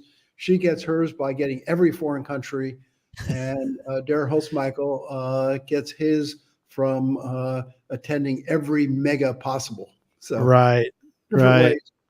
different ways. All right. Well, we have a comment. Is it safe to say you're number 1 in the U.S.? Yes. I think that's very safe. Yes. All right. Good. To collect souvenirs by going to megas in the U.S. is tough. You get one every couple of weeks. And if they were to have one in Houston and one in L.A., that's a tough drive. That is tough. That is a tough one. Yeah. So, but as far as, and something that it really fascinates me, and I know we've talked about before, but just the aspect of traveling to these various countries and doing caches in other countries, and I love the stories, as you know, Doug, of places you've been, and Antarctica, and doing the whole the swimming one is crazy. We talked about, but I had a note, and I wondered how, now that everything's obviously back open, I think you had a trip to Kenya planned, and then COVID interrupted it. Were you able to get to Kenya eventually, or have you not done that one yet? I have not made it back to Kenya. I've been to Kenya 3 or 4 times in my life, but not as a serious geocacher. I have Kenya as a country, but I am still looking to get all of the year 2000 geocaches. Okay, right. I'm short by 2 of them. Right. One is one in Kenya, which is in the middle of nowhere. And it started off as a mystery cache. It is more just getting to that location now. It was something carved in a tree and whatever. But I will get there sometime relatively soon. My church's pastor goes over. He has kids from Uganda. Cool. And at some point, he has said, well, how about you and I go over together? We'll rent motorcycles. I go, oh my gosh, this is not he's supposed to be the conservative pastor, but we will adventure. The other one, you've done some crazy stuff. The other one is Orange County, California, and that is the year 2000. I do not have. It has been disabled and enabled and disabled. Totally against my schedule. Oh no! Area. I plan on going out there, and a forest fire hits, and then it becomes enabled again, and I am not available to go out immediately, and I should have, and it got disabled again. So I will get out there eventually. That should be the easier of the 2, and then I will be 2000s. Oh, that's beautiful. Love it. All the 2000s. That's incredible. So I just got a lot. I just finished off most of them by traveling to Australia and New Zealand with my sister. Cool. Fabulous. She's not a geocacher, but she's a hiker, and she put up with going for some of the fun ones in Australia, particularly the I think it's entitled "Used to Be the Highest" or something like that. Yeah, a decent hike along the base of the tallest mountain in Australia, and really a lot of cool. And she thought she was bringing me along for the hike. I thought I was bringing along for the geocache, and we both had a great time. Good. That's incredible. Well, starting to get to the end, but I want to bring in some more guests, and so I have one of our team, Derek, is going to jump on in a second when he's ready. But I also want to bring on our next hour's guest. So I'm going to bring Tupper in. So there's Tupper. Thanks for being with us and being along for the next hour. But, something that we talked about earlier, and that is, something that I wanted to point out, which is, I think, of the 2 of you guys, only one of y'all actually graduated from MIT. Did I have that right, Tupper? Is that accurate? Yes, I graduated twice. So yeah, bachelor's and you did one for you and one for Doug. Yeah, but if I could trade places with Doug, I definitely would. Can you put one of yours up on eBay or something, and I'll get it? There you go. Hey, Doug. Yeah, my son lives in Bedford now and is an engineer. And so just outside of his apartment, I found 2 of your video game classic series, Missile Command and Maria 1702, last time I was in Boston. I know exactly where he works then. Does he work across the street at MIT Research? No, but his apartment's right there by MITRE. Yeah. Okay. My oldest son works at MITRE right now. And then related to your daughter-in-law, my daughter, who's 21, is now a first-year grad student in epidemiology, so also following in the medical field. Yeah, you're so much younger.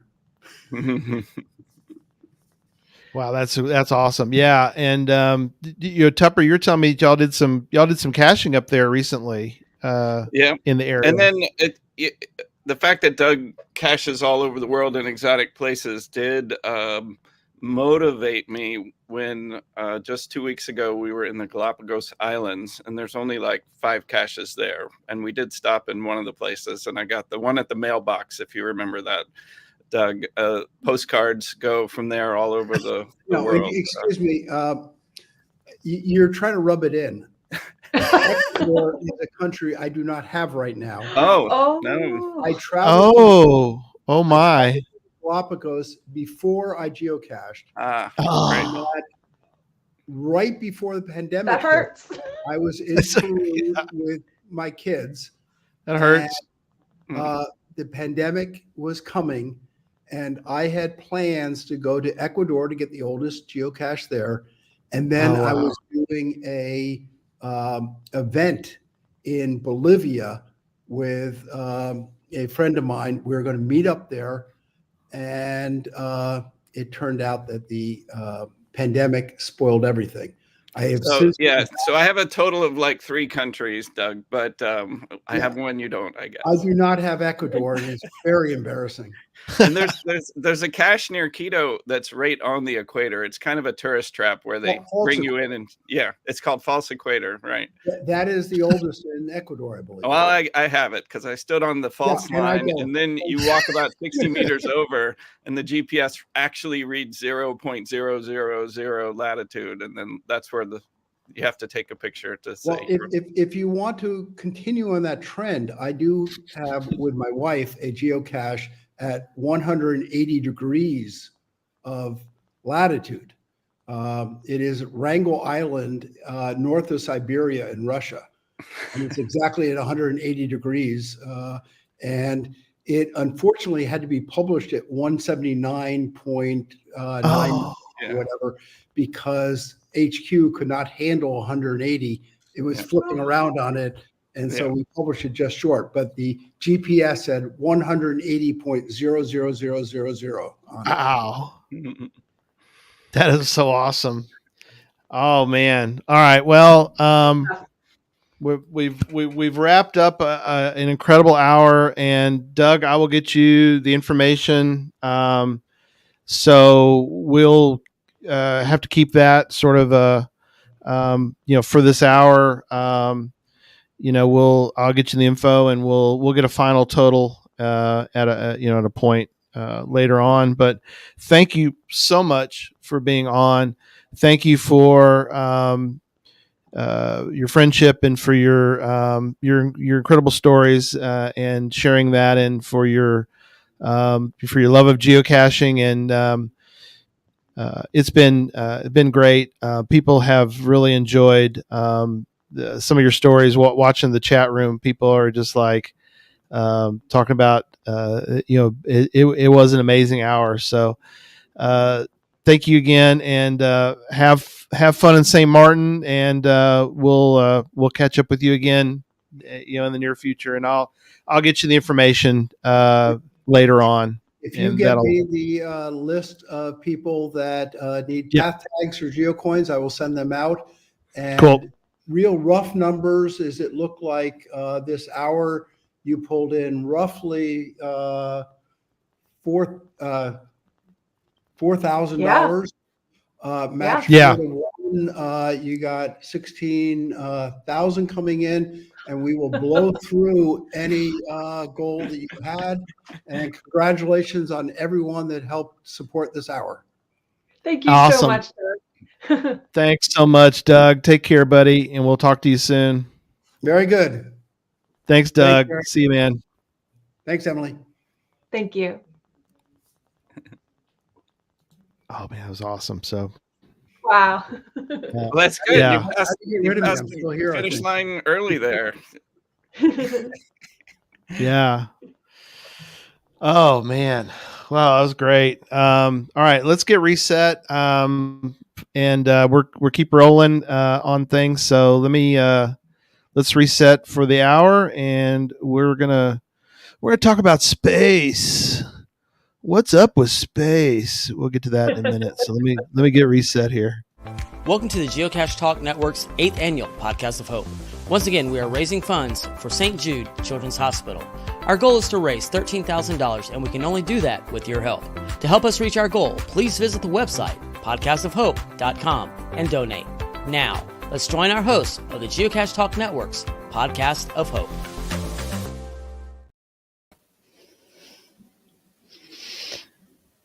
So, a couple things. And we Hey, get Derek. Hey, how you doing? We got Derek on board.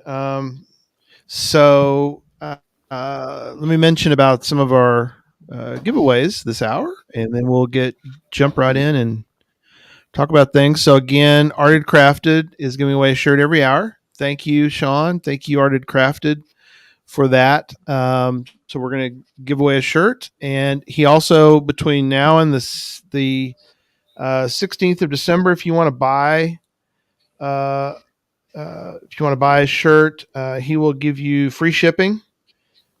Just use the code. Let me tell you what the code is. POH 2023, and you'll get free shipping. So that's really cool. POH 2023. Yep. And you get free shipping on shirts. Let's see. We also have this hour. Yeah, there you go. Thank you, buddy. Sorry, I jumped in there. Direwolf is going to be giving away premium membership. So thank you, Direwolf 821 for doing that. So can you stop for a second, that. Gary? Yep. Do a refresh on your screen of your donation. I believe. Oh my goodness! Completely blew past everything. We just completely blew the doors off. We need to pull the graphic off. Oh yeah. We just hit $23,534.99. Can we get a penny? Oh my yeah. goodness. That kind of took care of it, I think. It's hard to follow that up. I was away from my lunch break, and apparently y'all have just finished everything. That's incredible. I'm speechless. That is incredible. Thanks so much to Doug for doing that and being a part. I mean, it's oh my gosh, that is so incredible. Even put words of the generosity of Doug, obviously, and the other geocachers as well. It amazes me every year how generous people are. Oh, it is. I mean, oh my God. Yeah, and like you said, it's the people, the cashers who jumped on and were like, I'm going to give, and I'm in for this. It's like, oh my God, right? I mean, oh my gosh, it's amazing. That's so amazing. Awesome. I really do appreciate it. I mean, I remember last year where it came down to what was the last 10 minutes. Then we finally hit our pretty goal. much. Now, you know what? We don't have to worry about anything tonight. For the rest of the night, we just have fun and just kick back and just enjoy it. But hey, still keep donating to St. Jude. It does a great thing. There was a big, huge marathon this morning here. My son had to drop somebody off after work. He went, "Why is there so much traffic? Or why is all the streets blocked?" And later this afternoon, I'm like, "Oh yeah, that's right, because the marathon was today." He's like, "That's why I couldn't get around anywhere." Yeah, I was right there by St. Jude. I said, "That would be why." Yeah, absolutely. So, just that's something. Everybody. Yeah, and that's something, Derek, that you see, once in a while. You be living in Memphis, you get to see once in a while, just the outpouring of either, like you said, the marathon, or you've got golf tournaments that people get to, that are people part of the, something I mentioned earlier, the person who drives down, motorcycle enthusiast. I mean, there's people that And I think that that's something that I think will hopefully will really start to catch on is, well, the gamers, like, we're part of the Play Live, which, we're a podcast, but there's all these people out there that do a game. They get together on Twitch and they'll do gaming, video games online, and they raise money for St. Jude during their playing. And that's just, right. It blows my mind. And it's incredible that, the people do that. And it's, right. And they're constantly coming up with trying to get different programming, ways to be able to raise the funds and everything. Cause I mean, there's so much that I've been at a parade for my daughter and all that today. So I'm sure you've gone into how much each day's cost. Of course, nobody has to pay for anything. And just that's good there. And here's something that if you've never done this, because I was recently looking actually at a position there at St. Jude, you can actually go on, you can actually do a virtual tour of St. Jude, and it'll walk you through all the different places on their website. Wow.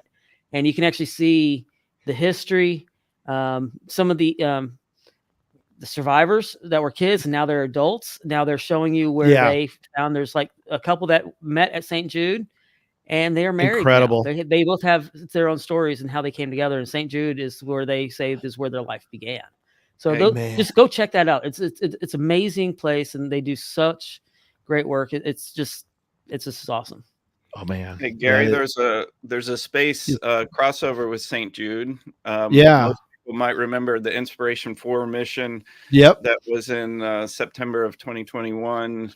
For, the press kept saying civilians. Well, technically they're not civilians, but they are not professional, astronauts. But Jarrett Isaacman was the leader of the mission. He's an entrepreneur. And then Haley Arsenault, Haley, people that flew on that mission. She was a child patient of St. Jude. She had bone cancer, and now she's a physician assistant who work at St. Jude. And she went to space for 3 days. She's the first person to fly in space with a prosthetic. Yeah, absolutely. I changed the background to Inspiration 4. That's something that is something that we're continuing. Something I ask every year is trying to get Haley on sometime in the future. So we're going to hold out that one day we can have Haley on but that's not to put any shade on our fundraising here, but they raised $250 million by flying that mission as a fundraiser for. That's awesome. Cool.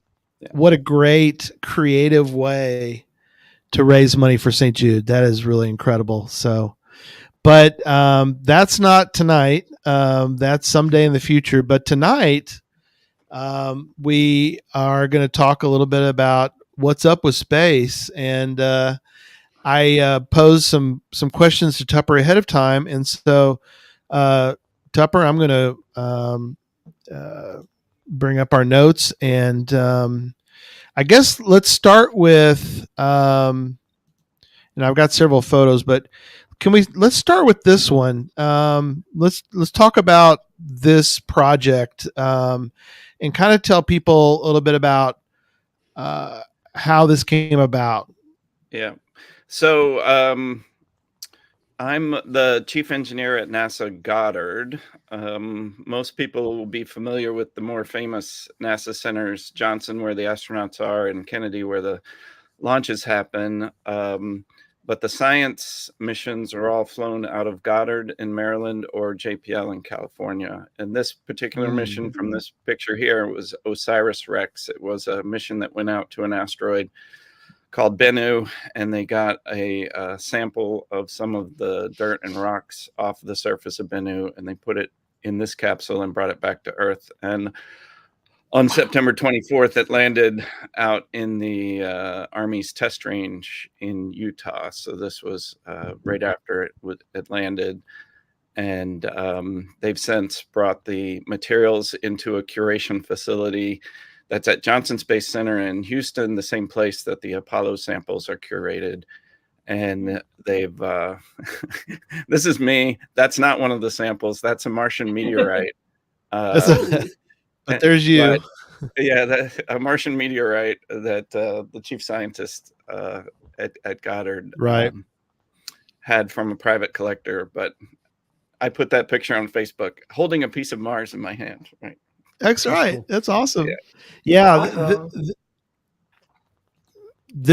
This project is pretty amazing. We talked about before today. We talked a few minutes today, which was from an extreme layman's perspective. I can understand firing a rocket into space and hitting an asteroid.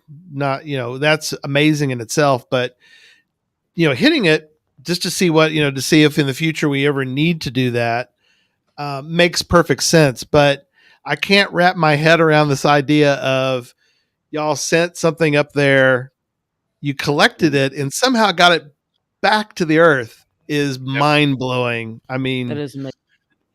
Yeah, it was Bennu was an asteroid that all the scientists thought was sort of a rocky asteroid with a powdery surface, right? Almost like a beach, because a Japanese mission that had gone to a similar asteroid saw this like beach-like material. So the sample head, it's called the touch and go. It looks like a pogo stick, but basically the spacecraft comes straight down, and then at the head of this arm that looks like a pogo stick, the sample is sort of blown like a vacuum cleaner almost. Oh, cool! Blown the dust into the sample head, but when they got there, there was no beach.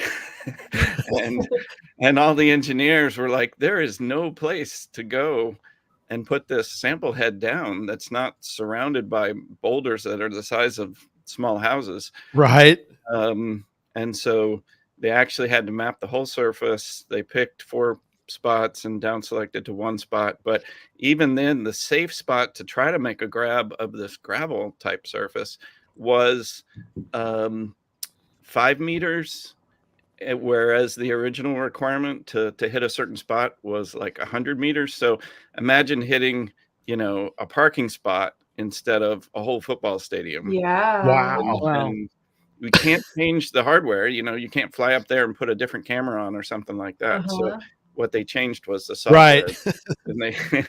and they went from a system that was based on a laser altimeter to a system that was based on cameras. And basically, as it flew in, the cameras were doing their image recognition of all the boulders, and they hit within like 1 or 2 meters of the target spot. But it was a surprise. I mean, they expected to hit like hard gravel, and instead it was more like a ball pit at a park, and you jump into it and you just go in, right? So it hit going in at like half a meter a second, and after 2 seconds it was a meter. It wasn't stopping. So the spacecraft was already programmed to back up, and we collected a lot more gravel than what we were expecting. So it was a good mission, and the engineers definitely had to adapt to an unexpected surface when they got there. Right. So that's incredible. How long does it take to plan a mission like that? Yeah, I mean, it just doesn't happen overnight or in a year. Yeah, all of these science missions are competed. So if you go back to the original principal investigator who suggested going out to Bennu and getting a sample and bringing it back, that was probably like 15 years ago or more, because you have to propose multiple times. Right. You get rejected the first couple of times, and then finally he got selected, and then that investigator actually died, and the principal investigator, Dante Loretta from University of Arizona, he took over and did the rest of the mission from, like 3 years to get out there, a year or 2 orbiting it and mapping it, and then 3 years to get back. So, But Bennu is an interesting object. It is one of the sort of more dangerous asteroids because it's in nearly the same orbit as the Earth. It's called an Earth crossing orbit. So part of its time it spends outside the Earth's orbit and part in time. So every so often it crosses. And I think I pulled the numbers out here. In 2182, there's 0.05% chance that it'll hit the Earth. So it's good that we know what it's made of now. Right. If anybody's around in 2182, they might have to worry about it. Well, like you said, you can learn so much from some of these projects that it's got to be like you said, these decisions of like which of these projects do we do, which ones we can't do now but we want to do in the future, when and people as will complain about like Hubble. Oh, Hubble was whatever. It's like that was a pretty amazing process for that time. I mean, well, even getting to the moon, which we'll talk about that in a little bit, but those are incredible things. I mean, people are like, well, Hubble had problems. Well, yeah, I mean, those things do happen, but the Hubble story is very much like the Apollo 13 story, right? It's almost more inspirational because they went and fixed it, even though it had a mistake. If you go to the Air and Space Museum in downtown DC, they have a Hubble exhibit, and you can stand right next to the backup primary mirror for Hubble, which of course was built perfectly by a different manufacturer, but that was not the one that flew, the screwed up one. Right. Wow. Yeah. So when that landed, I was just curious when that landed on the asteroid. I mean, you've had 15 years of prepping this, and that the 10 seconds that last, I know because I remember watching when the Mars rover landed, this most recent one. Yeah, everybody was freaking out. Is it going to make it? What's going to happen? Did we just blow billions of dollars? Yeah, everybody's biting their nails down to their elbows and stuff like that, making sure that. What is that feeling really, really like? I mean, since you've lived through that, what's it really like? Yeah. Well, this sample return where it landed in Utah, I was actually at the Mission Control Center, which is out at Lockheed Martin's facility in Denver. And my only role there was to advise the project manager, if something went wrong, what they should do. And luckily nothing went wrong or nothing we could do anything about. But we were all just, looking at the telemetry, and it's even worse. Like you said, if you're out at an asteroid or out at Mars or another planet, because the time delay of the radio signals coming back could be like 8 or 20 minutes from Mars, for example. So although you're biting your fingers and watching the telemetry, is it going to land or is it going to crash? It actually happened 20 minutes earlier. You can't do anything about it. Right. So it's only you're finding out about it. Right. Yeah. That's I'm just true. amazed by the math of all this. Cause I mean, it's just the math of being able to hit a moving target going one direction. Then that target, as you're on it, is continually moving. And then you have the math to come back to hit another moving target that's spinning, all of them spinning at the same time, and be able to hit that. And you landed it in a parking spot. Yeah. I mean, that's that math, it just blows me away. I work with kids doing robotics, and even on their little 4x8 table, if you're off 1 degree, the further you go from where you start off, the further you're going to be. And you're talking billions of miles. Yeah. Right. But you have cameras on board when you get close. You're going off your local cameras. You're not shooting blind all the way from Earth out. But yeah. Incredible. And it's actually easier to hit more accurately on an airless world like Bennu or the moon than it is on Earth or Mars, because you don't really know what the atmosphere is doing. Even on the day that we landed on September 24th in Utah, even which way the winds were blowing and how high the atmosphere was and thick. And we ended up going like 9 kilometers past where we predicted it would land. It was still within the target area, but right, it was definitely different than the prediction, because you can't predict the weather and things like that. No, the weatherman's the only job you can have and be wrong most of the time and still keep your job. Right. Yeah. So I want to, if we can, let's switch gears and talk about what we learned about the recent asteroid flyby from the Lucy mission. Yeah, I think you have a picture of that. Yeah, yeah.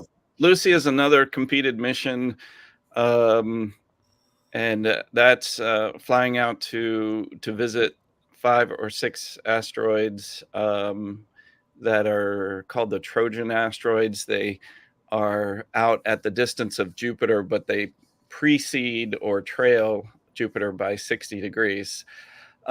This asteroid is called Dinkatesh, and it's a main belt asteroid. So this happened to be like a good, this isn't the science they were going after, but it happened to be close enough that as we flew by it, we got some good pictures. And the fact that it's has a second object there called a binary was not known, because, you know, from Earth, you can shoot this with a radar and it looks just like 1 pixel, or you look at it with a telescope and it just looks like 1 pixel. But then you get close to it and we're like, nope, that is not just 1 object. That's 2 objects. So yeah. And and they just gave a name, Salem, Egyptian word that means peace, to the smaller object there. Right. No, it's very cool. And we talked earlier today about, let me see if I get this right, Lagrange points. Yeah, I mentioned these places that precede Jupiter's orbit by 60 degrees in front of and behind, and they're part of these Lagrange points, which you can think of them as kind of like gravitational balance points. Imagine between the sun and the Earth, there's a point where if you sat there, you would exactly be balanced, right? You move a little bit toward the sun, you'd fall in the sun. If you moved a little bit toward the Earth, you'd fall into the Earth. But if you're right at the place where the gravity's balanced, that's called Lagrange point 1. There's another one on the other side, Lagrange point 2. 3 is on the other side of the sun, and then 4 and 5 are these magic ones that are precede and trail the body, and they tend to be like garbage collector type balance points, because they're stable, almost like the oceanic gyre in the Pacific, where the garbage patch collects everything. Right. And that's why these Trojan asteroids are collected out at Jupiter's orbit. They probably were originally main belt asteroids, but as the solar system formed, they got sucked up by Jupiter's gravity and dumped into these garbage patch areas. Wow. And so they're just little swirling points. Yeah, they're cool. Definitely from the beginning of the solar system, and that's the scientific interest in going to visit them, because if whatever the geology is out there is from the very beginning of the solar system. So, for example, in the Bennu materials that have come back, they've already found sort of the beginning chemicals for amino acids, which which means, you know, you're on the way to life, right? You kind of need to start with amino acids before you can build up higher level things, and eventually DNA, and eventually life. But the fact that the precursors are there is, of course, very interesting. Yeah. Wow. And like you said, we talked about, or you mentioned, which is kind of something we can wrap our head around, which is the whole idea of these areas in our oceans that do these kind of weird swirly things where things will collect there, which is obviously, you know, a good place to go collect some of our plastic trash and get it out of the ocean. But something else that you wanted to kind of bring up, and which was about some things that y'all are doing as far as the ocean is concerned. So tell people a little bit about the PACE, what that project. Yeah, PACE is the next mission from Goddard that's going to launch. It's a Earth science mission, so it flies around 700 kilometers and it looks down at the ocean. PACE stands for Plankton, Aerosol, Cloud, and Ocean Ecosystem. It has a camera on it that looks basically at the ocean color and like 100 different wave bands. Cool. So it'll provide information for models, not only like for the ocean health, but also air pollution, algal blooms, pathogens, water quality, how the ocean and the air interact. I learned so much just by, I'm not the scientist, I'm the engineer sitting in the room, but they always start all the briefings with a little bit of the science. And so things I learned about the dust from the Sahara, gets picked up and brought across the ocean, and it feeds a lot of the Atlantic with material that came actually out of Africa. And even onto the continental U.S., right? A lot of whenever it rains, right, each little raindrop is a little bit of Africa raining down on you. So wow. Yeah. What a great project. And that starts January, right? We're the launch date right now is January 30th, but it's exactly on the same date as one of the cargo runs up to space station. They're both SpaceX launches on Falcon 9s on side-by-side pads, but they won't launch us on the exact same day. So we might have to go like February 6th, a week later or something. Mm-hmm. Right. Gotcha. Okay. Very cool. Then one thing that one of the other things I want to talk about, which is behind you. And I know this was a project near and dear to your heart. Yep. So tell people a little bit about what in the world is behind you.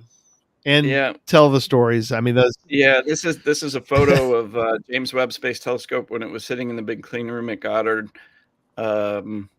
So we have really nice viewing windows into that clean room, and everybody had to come and get pictures of the telescope. What you see in that picture is the 18 segments, and then behind my head is one of the folded back sides.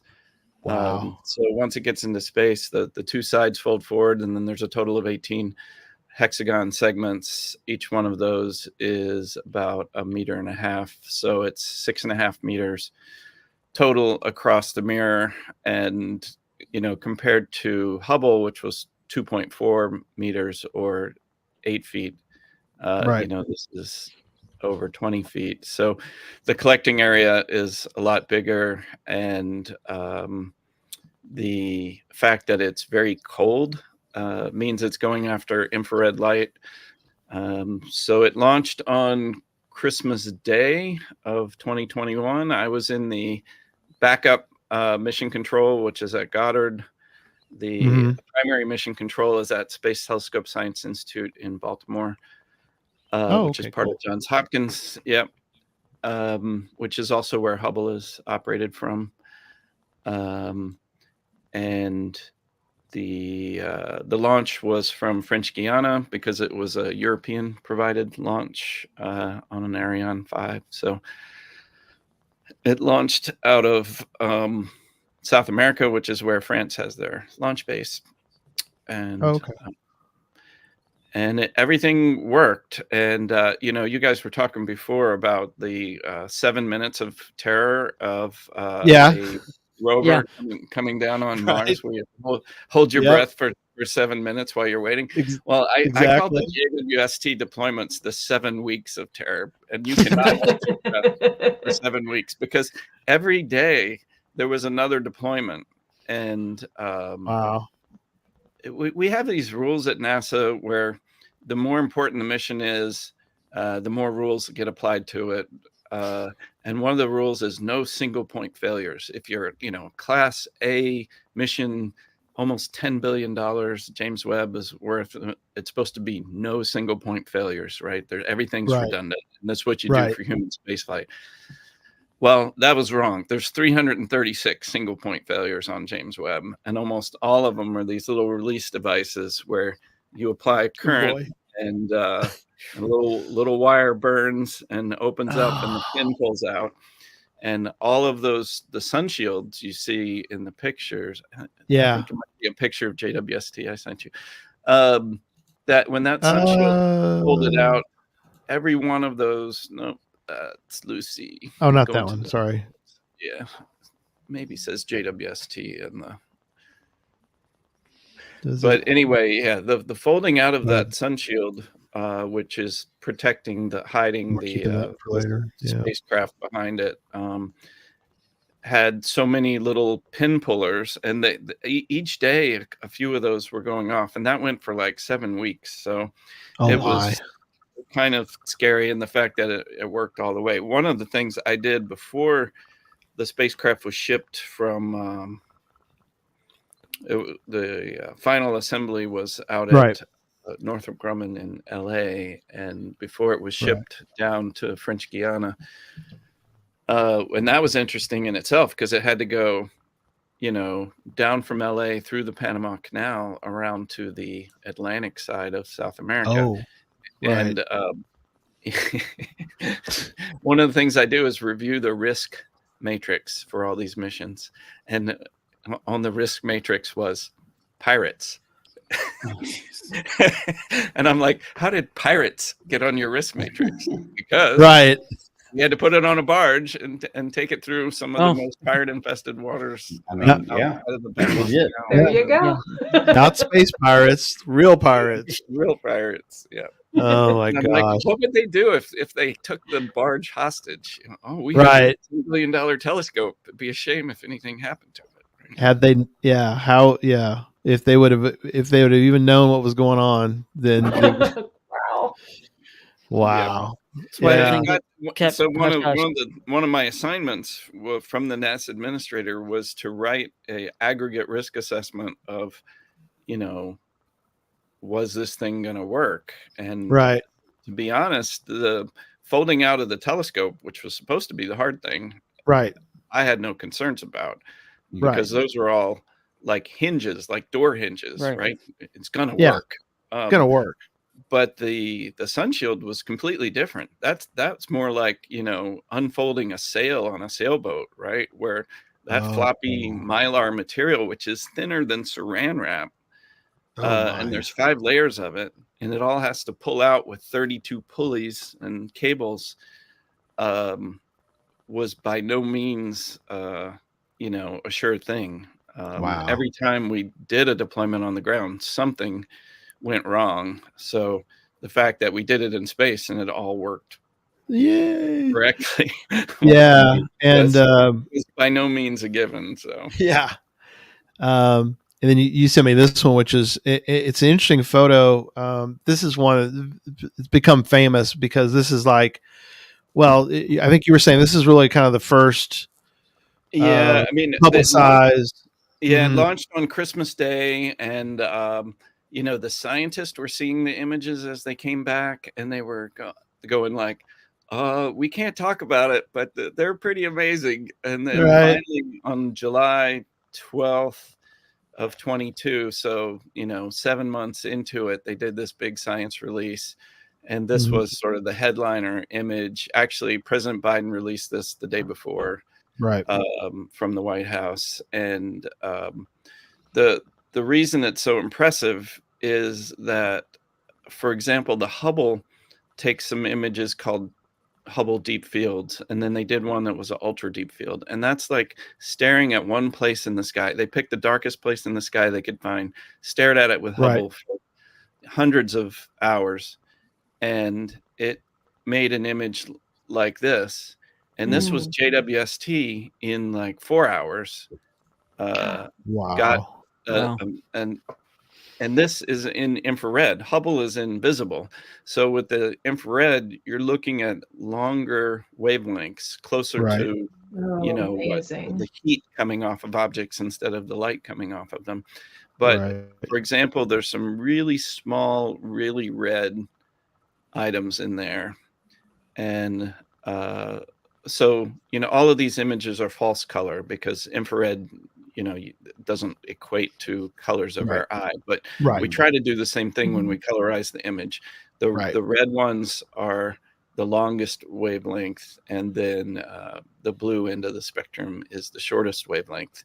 Right. So those objects that are red means that they are really long wavelength, which means they are really old, because the oldest light is being stretched because the universe is expanding. So anything that's old is coming from farther away and being stretched, and by the time it gets to our eyes, it's shifted all the way down to the longer wavelength. And so those little red objects are the oldest thing ever seen.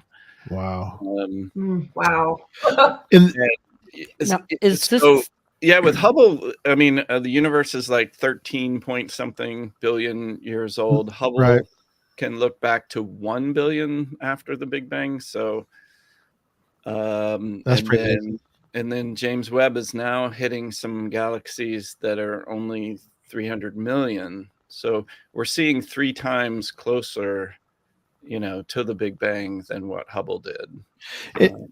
And you were telling me about how when we look at these, you can see these, they kind of look like a comma.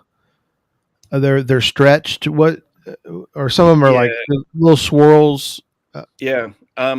So anytime you look at what they call a deep image like this, where you're seeing really, really far away, you'll see something called gravitational lensing. So all the objects that look like commas or long, stretchy out, swirled things, they are lensed or magnified by the objects that are closer. So I think the 3 big lights kind of right in the middle, they represent big, massive galaxies that are fairly close to us.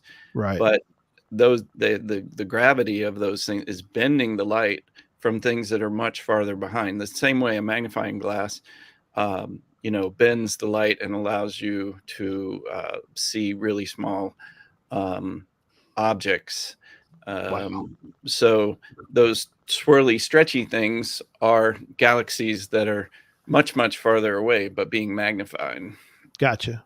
Right. So is this the telescope that has seen the black hole? Is that? Yeah. I mean, any telescopes can see black holes, but you don't see the black hole itself. You see the gas swirling around it.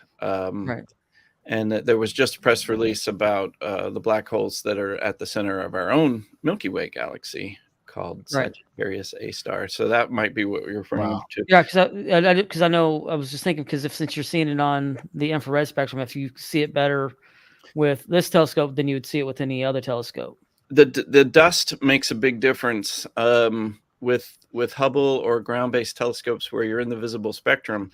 A lot of the starlight gets blocked by the dust, and so you can't see it. But the infrared is longer wavelengths, and it goes through the dust. So, there's probably 4 or 5 different communities of astronomers that are all slobbering over, trying to get their time on James Webb.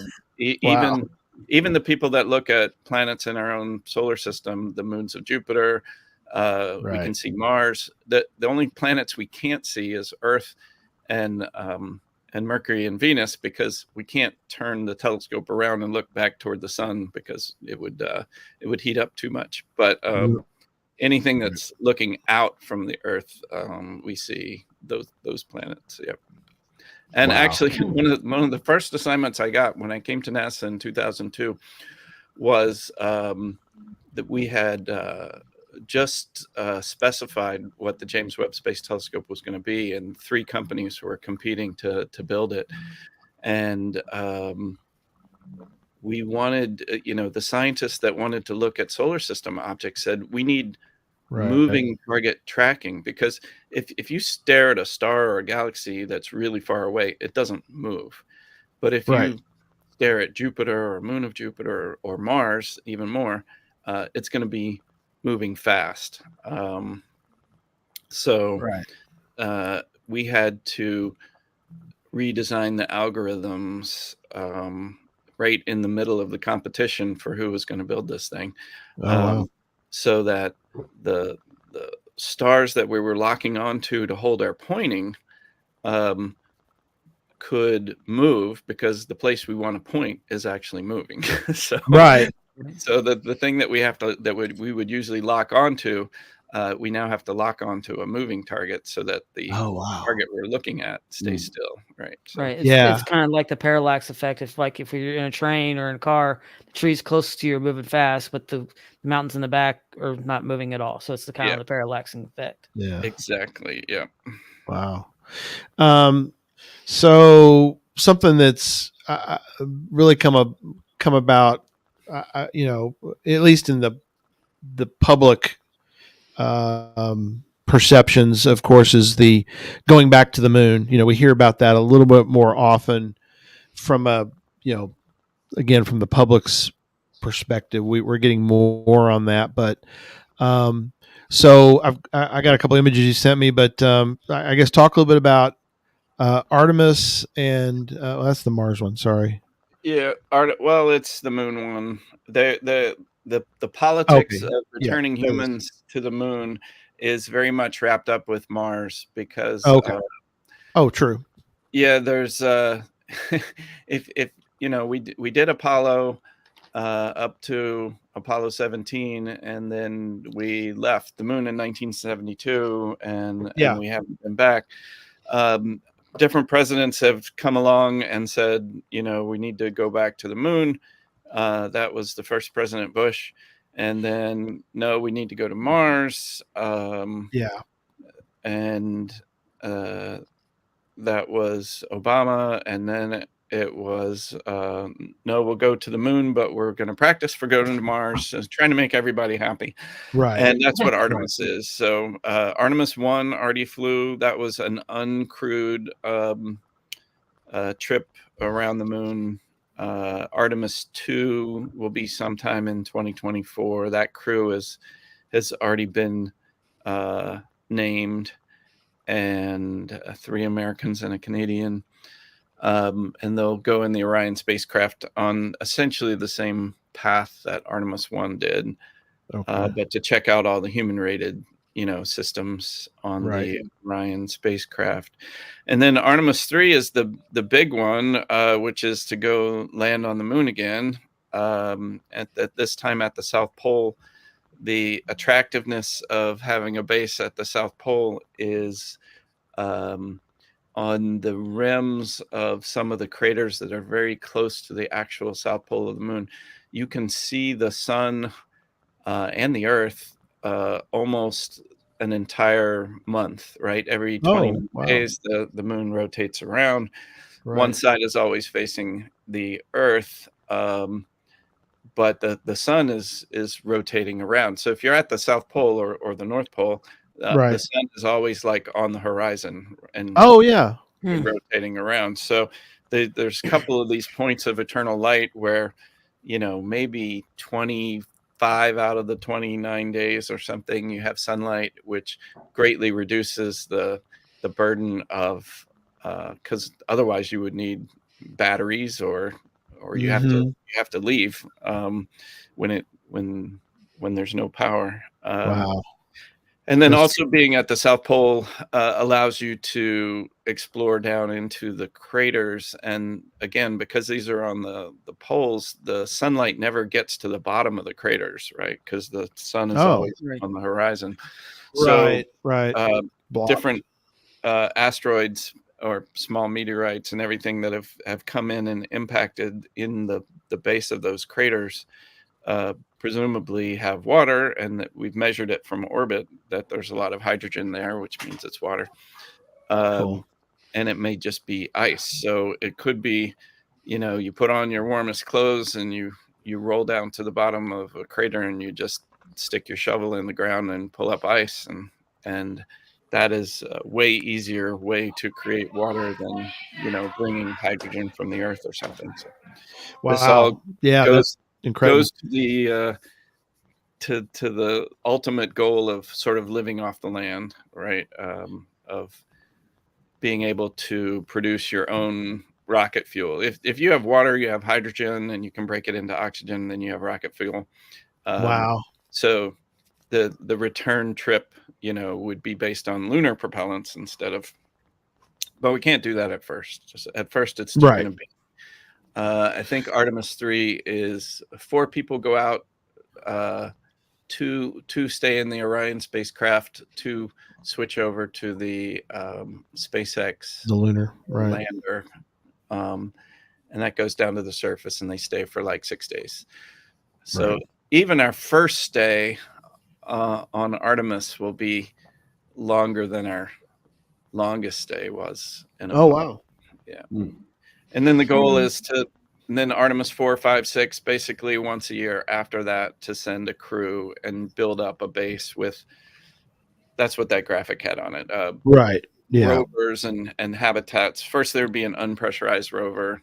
Then there would be a pressurized rover. It looks like a little RV. You can get there on its 6 wheels, and then a habitat.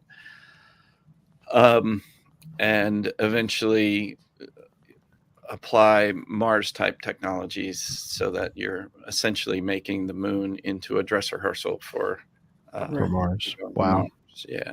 And what's the plan for when they're going to land? Hopefully land the first time. How far out are we? Yeah, Artemis 3. It's on the books for December of 2025, but probably later in 26 or 27 is more realistic. They have to wait on 2 things: the SpaceX lunar lander, which is based on the Starship, which just had a test a few weeks ago that was semi-successful. So that has to work. And then also the spacesuits, because we haven't done surface spacesuits since 1970s. Right. There's a whole new whole bunch of new technology suit that's being built. Are they planning to have them as bulky? I mean, I know when they launched SpaceX, the spacesuits that they were wearing when they went up versus what they did in the space shuttle were a lot more streamlined. Sure, yeah, you could argue about the fashion statement of the big rubber boots, but aside from the boots, they look pretty cool. Yeah, SpaceX got to make their own outfits, and those are called launch and entry suits. So you only wear them during launch and entry. But if you're doing an EVA suit going outside your vehicle, then you need the sort of the bulkier suits, because it has like multiple layers of protection, including from micrometeorites, which are like little smaller than a BB or a grain of sand, but can go through a thin suit. And then if you're out on the surface and you're not going to be hooked up to an umbilical cord, then you need a portable life support system, the PLIS, which is backpack. Yeah. Backpacks, like they have. Now, do they do those as kind of like a rebreather? Would that be like a rebreather? It's exactly like a rebreather. It filters the CO2 out. It scrubs it, the CO2 out, and recycles the oxygen. So they're trying to get an hour of total time for the backpacks. Yeah. Right. Mm-hmm. Yeah. Because that sets how far you can go, right? You need, if you're driving your little rover out there, you have to have enough to walk back. If you had to, right? You had to. If it broke down, flat, amazing. Artemis is getting a lot of political support, and there's something called the Artemis Accords, which is all the nations of the world. There's 32 countries so far that have signed up to the Artemis Accords, and that's not like, hey, we want to go to the moon with you, but it's the beginning step of we want to go to the moon with you. And it includes, I think, like 11 different principles of, you can't hog the resources on the moon. You have to do rescue of other astronauts. You have to be transparent about what your plans are, because the Russians and Chinese also want to do a base on the South Pole, but they're not being very transparent about what their plans are. So, oh boy. So we got a few minutes left. I want to ask you about another thing. I don't we be able to get into too deep into it, but something that some people are able. Well, I guess if you plan accordingly, you can see it. But if you look out to the stars or look to the sky at a certain time, you're going to see all these little satellites going by in a nice little row, and the Starlink that's done with SpaceX, and something I was asked you about, and I'm fascinated by the fact that you can have. I mean, Derek and I have been, we've done IT stuff for years, where it makes a little bit more sense, which is like a wire goes from here to here, and it it sends, a signal along the wire. Right. But the idea that something in space can send some sort of signal back. I mean, GPS is all obviously, we all see as magic. We just go geocaching and don't think twice about it. But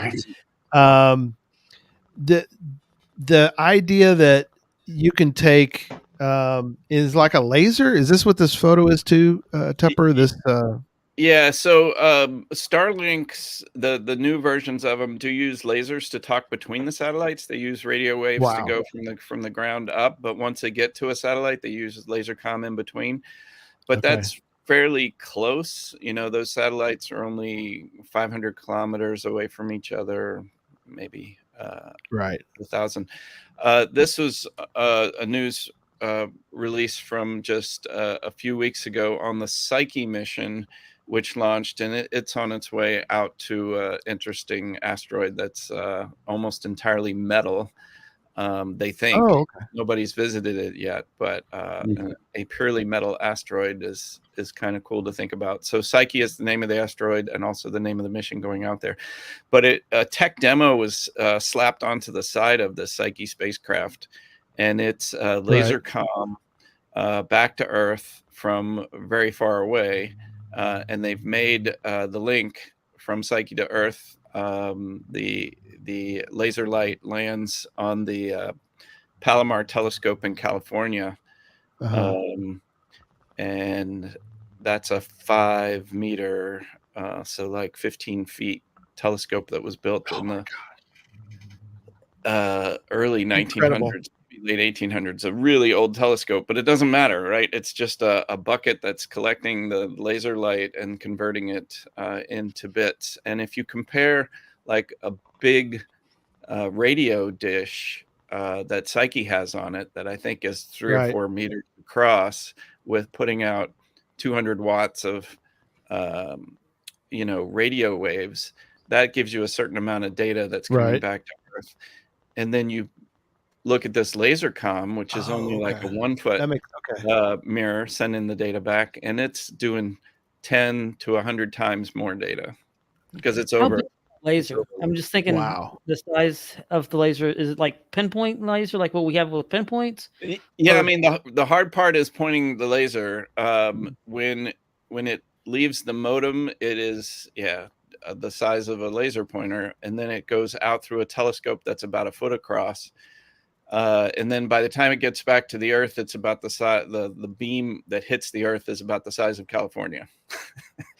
Okay, so because I'm thinking, that's it's amazing. I was still thinking, if it was still like that little laser pointer, and you're hitting this object, the math of the Earth spinning, it's just, and this is spinning, and then trying to what a sniper! Amazing. But still, now I got California. I'm trying to hit the Earth. That's a little bit. That's a little bit easier.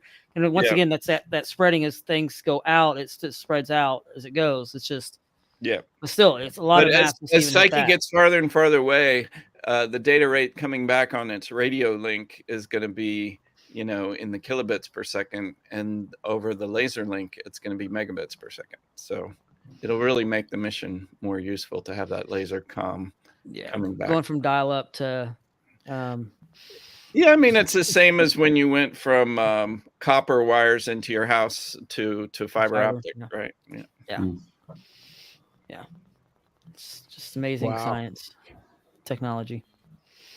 Well, everybody who's a space nerd at heart, go on to NASA.gov. They always have a good, press releases of the latest stuff. So, well, Tupper, thank you so much. Those are some exciting stuff, and just exciting to see.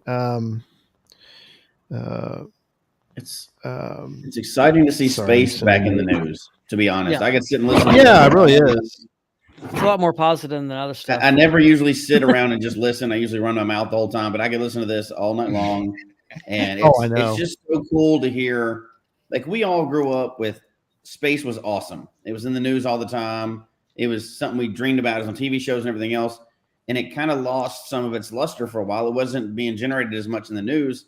And now with some of the partnerships you're doing, like, kids are wanting to be engineers and astronauts and stuff again. And they're excited about the future of space and Mars. And, they see it as this thing, and it's just like inspiration. And we're definitely transitioning.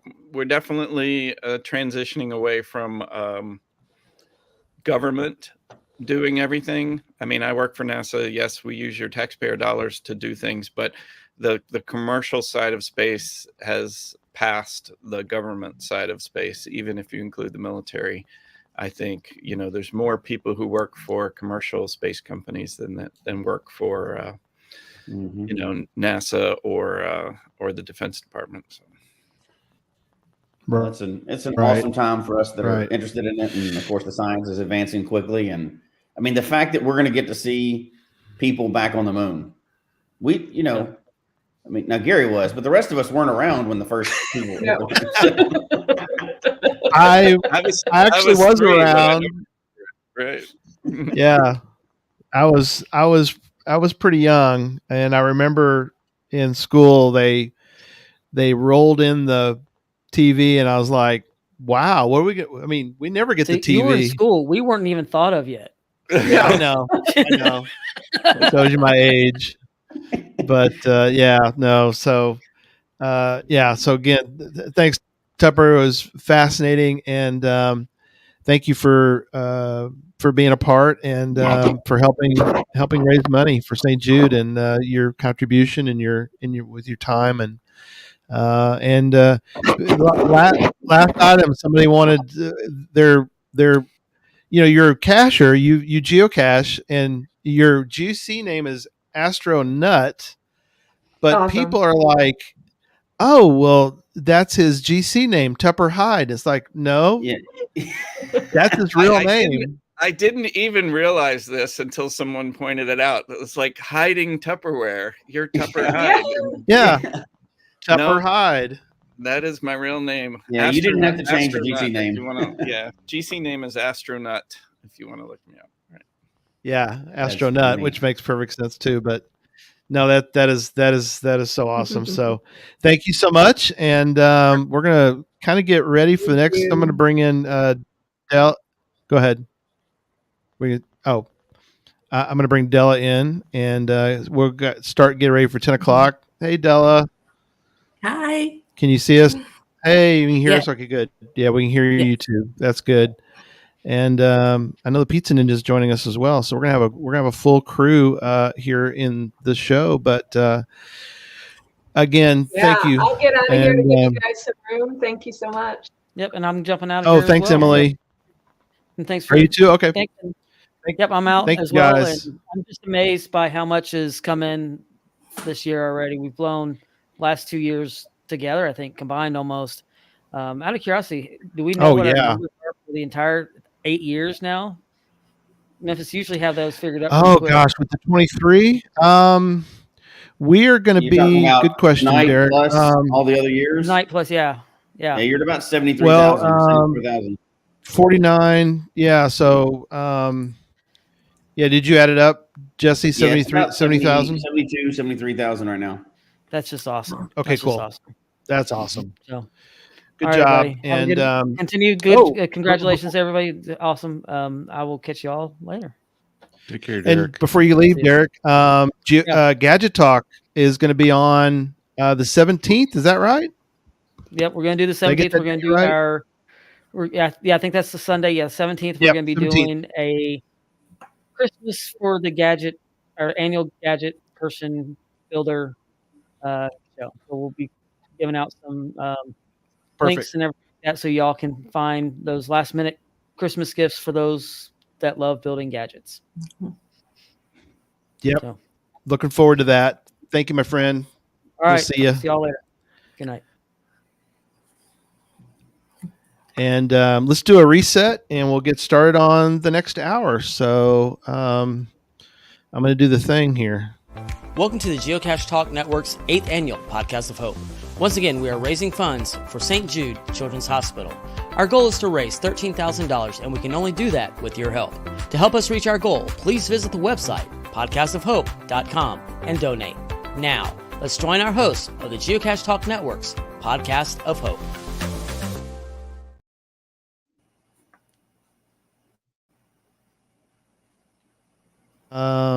Some giveaways like every hour. So again, we've got we have Arted Crafted. Thank you,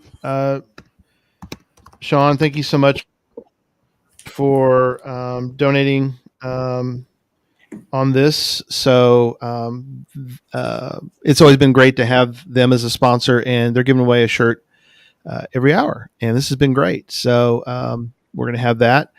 Also, we're back to an even number. So we've got the 10 o'clock hour. We've got Smashing Pennies is going to be giving away a grouping of 10 Smash Pennies. You get to pick. This is really cool too.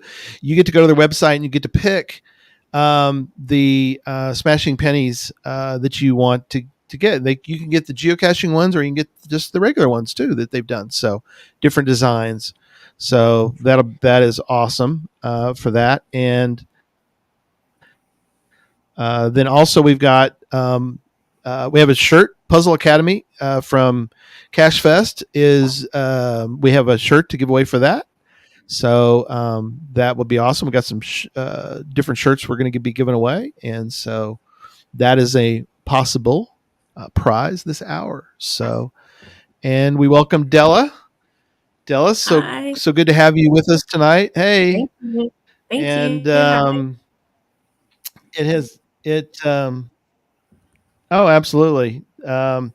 This will be, I think, interesting. And I've got my regular co-host Jesse's over here, Memphis Mafia, and then we asked John. He's our social media manager and part-time co-host. He's going to be with us too, because he has the opposite of you.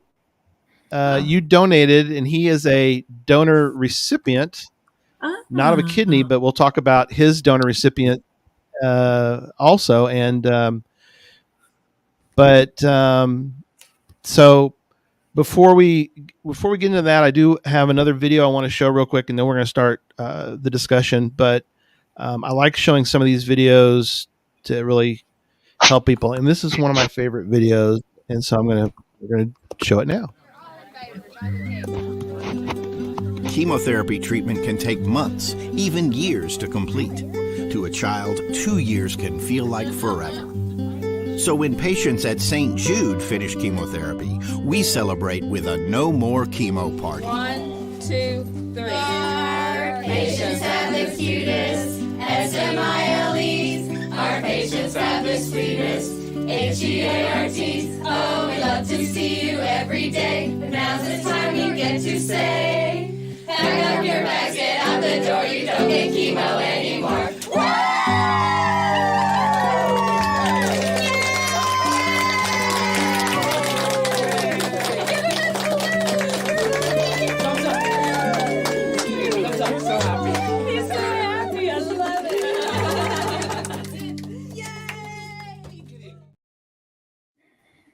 be great.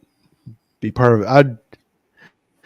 If all I had to do every day was just throw no more chemo parties, I think I'd be a happy man. So, love it.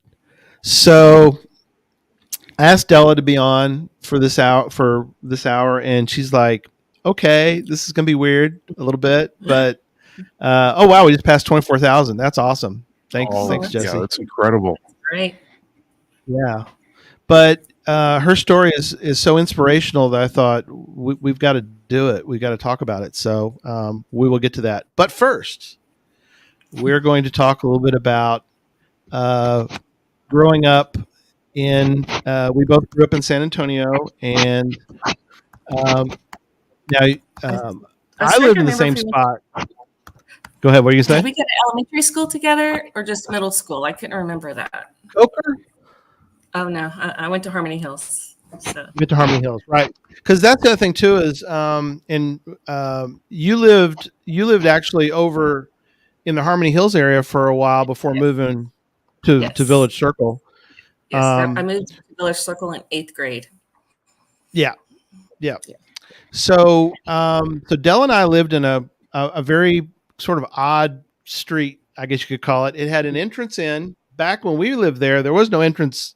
There was no back entrance.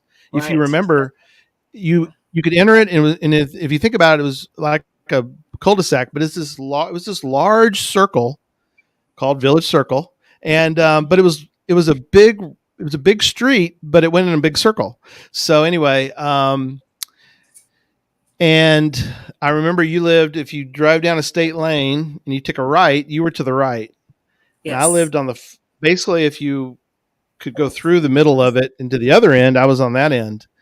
And we were, I think, fortunate that we had all the cool kids on our block. So on Village Circle. So we had lots of that's a lot of fun. And I was going to ask you if you remember how many kids you remember even living on Village Circle. I mean, I mainly remember you and James, of course, and I can't remember the guy that had the curly hair that lived when you took a right, a couple of doors down, a couple of houses down. But I can't remember his name now. We had AC. Yeah, AC. We had AC Salinas for a while. AC. Yes. We had Philip Holloway. Yes. And Rocky lived across the street from me, Rocky Thomas. And then I don't know if you ever met Kim Williams. She lived next door to me. But no, I don't remember. I don't remember.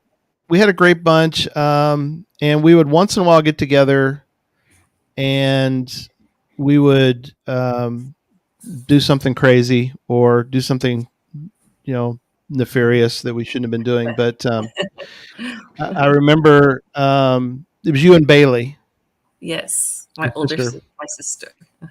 Yeah, and it's funny. We talked the other day about things, and it was interesting because I have these memories of these certain things, and I guess this happens with everyone. But I think it's interesting that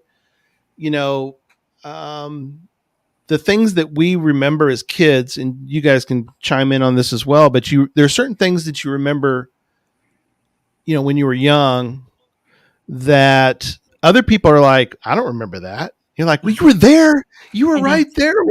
Why don't you remember this? And so I told the story thinking, well, she's going to clearly remember this story.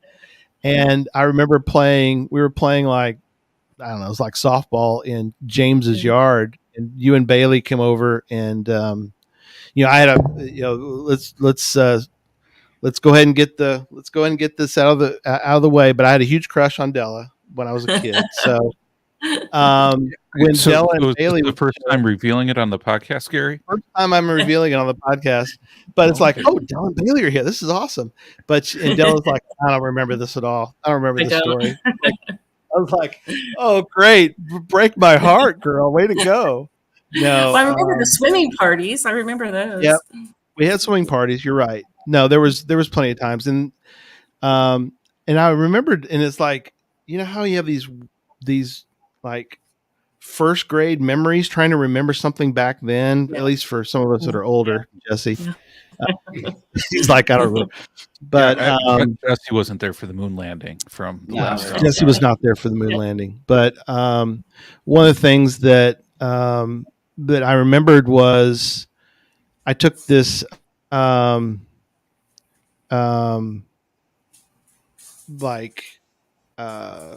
swimming lessons, and I was like, well, Della was there, and she's like, I don't remember this. It's like, dang it, how many of these? So anyway, I have horrible memories though. I just don't remember anything unless it's a visual, and then if I can see a picture or something, then I remember it. But just to recall it, I don't, unless it was something major. Right. So so we like what we talked about, we lived nearby, but as sort of time went on, we didn't really kind of hang out. We were neighbors, but we kind of had our own group. Well, other than choir, right. But it's interesting how, at least in my remembering of things, is I would see certain people like yourself, and it would be like, see you in high school, and it would be like, hey, how are you doing? But we were like always kind of going different directions. But it was like, I don't know, it just seemed like we always had sort of happy memories of our relationship of being neighbors. Yes. And sure. Yeah. And so what's interesting is that we have had many friends that we still have, and that are, it's in I was talking with my son Caleb, and Jesse was on when we were talking about earlier today about how social media, for a lot of social media is a mess, and John gets to deal with our social media mess from time to time, right, John? And it's not a mess from my perspective. To me, I interact with a whole bunch of really cool people engaged on a very great topic, and I mean, in all honesty, there's not much drama unless Jesse creates it. Yeah. But right, but for the most part, Jesse and I kind of stay off of social media for the most part. But there are those times when these wonderful souls that are out there, and Della's one of them, that interact and post inspirational things, or they're with friends that we grew up with, and it just warms the heart to see things that are posted by folks that just are avoiding the noise that can be out there, for on our social media world. But the wonderful souls out there, like Della, who will post inspirational items, or they'll post times when they're with she used to live in the San Antonio area. I just moved back 3 years ago. Yeah, you got to, and it's interesting. You're teaching, and you're teaching back at our old ISD. So I know. It's awesome that you're the old Northeast Independent School District, and you get to see a lot of people. So in a sense, I get to live a little bit vicariously through you, because you get to hang out with some of our old buddies, Rose and Charlene, are a couple, and you got to go on a trip with them recently. Yes, but it's just kind of neat to see that periodically. Wesleya is somebody that we both know, and are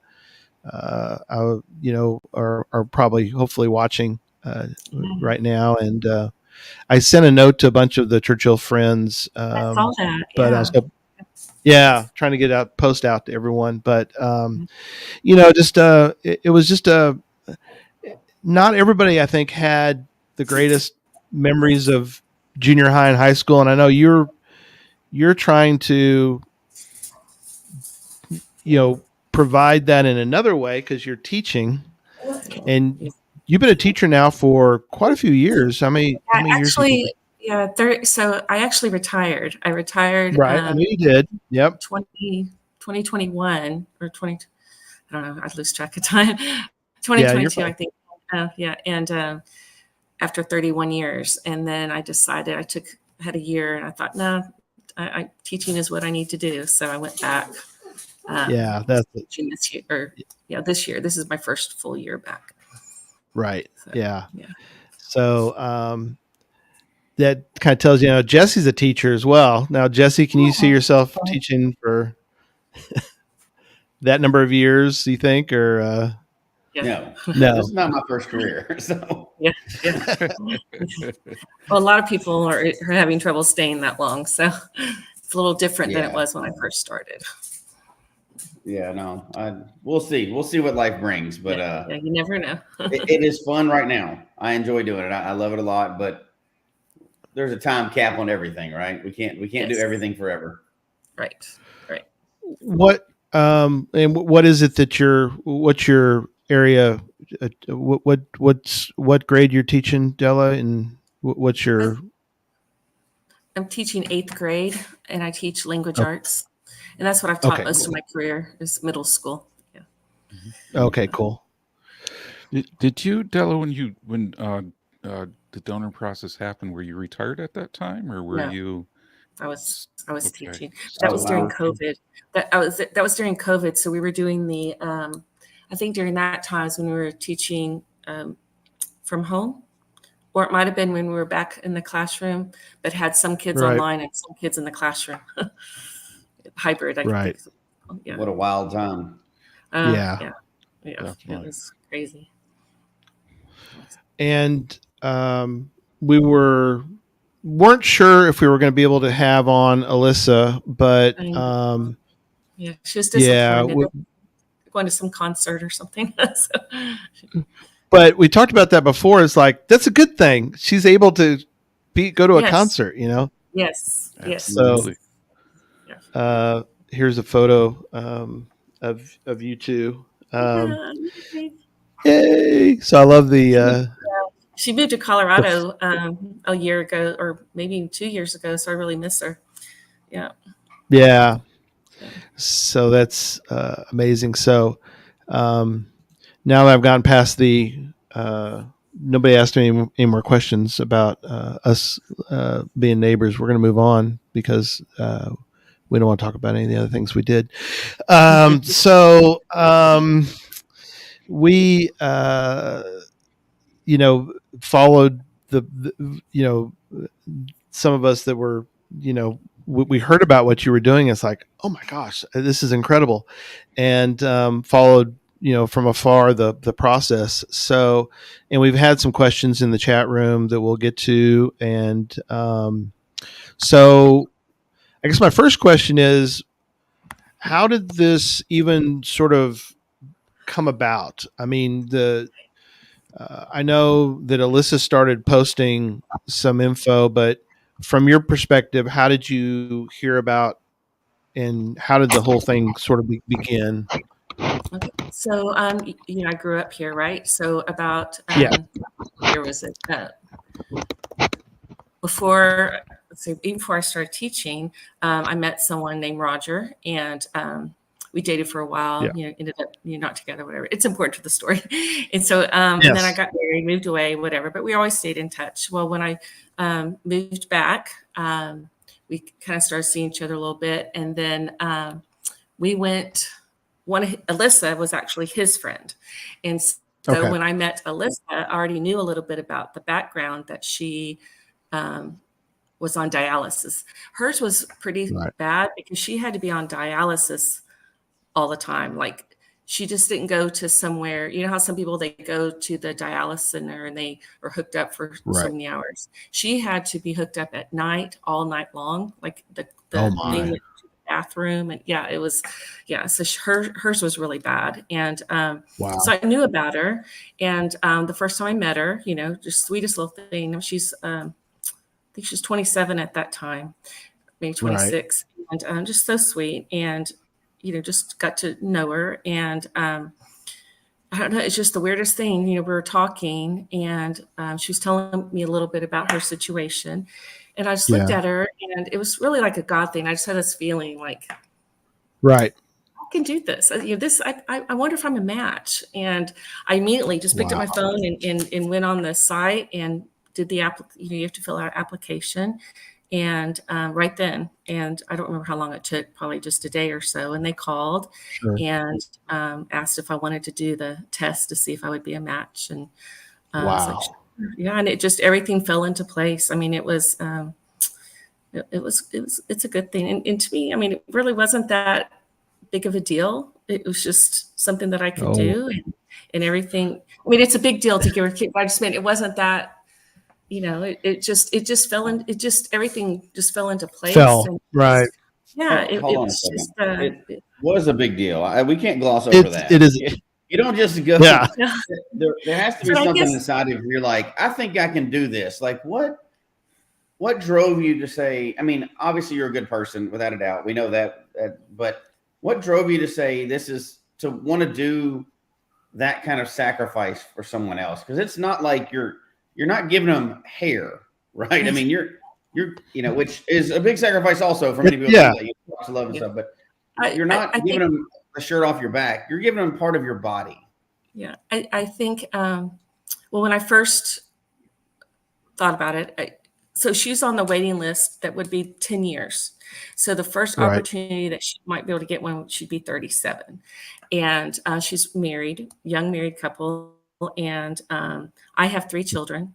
I know that she wants to be a mom, but there was no way she could not even try until she had a kidney. And so I thought, well, if I can give her a kidney, then she can have a baby. So that was my number one reason. Well, first to save her life, because who knows if she would have made the 10 years, but then also just so that she could be a mom. And I talked to her or texted her earlier, and I said, she said, let me know if there's anything I can say. I said, well, just tell me, what's the best part about, this happening for you? And she said, well, besides the obvious, the best thing, she said, the best part is just that they're able to start, starting a family. So that was really what I good to hear. Yeah, that's what I was so excited about, because, she wanted to be a mom. And if she waited the 10 years, because after she got the transplant, she had to wait 2 years to start trying for a family. So they're now at the 2-year apart. So, but if she had waited 10 years, then she'd be almost 40. And then who knows, she would have been able to. So I knew she needed to start right away. Oh, wow.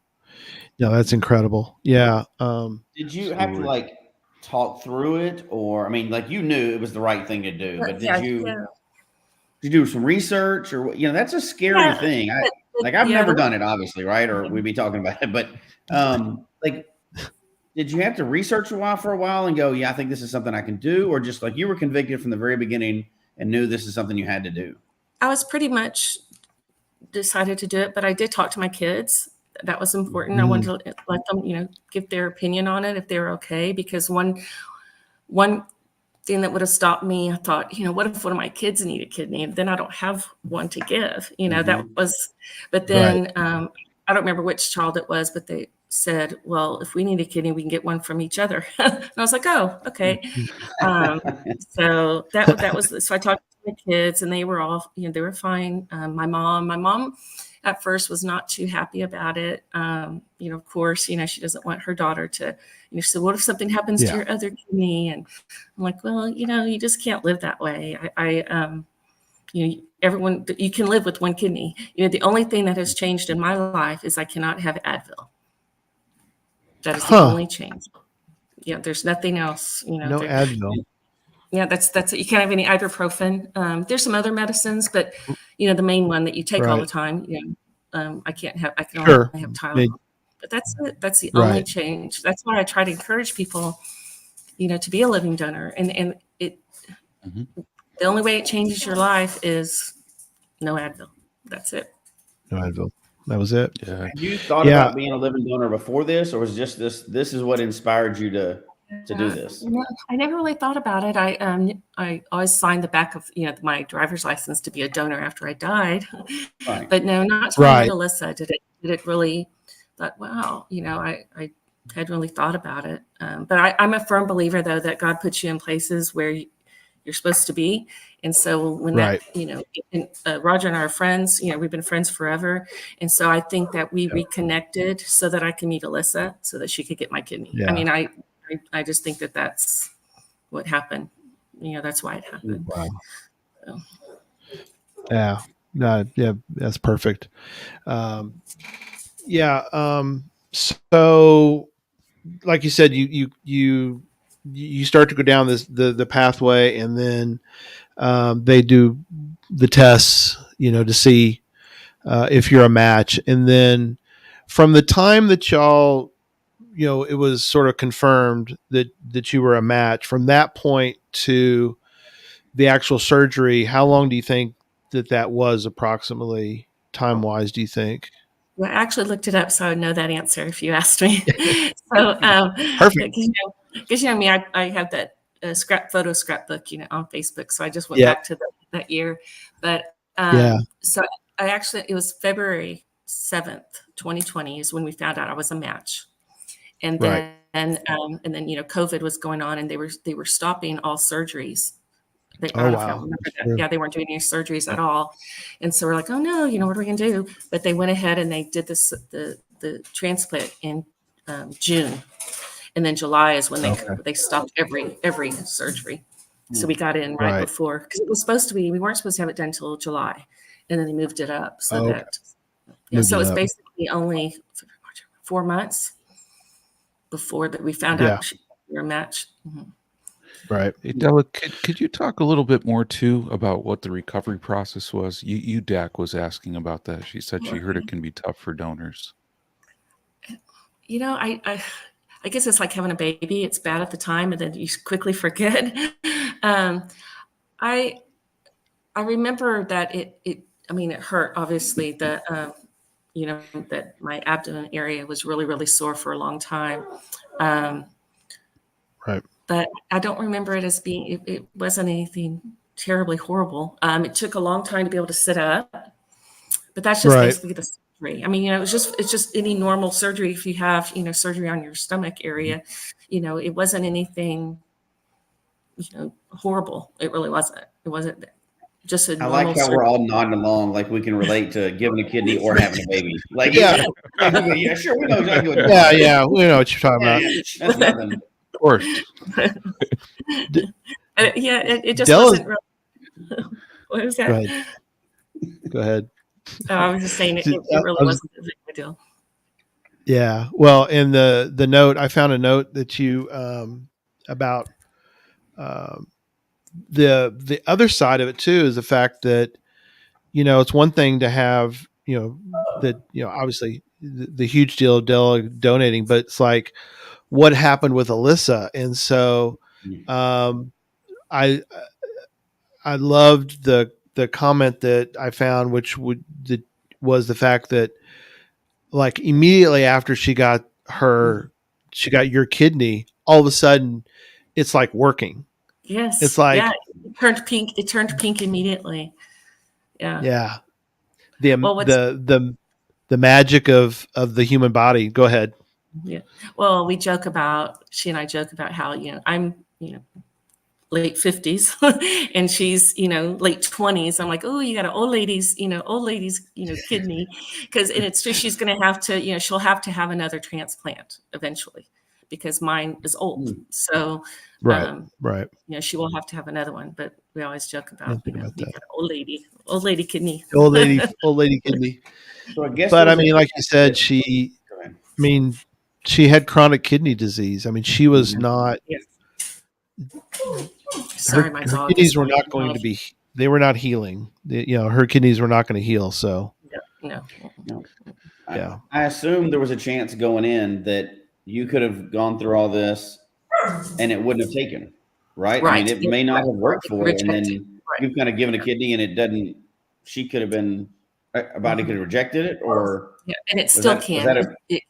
Yes, Okay. It was a concern, and it's never out of the woods, even though it's been 3 years or 3 years. She could still reject it. Her body can reject it at any time. So she takes sorry, my dog. She takes like a handful of medication. I mean, every day. Yep. Is that your pug? Yes. Always Della happens. Della has the cutest pug. I love the photos of her dog. It's funny. So, go ahead. Ole, can you better? Yeah. Yes, Scott, you're absolutely correct. Della's not old. I just say he just called me an old lady. Yeah, what are you talking about, old lady? Don't call her that. Oh man, I don't think that was the focus of that statement. Yeah, we I are think not. I think I said it first. Yeah. So So you already know, or she already knows that she's going to have another transplant in the future, just because that's how it works. Yeah. Okay. Well, yeah, because I mean, it could be 40, 50 years from now, but True. Yeah. Mm-hmm. I mean, we're going to live another 40, 50. Della, you and I, we're going to. So start growing another one so you can give her another one. Start growing another. Yeah. So, well, and it's an amazing process. If in the whoever, I mean, I don't know how many years since the very first person. It'd be interesting to look up. I guess we could Google it, but who the first person was that donated a kidney. I mean, the technology has been around obviously for a time already, but the process and the fact that you could even get that to work is fascinating. My brother is on a list for lung transplant, obviously not living donor situation. Yes. Right. But everybody always asks the same thing. It's like, oh, did he smoke his whole life? He's like, he's never smoked a day in his life. He got it. And this is a warning to everybody out there. But he remodeled his house in San Antonio. They still live there, but he remodeled his house, and he didn't wear any kind of respirator when they were pulling everything out. So, and it didn't necessarily not necessarily asbestos, but just the fiberglass or the junk that he, was exposed to, got into his lungs, and it slowly, got away. But, a lot of tests have gone into the process for him of getting prepared for the day when hopefully he can get, a new set of lungs. And so, that is something that, we've, started to prepare for. And it's just amazing that the technology for that is even out there. And, the process for him is, they were going to be able to fly him. Like there's a nonprofit that's out there, and that's what they do. They sort of prep various donors and everybody so that he can get a new set of lungs, hopefully soon. I mean, he's How long has he been waiting? He didn't really start, I think, the process of trying to get on the list until fairly recently, I think last year. So he went through a lot of tests recently up here in Dallas. They won't do it in San Antonio. I don't know why, but so they're gonna have to fly him to Dallas to do the test. And for those that don't know, there's about a 5-hour drive between Dallas and San Antonio. Obviously, flying it'll be much quicker between the two. But so anyway. Yeah. So, and I think because I know Della, when Gary was telling me about the podcast, I hope in this one, I thought this would be a great opportunity to really kind of talk a little bit about organ and tissue donation. certainly a topic that people, don't really talk about a lot, but it's very important. Yes. Especially when the need for, transplants, like, Gary, where you're saying with your brother, and sorry to hear that one. Yeah. A lot of times, that need outpaces, what people are able to provide on that one.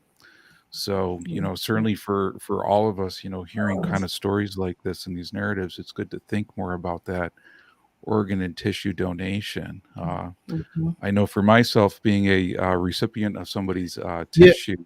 Yeah, tell people about how that you were out geocaching. No, I was actually, I should have been geocaching, but I was out hiking, scouting out that's a true. specific trail. So I'm the vice president for a trail organization in Western New York.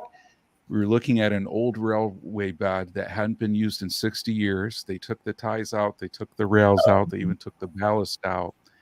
And this part was just completely absorbed by a swamp. So I was going through the swampy area, planted my left foot, and it started to sink in pretty quick. So then I tried to kind of pull out with my right quick, and then I heard a click, cringing pop, up there, snap, grind, and promptly fell over on that one. So luckily, I was out with a group of people, including our former county warden, God bless his soul. And he, helped me get upright, wrap my knee. I found something like a log that I could lean on with my right hand side, and I kind of had to like hold my knee together with my left hand and kind of inch out of there. But yeah, long story.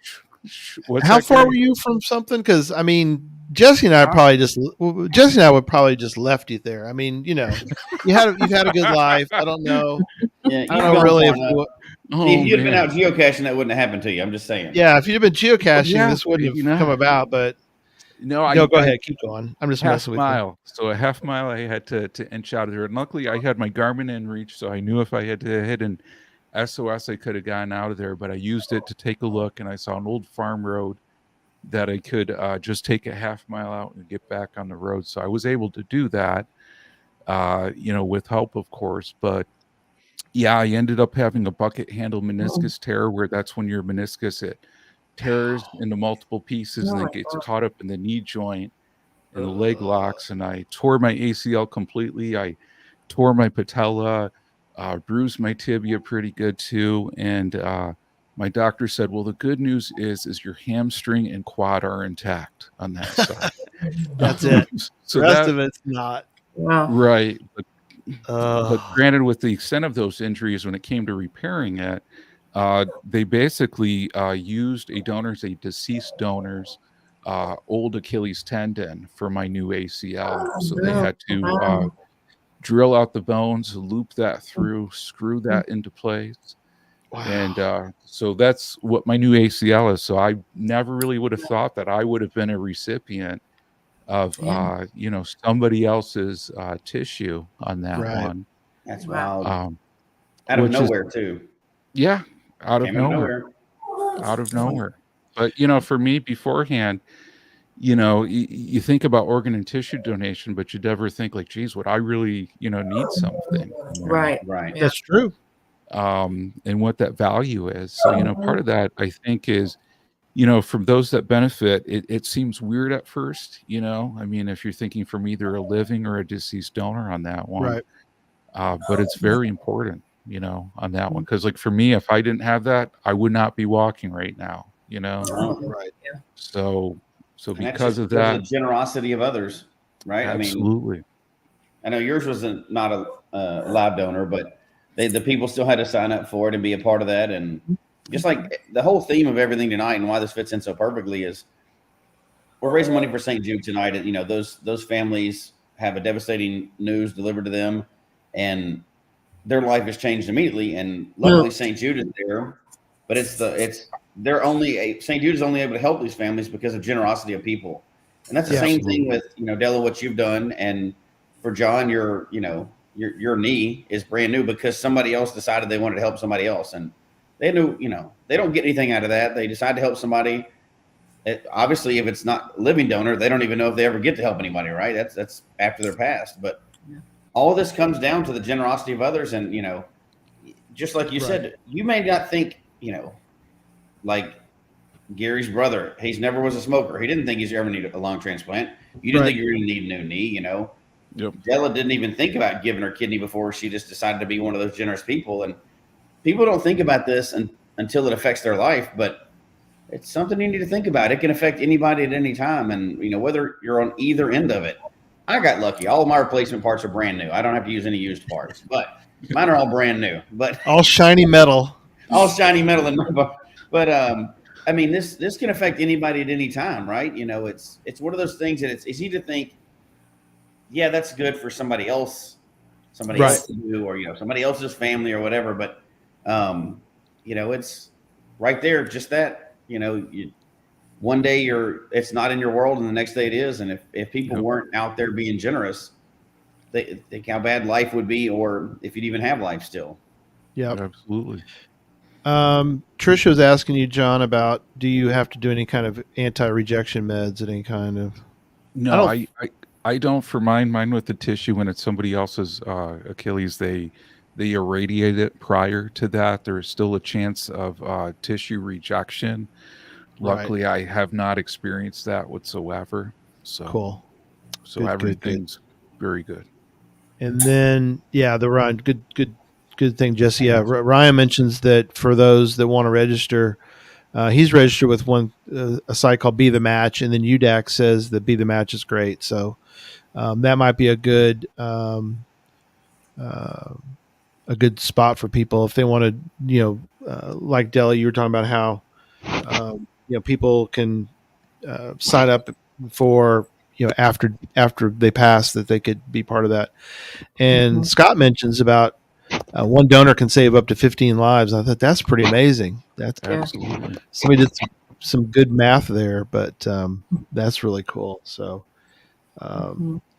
so as far as you know, we talked about, you know, Alyssa's doing pretty well and everything.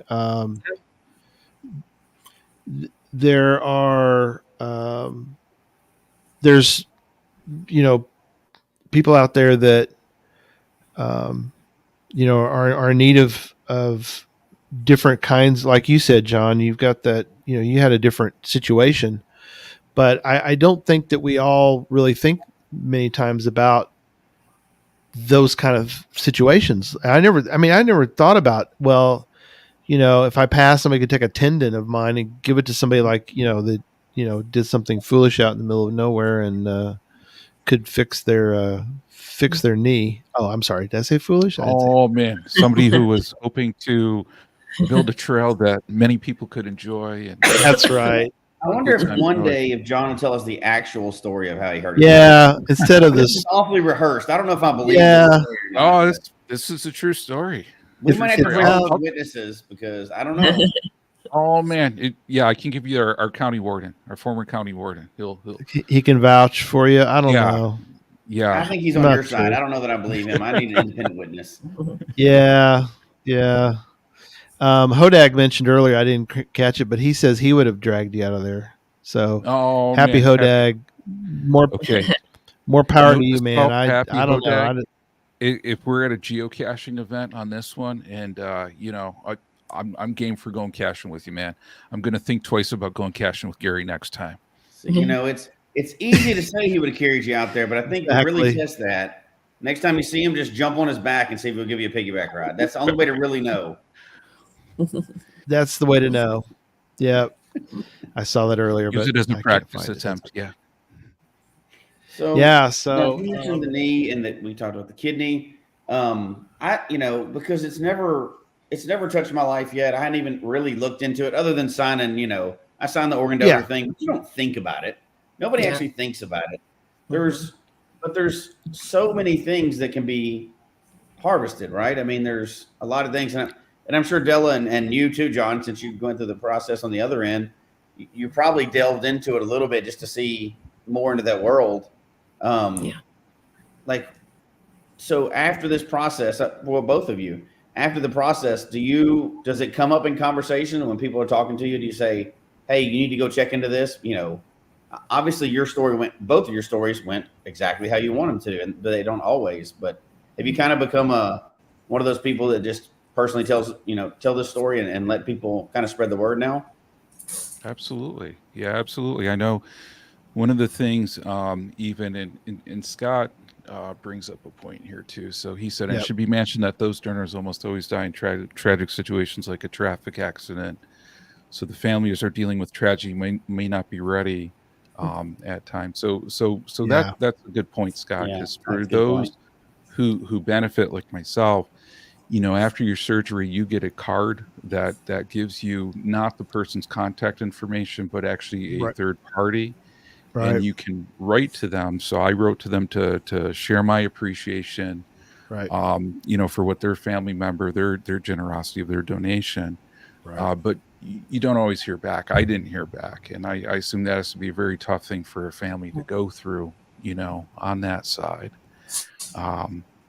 So on that, yeah, part of that card, Jesse, is just, would you be willing to talk about it? So I said, sure, I'd be willing to talk about it, what that process is for receiving a donation. And certainly I'll talk about it too, to kind of spread the word, because it seems like there's a stigma sometimes, especially from deceased donors and people, Right. that Yes. goes along with that.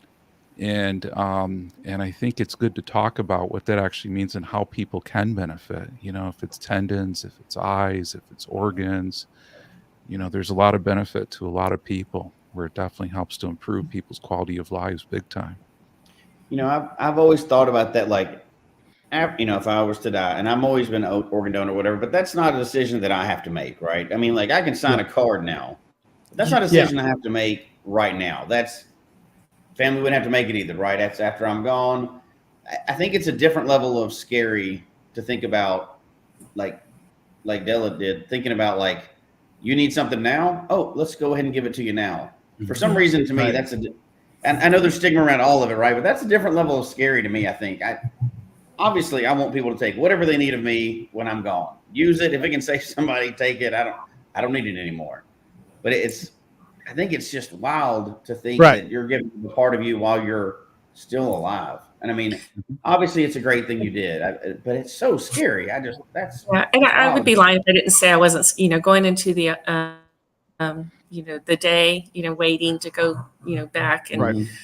yeah, I was scared, of course I was scared. You don't know if something's going to happen, during surgery Right. or, so of course I was scared, but that was, once they gave me that happy stuff, I was good. But, Right. that was great. But, yeah, I that was such a small percentage, and you'd asked if we talk about it. I'm kind of shy, and so sometimes I have a hard time bringing it up. I don't want to look like, I'm always afraid that if I bring it up, I don't want to look like I'm saying, oh, look what I've done, look what I did, because that's not, that's not why I did it, and I don't want to come across that way. So I'm still struggling on how to bring it up without sounding like, oh, I did it, so you can do, so. Yeah. But I do want to do that. My main thing is to let people know that it really is not a difficult procedure. You get a free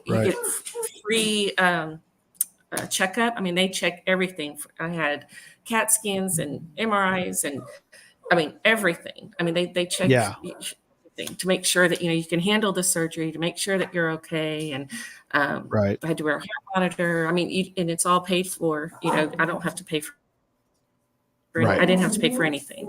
And luckily, Alyssa's husband is military, so they had that. So they didn't have to pay for anything either. So they were lucky on that. But then, sorry, but it's okay. Trying to get to the snacks. Dog. The pug. So, cute little pug. And I live in an apartment. But anyway, so yes, I do try to talk about it and let people know that it's really not a hard thing to do. Right. It's an easy procedure, and it's not that bad. Yeah. I want to bring Neil in. Neil, if you got a minute, I'm going to bring Neil in because. Hey Neil. So I saw earlier what's been your experience with donations? You said it's your brother? My brother. Yeah, Somebody my got brother. Yeah, my brother was in a car accident. This was 38 years ago. Was in a car accident and ended up losing half his pancreas. So he right, ended up being diabetic for many years. And a few years right. ago, he was on dialysis 3 days a week for 3 years. And he was at a point where the dialysis was, just not doing what it was supposed to do. And um, he, I don't know how he found this lady, but or if she found him, but this lady decided to donate a kidney, and I guess it's probably been 7 years now. I think that he's had this new Wow. kidney, and That's great. Wow. it has changed his quality of life immensely. So Right. yeah, Yeah. and It's wonderful. Go ahead. yeah, no, That's incredible. he's 69 now. So yeah. Wow. That's cool. Yeah. So, I think, Della, I know that you don't bring it up really on social media, which is fine. I mean, that's, um, it if it comes up, I think it came up recently, like on an anniversary of the surgery. I think you might mention it. Yeah, in June, I probably. Yeah. Yeah, I try to bring it up then, and when she gets pregnant, I'll bring it up.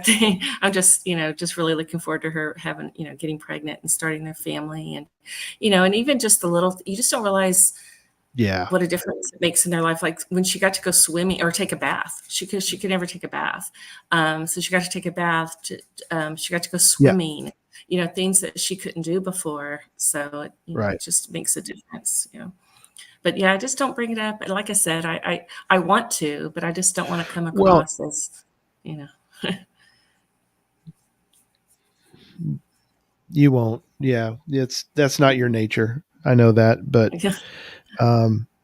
yeah, I mean, like you said, all the different things she's hasn't been able to do, you basically provide. I mean, just the fact that she doesn't have to be on a machine. I mean, that's, to me, that's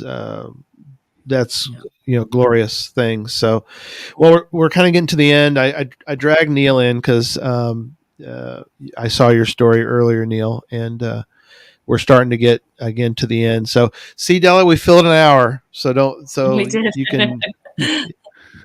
Yeah, thank you so much for. Della was worried. Me. I know.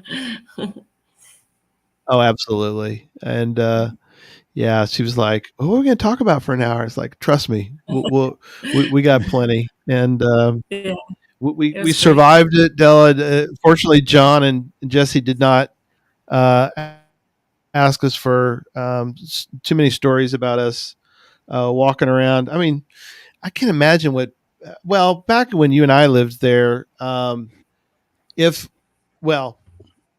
we kind of did it nefariously, but I would think, if your mom caught me doing something, she's going to go talk to my mom, and Yes. that's just the way it's going to be, and that's the way it was always, but for the most part, I think we would hang out. I mean, we'd walk the streets because we were weird, and we'd do that because we had a circle. We could get lost. We just keep walking the same circle, but for the most part, I think we hung out at the houses. I mean, Yes. for the most part, I mean, and the Golders, that was, Yes, that was the best. that was Yeah. a big hangout, Yeah. with James and yeah, Mhm. and his mom and dad were great. And so, such good times, and, just, I don't think kids today kind of realize, and that's the thing that you hear people are like, kids don't, aren't able to do this, that, and the other because of just they don't. And I know with your teaching, you probably hear, the crazy stories. My wife's same kind of situation. She hears all the crazy stories, but I mean, we would do just like it says, like people, comment, we would stay out till the street lights came on and we'd head home. That was just kind of, Yes. I don't think the parents ever thought twice about what we were doing, other than, well, they're out they're out with the other kids. Who knows what they're doing, But, right. Yeah. Good times. So Della, from your interactions with Gary when you were younger, is there the sense that you think Gary would be a big geocacher or treasure hunter later in life? No, I wouldn't have picked up on no. No, I don't think so. Probably not. But I think I it's don't I know. bought his book. I read your book. Did you have a book, right? Oh yeah. Thank you. Yeah. Gary's had I got a few. books. Yeah. I've done some No, books. I think it's great though. But I think it's great. yeah, it is funny just to kind of the fact that we've kind of kept up, and we've all gotten a little bit older, but it is fun, and I'm so bummed that I didn't get to go to the big reunion that we had recently. But when I'm back in town, I will try to get some of the gang back together and Great.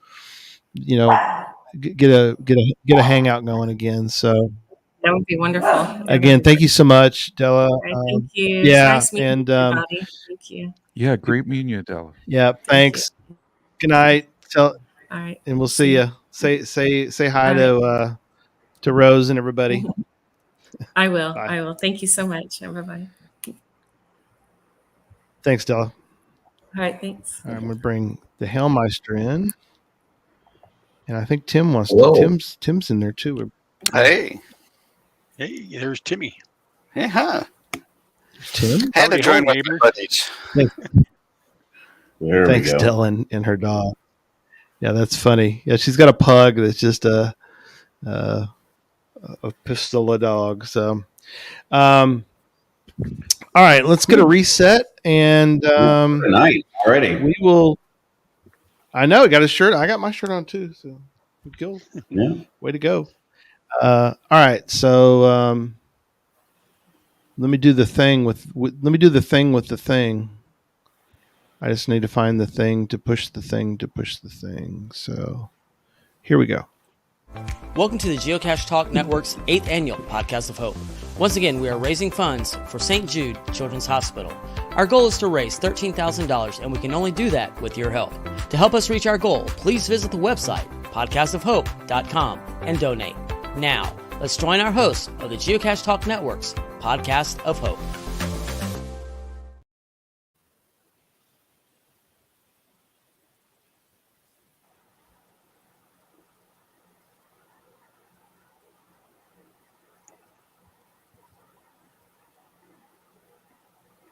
Well, we're back, but I think Gary's still muted. Welcome to the Geocache Talk Network's 8th Gary know annual he's Podcast muted? of Hope. Once again, we are raising... Is he I'm back? not muted. No, you are. Can you hear me? Yeah, we can hear you now. Yeah. It wasn't unmuting you coming back. Welcome to the Geocache Talk Now you're Network's muted again. 8th annual Podcast of Hope. Once again, we are raising funds for St. Jude Children's Hospital. Third time's a charm. It was. I mean, we heard him. Yeah. Now we don't. No. Who's going to run the show? Well, Jesse, take over. No, Jesse's muted. Wait, they asked me to volunteer to be here because they wanted a guest. I'm not the one that's going Hang to run on. this show. There he is. It's like in a loop. Hang on a minute. Hang on a second. We're in a loop. Give it a second. Groundhog's Day. Can you hear me okay? Yep. We can hear you fine. Yeah, we can hear you now. Okay. All right, good. All right. Somehow we got in a weird We're loop about to there. celebrate so- being in the last hour. Now everything falls apart. So that's great. Yeah, I hear you. Well, it's after No, that's okay. midnight, We yeah. just kind of weird. We get in a weird loop. So anyway, so let me bring up the screen, show what we've raised. It's pretty amazing. 24,000. I am dumbfounded. So it's amazing. It takes some of the pressure off, I'd have to say. It does take pressure off. But yeah, so this hour again, let me talk about who our prizes, and I got several talk about for this hour because it's our last hour. So Arted Crafted also still giving away a shirt every hour. Thank you, Sean. Thank you, Arted Crafted, for your donation. And if you want to buy a shirt, you can. And there's a giveaway. Yep. There you go. Arted Crafted. And then there's a little bit of delay in our prize giveaways here. So we've got. You're fine. And then we got a Coins for Kids shirt. So that's cool. We'll have a Coins for Kids shirt also given away. We got an extra one of those, so we're going to give that away. And Gadget Academy. I have a Gadget Academy shirt from this year, from Cash Fest this year, and it comes with some additional swag, and so that's going to be part of the giveaway. So there you go. I'm excited for that. And there's the gentleman, and we'll get into everything. Hey, Jason. Hey there. But I do want to show this video. I love it. Hey, so we're going to show the video. Today is December 29, and I have decided that I am going to raise some money for charity. And this is how I'm going to do it. Now you're all going to think I'm nuts. You open the cash, and there's cash in there. Not a lot. Maybe a couple pennies, maybe a couple dimes, a couple quarters. I'm going to take that change home, and I'm going to put it in a jar, and I'm going to save it for a full year, and then I'm going to donate it to St. Jude's when Geocache Talk does their podcast of hope. We're going to start this right here, right now. I got Hailmeister here with me, and we're going to open up this cash right here. If there's any change in here, we're going to take the change, and I'm going to throw some swag in, and then we're going to put that change in the jar. Let's check out that second bag. All right, what else we got in here? Oh, I hear jingling. Pencils, and there's some change. There's a quarter right there. Nice. Let's see what we got. Let's dig it out. Lay it right out here in my hand. There's a leaf. No, you don't leave that alone. There's that. What is that? That's a quarter. Okay. That's really nasty. We'll have to clean up. Oh. In the first place. Okay. Couple pennies. So we're up at 27 cents. Wow, you got a nice haul here. All right, we got another penny. Oh, look at that. Another nice quarter. Shiny quarter. Yep.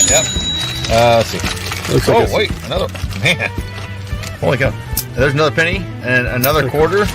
So we're up to 79 cents right now. Yeah, okay. Oh, wait. Oh. Here's some more. Okay.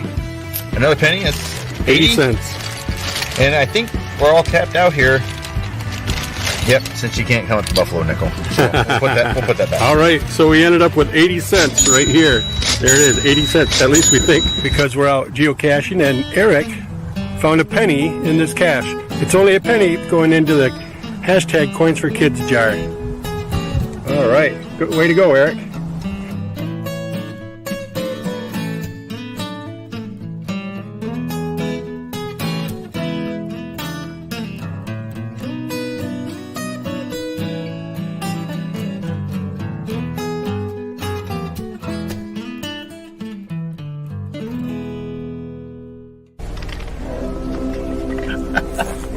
You gotta be kidding me. Coins for kids? Coins for kids. Coins for kids right here in Colorado. Let's see what we got. 26 cents. Yes. Mr. Neil Moore. Mr. Neil Moore. Yes. The sound of Coins for Kids in Colorado. How much have we got this time? Hey, Moss, you're going to have to count it for me. What is that? 1 cent? 1, 2, 3 cents? Is that what's a dime? 10 cents. 10 cents. 13 cents. Nice. 13 cents. Woohoo. Seriously? Coins for Kids? It makes sense.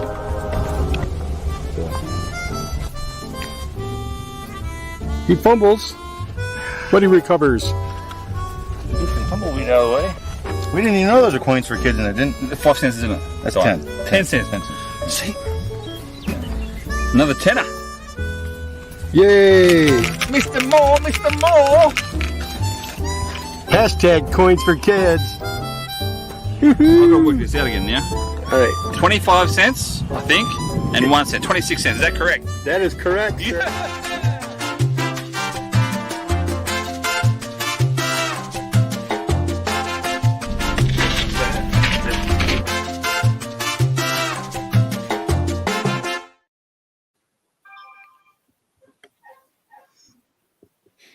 Oh yeah, memories. Great video. Yeah. fun trip. It's been a while now, but yeah, y'all had a great time. Although I don't know about the tomato beer y'all had. I think I would have skipped that. That was pretty good. You thought Neil's like, oh, pretty good. Really? I'm not a beer Was it- drinker at all. I do not like the taste of beer, and Craig and Jason are like, ugh. And I'm like, oh, this is kind of, I like this. Funny. Yeah, well, Yeah, that's funny. Well, guys, so glad to have y'all here tonight, and it's been an interesting year, and we'll get y'all's perspective on it. I've got Jason sent me a bunch of photos, so we'll get to the photos here in a moment. But what are y'all's sort of thoughts on the year of geocaching, and then maybe your year of we'll get into your year of coins for kids, but start with the geocaching side. What are some of your fond memories for the year? Go ahead, Neil. well, Oh, now, he disappeared. oh, there I am. It wasn't a There big you year are. for me. I did hit my 12,000 milestone. I had some good months. Cool. Couple recent months here haven't been that great, but I did get to West Bend in Wisconsin. I've been wanting to get to that mega for a few years now, and I finally made it. Right. And that was a good time. Cool. And Jason and I am sure we'll talk about West Bend and what happened there in a little bit.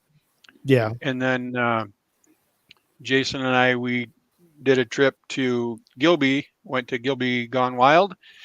That, Cool. other than some health issues that I had, that was a blast. That's got to be a must go to for everybody, whether it's Gilby Gone Wild or just to go there to experience caches. Right. That needs to be on everybody's list. So, but as far for geocaching, I had a great year. Went to Midwest Geobash. That's kind of like an always go to because it's kind of close. But we had a great time. Yeah, close. I've had a good Yeah. year. Did some geo art, so yeah. That's awesome. Very Next. cool. Jason, how was your 2023? Yeah, next. How was yours? My 2023 sounds a lot like Neil's. We spent a lot of time together, especially this summer. You guys did. Yeah, we sure did, and that's always a good time. That's always a good thing. That's cool. My year kind of started off slow because I missed going to Moga. Yeah, I didn't go to that, and I didn't go to Owensboro, Woodstock. I missed that because I had big plans later on in the year, which all kicked off with my first mega event where I saw a lot of people and some of the people here in the chat room as well too.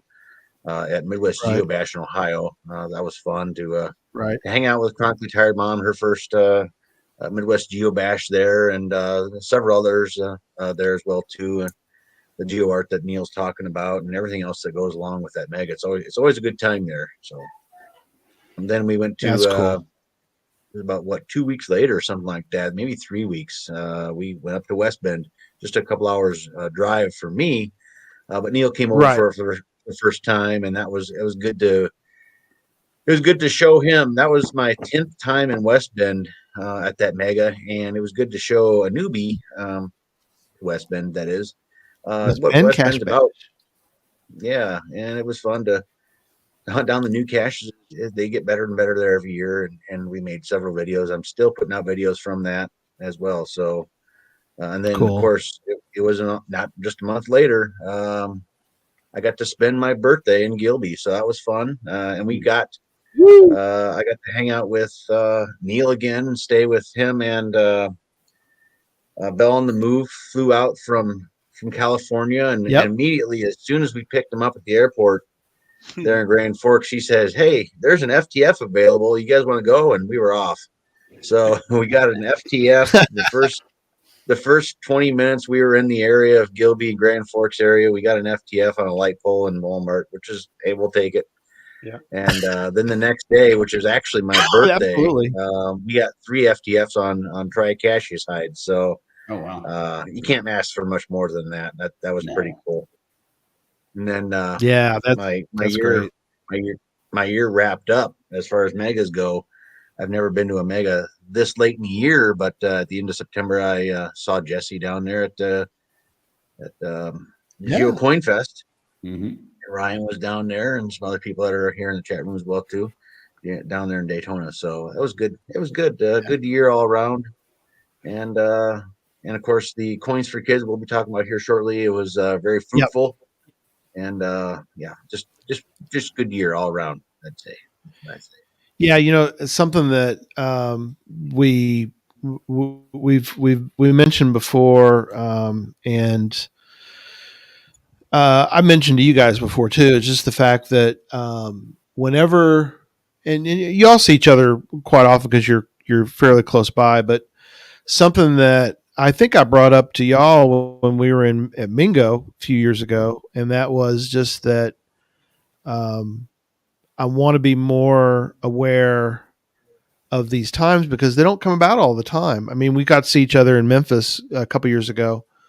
But we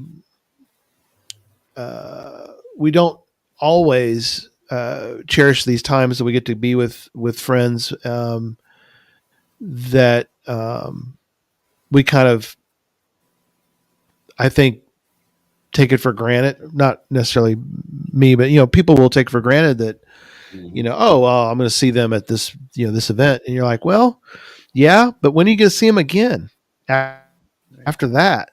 It might be a couple of years before you see somebody, and so you got to cherish those times when they may be fewer and far between, more fewer and far between than you hope for.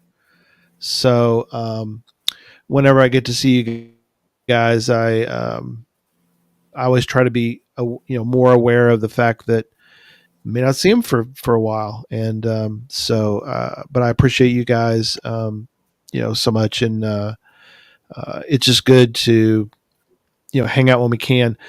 Part of it is always a struggle because Jesse and I, we when we're in a mega, typically not CoinFest for Jesse, but typically we're kind of busy. We're usually having to do something, so we don't really get to hang out as much as I'd like it to be. But trying to get more time, with friends and less, dealing with the mega. And I think something that we've done recently, especially this last one, Jesse, was, and Tim can even comment on, which is that getting more people involved to help, I think is a big help, because then the burden doesn't fall completely on a handful. It falls on more people who can kind of share the load of the time that's required. That's it exactly, Gary. To run a mega. More hands make lighter work. And Yep. you know, your comment about seeing friends, Neil and I live maybe 12 miles away. And so, Right. you know, we're practically neighbors. But In the Neil's gone geocaching through world, some yeah. issues, and it's like, I don't know when I'll see Neil again, and we live right here. And so the friends we make and the people we see, you just cherish it every time you meet them. Yep. You know, Absolutely. Tim, No, I you could have appreciate saw that. me a week ago when I needed a jump start, but you wouldn't answer my text. So Well, you text me through email, and I didn't look at my email. I carry I my don't know. phone. I told you that. I don't know why it went to email. Yeah, Neil texts me. He's got an emergency. I've got a new truck. I could have gone and helped him, and I didn't even see it. So sorry. Crazy. Yeah. It happened. Yeah. So I'll go through some of the Jason's photos he sent, and maybe y'all can kind of pepper in then some of your experiences, or even the experiences you have heard from others too. Because I think that as this Coins for Kids kind of grows, I think, and you all can comment on this, but it seems like we're seeing, as this movement sort of grows, you're hearing more and more people doing things for Coins for Kids, and so I've got, and I appreciate Jason. You send me these. I've got some good photos here, so I guess took those off of the Facebook group, so those are all user shared by other people. So. Right, very cool. So we'll start with these guys. Look at those people. That's a motley group. Yeah. Where was that at? That's Midwest Geobash. Yeah. Okay. And that's Granny Davis, also known as Lisa to Muggles. And cool. you can see in her hand there, not only does she have signal, but there on the other hand, she's got a sack full of chain that she brought us. I think it ended up being like $8 and something. Oh, wow. Wow. Yeah. Yeah. Yeah. So Go from do you the have a quarter. picture of any of the caches, Jason? That from Midwest? I don't know. I'm not sure. I can't that remember was. Yeah, that was not at Midwest, or is that the No. No, that's down somewhere else. That's in Florida. Yeah, that's in Florida. Well, Midwest Geobash had a new crew come in and help with the caches there on the fairgrounds, and they always do a great job. One of the amazing things there was they specifically had a Coins for Kids box in every one of the caches, and every one of those boxes was full when I went to find the cache. Oh my! So Coins for Kids was a great movement there at Midwest Geobash. That's awesome to hear. Yeah, that's Team Phoenix 421 out of the Northwest Indiana area. Yeah, and they have really jumped on board with this. I know. Awesome. I think Tim Leah, Mr. Team Phoenix. He has mentioned that they actually have had personal contact, I guess, with St. Jude. Okay. His daughter or something, I think, was there. But right. They've really, last year they stepped up. They put collection jars at all their events, and their events are pretty big events. Wow, that's cool. So they put collection jars at their events, and then they also, like Tim was saying, they put the little containers in all of the 30 caches, or oh wow, I think they put out 20 of the 30 that were on the fairgrounds, and they asked us, if you're going around and you're finding the caches, go ahead and take the change out. And I think out of 2 of the caches I collected change out of, I ended up with a couple dollars out of there, and that is after somebody had already emptied it. So wow. And I think they gave the rest of it. Maybe they gave it to Jason. Yeah. Since we're on the topic, I have some notes here that I'd like to share. If that's okay. Go for it. Yeah. Yeah, you bet. speaking of Tim and Monica of Team Phoenix 4221, this jar right here, excuse me, but it's probably 15 pounds, and you can see it's absolutely Oh my gosh. Oh my gosh. slammed full with dollar bills and coins. Now, this jar has more than $100 in it, and that's all coins for kids. And that's incredible. The pictures I was showing, the pictures that I emailed you, Gary. Yeah, like I said, took off the Facebook group. I'm going to touch on all that stuff here in just a little bit because I did a little homework and I did a little note taking. Cool. And I want to bring some recognition to some of the people that are in that group. First of all, Tim and Monica and the Northwestern Indiana geocaching community, the people that go to their events, they have jars just like this, like in their caches, like in Midwest Geobash. Right. They had a jar just like this at their event in that Neil and I attended this summer in June. Summer Stock is what it's called, the event. Right. They gave me $40 out of that jar that day, just for that event and whatever they had collected themselves. Wow. So a good majority of this $100 comes from that event alone. Wow. Then in addition to that, they have a fall event called Monster Mash. It's a Halloween themed makes sense event, and they have it in October. That raised another $30. So again, Ken and Monica sent me $30 more I put in here. So if you're counting, that's $70 out of this $115 something that's in here. Yeah, came from the Northwest Indiana geocachers in that area that go to their events. So that's just phenomenal that we have them on our side, and they are sold on it, and they continue to support. We touched on Granny Davis, Lisa, the bag that had $8.39 in it. I'd like to also mention Patrick, Traveling Armadillos. He has posted, there he is. He's posted numerous pictures on Facebook. It seems like during the summer when he's probably caching the most at mega events and stuff. In fact, there's one of those Tim and Monica's caches talking about. Yeah. And in his hand is one of those little jars that they put in there that you were asking about, Merlin. So anyway, he posts quite often. Found another $5, found another 25 cents, found whatever it is. And so I messaged Patrick about a month ago, and I said, "Hey, about how much did you end up with? I'm just kind of curious for the podcast of hope." He said, in addition to all the money, he got $22 brought to him at a picnic for it, and $62.49 is what he said he collected. And he doubles that, so he donated $125 tonight. What he said he was going to donate. Wow. I counted up just tonight on the Tiltify before I came on of people that mentioned Coins for Kids during their donation, and just the people that did mention it totaled $250. Just that. Wow. And that's the people I'm not mentioning off the Facebook group, such as Art and Crafted, who Neil touched on this earlier. What happened in West Bend is Neil and I, well, I was, but Neil wasn't there. Bob Billy was there, actually.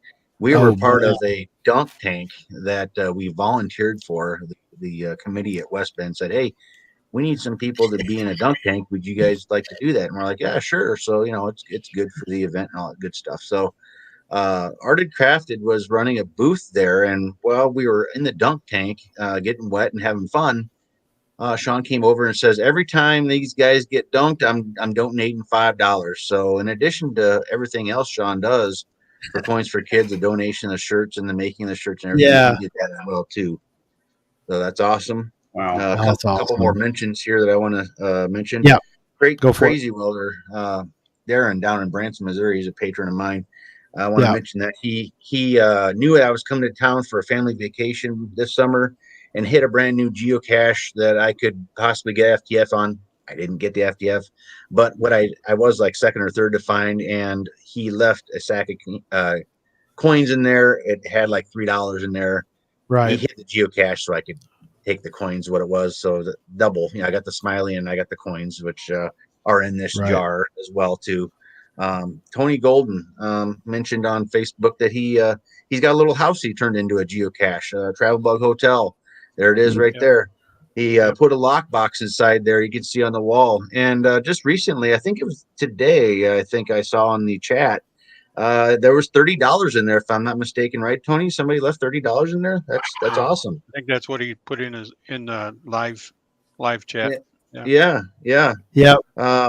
I had a GIF event just last month, and I thought, you know what, this is my last push probably for the year, and I brought this jar to my GIF event, and I set it on the table, and I made an announcement on the cash page saying, I'm collecting for this thing, and I'd appreciate it if you could. And I brought in another almost $5 from that. So other notable contributors that I'd like to give a shout out to that have been on the Facebook page over the year: GeoTribe 5, Dire Wolf, Canis Minor, CP590, Emily Renee, of course, Cash Canada, Scouter 74, Cinemuck, and Damaji.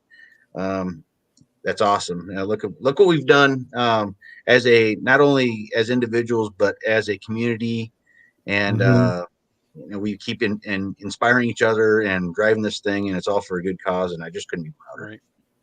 Right. Yeah, it's incredible. It really is. It's catching on. It's just it is something, and I want to share. Let me bring up the screen. But yeah, like you're saying, Jason, the screen. Let me add it. There it goes. So if you look onto the right side here, we're over, but you can see over here, all like you said, people are commenting, Coins for Kids, right there. You can see where they've been giving Coins for Kids. Kelsey and Lincoln, Wild, $25.54. You can tell that's like what they collected. They didn't make up the amount. This is what they actually put together. TMP Temper ED1 says Coins for Kids is in my signature on every cash log. That's incredible. Nice. All these people who've given this out, GeoVet 91, Coins for Kids rocks, Coins for Kids, mentioned several times. Happy Hodag, $25.38. Obviously that's what he's been able to collect. Bell and Move same way, $20.23. So, those are the coins. You could tell those are like, these are the coins that we were able to put together for this. So that's just it's just incredible. So and it is fun because I've noticed a definite lack of coins in the last 3 years in the caches that I'm going to now. I mean, I think I raised $25, $30 the first year, and if I got $5 this year, that was a lot. But I get my standard donation anyway. But so it's caught on, it's doing well, and this is clearly a starfish initiative. Yeah, it doesn't take a lot to make a difference. Right. Yeah, no, you're exactly right, and as like the story where one girl is throwing starfish back into the ocean, and she goes, "Well, I made a difference for that one." With what the guys have been doing, they now are sort of forming this army of people that are on the beach, and they're throwing all the starfish in the ocean. It's just it starts to add up. It does, I don't know if you guys thought about this, or Neil, if you thought about this when you first thought, well, I'll put some coins in a jar, and then now you got people who are bringing bags of coins or jars of coins, going, here, this is our donation for Coins for Kids, and it's just been, it adds up. I mean, it's something we talked about. Go ahead. I'd like to just mention too, like Jason mentioned, the people off the Facebook page, and like you said, I have people that will bring me bags of coin. Like Jason and I had Granny Davis. She brought us a bag of coins at Midwest Geo Bash, and then she brought us another bag of coins at the Cash Bash in West Bend, I have people that will bring me coins at events here in Michigan, whether it's just a local event or if it's one of the state organization events. I don't think I've been to an event yet in the last couple of years where somebody hasn't given me a baggie or a pill bottle with coins in it. But I want to thank Dirt Bike Granny and Ellie Callie and Great Lakes Casher, Dirty Gordy, M Kettle, Fly Guys Gal.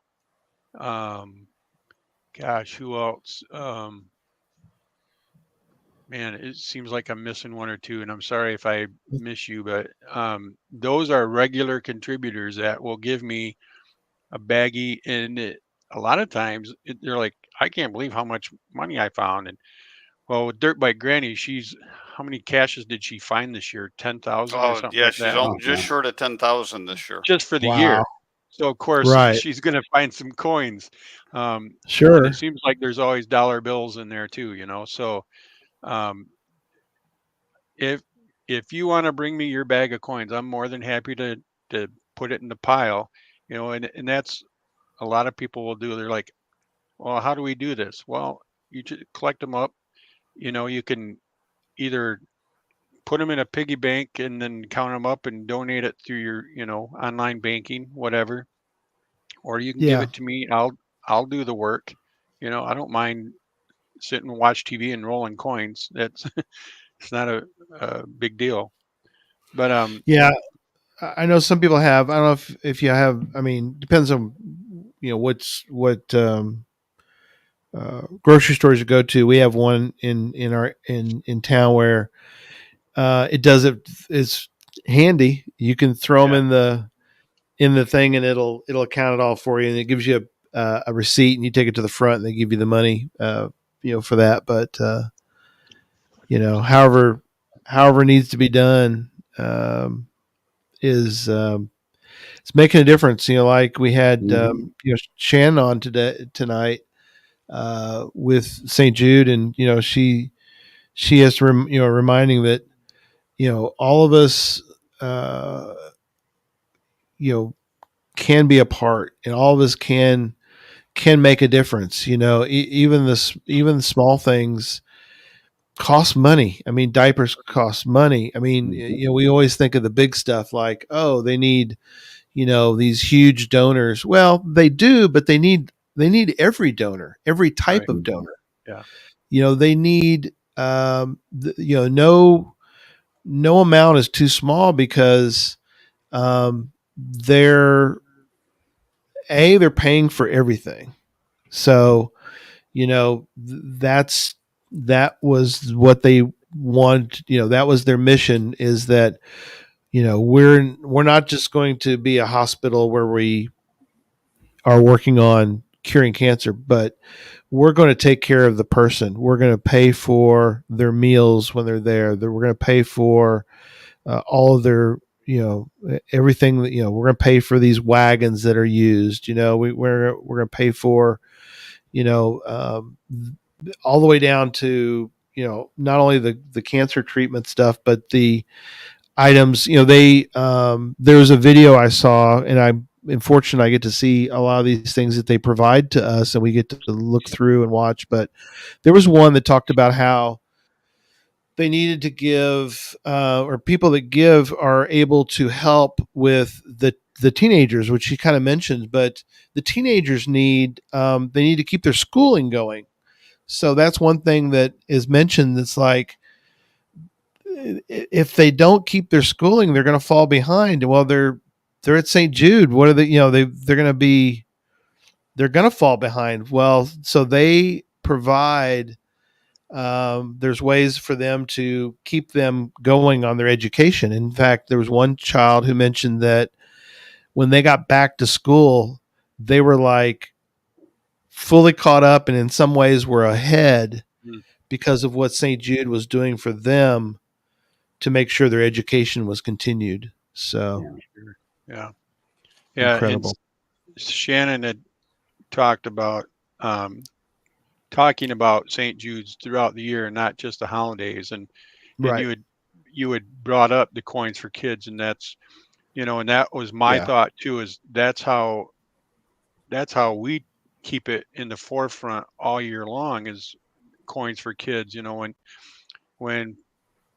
When people are posting their pictures on the Facebook page, or when you're at an event, somebody sees somebody handing me a bag of coins and they're like, what's that for? And it's coins for kids. And, I, at the mega events, especially this year at Midwest Geobash with the little coins for kids cups in there, people are like, well, what is this? Well, that really spread the word there, because now you've got 1,500 people that are seeing that in there. Yeah. On a weekend, they're like, what is that? And yeah.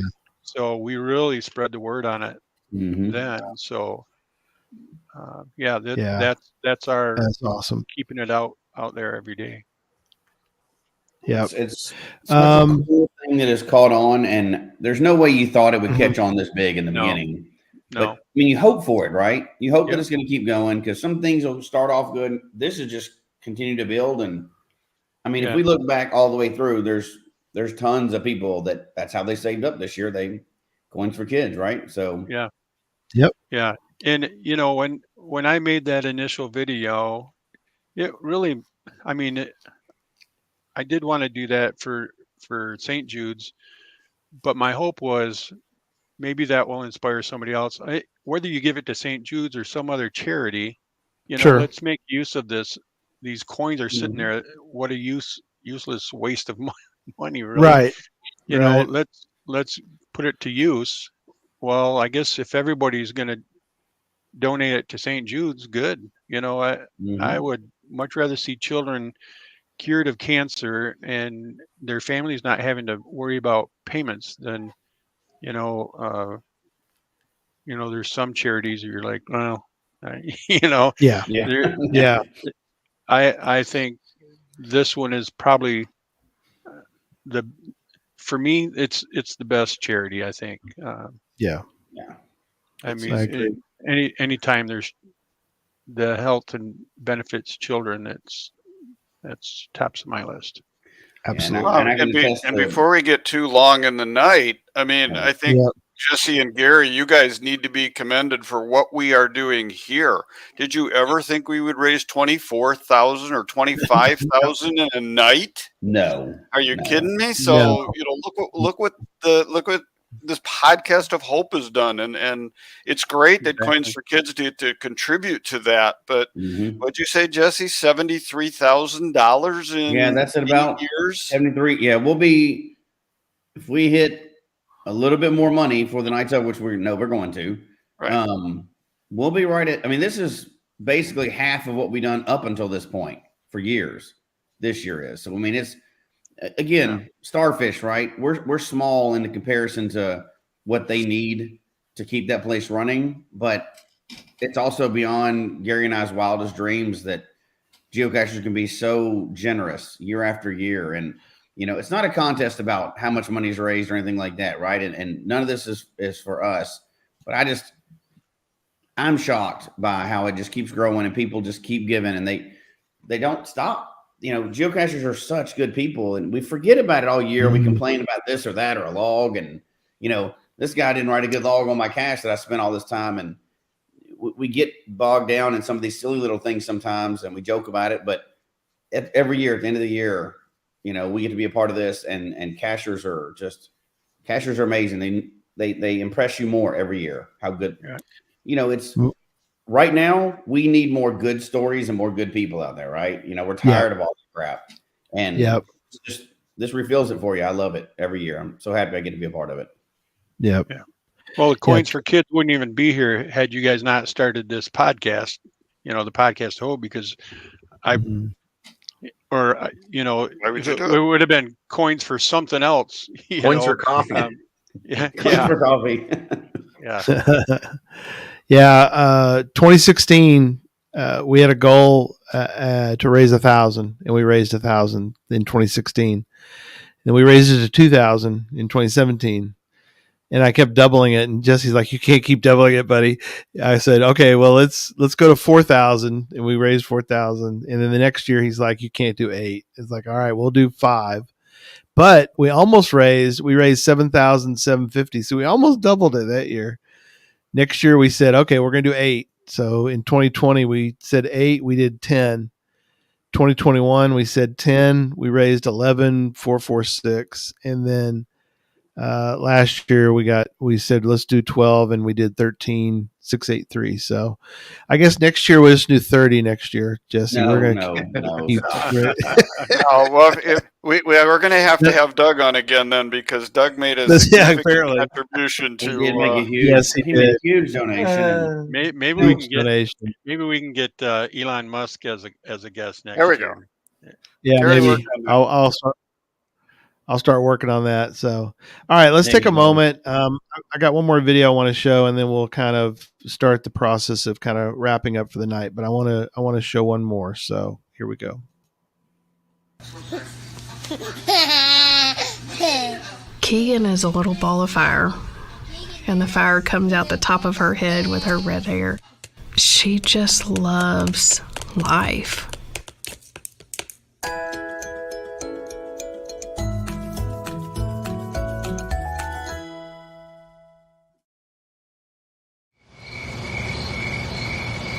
She was barely a year old, and each night she would wake up and she would be screaming in pain. So I would ask her, "What is wrong?" And all she would do is just pat her leg. And after 6 months, and it was 18 doctor's visits, she was diagnosed with acute lymphoblastic leukemia.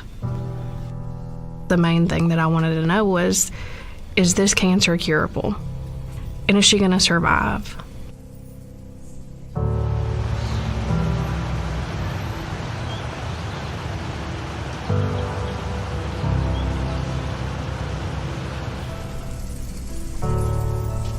Keegan, in the very beginning, she was weak, she was tired, she was sick of feeling the pain that she was feeling. It's awful to see a child go through it. I remember when Keegan had been through 4 weeks of treatment. Keegan's oncologist told us that any adult would have already given up, but Keegan hadn't. She just fought right through it. When you're given a childhood cancer diagnosis, hope is lacking. But coming to St. Jude, they were my foundation for getting my hope back and knowing that Keegan was going to be okay.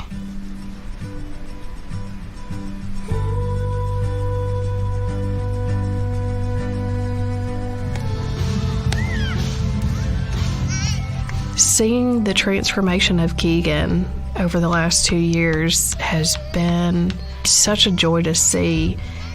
From the very beginning, where she was pushing around a little stroller with her fluids in it.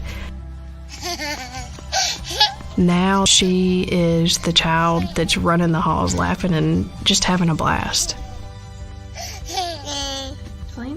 She puts a smile on, and as long as she's got her princess shoes or her princess dress, she can face the world and show everybody else what true strength is.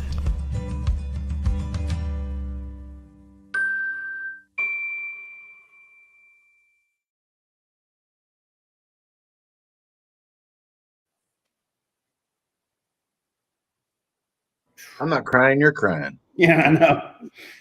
Stop cutting onions. I don't know. You don't want us to talk now. Yeah. How do you talk It's- after that? Yeah, it's amazing. Each year and St. Jude has been their it'd be interesting to see as time goes on with a new person in charge of fundraising. Hopefully that'll be of benefit benefit. We kind of connect with Jillian, who's our connection, and Jillian's always available to help. And something I mentioned to her, and I think it was helpful to mention, is the fact that we love having these videos, and they really did put a lot more, for the brand. So we can log into their portal, and we're able to, with their permission,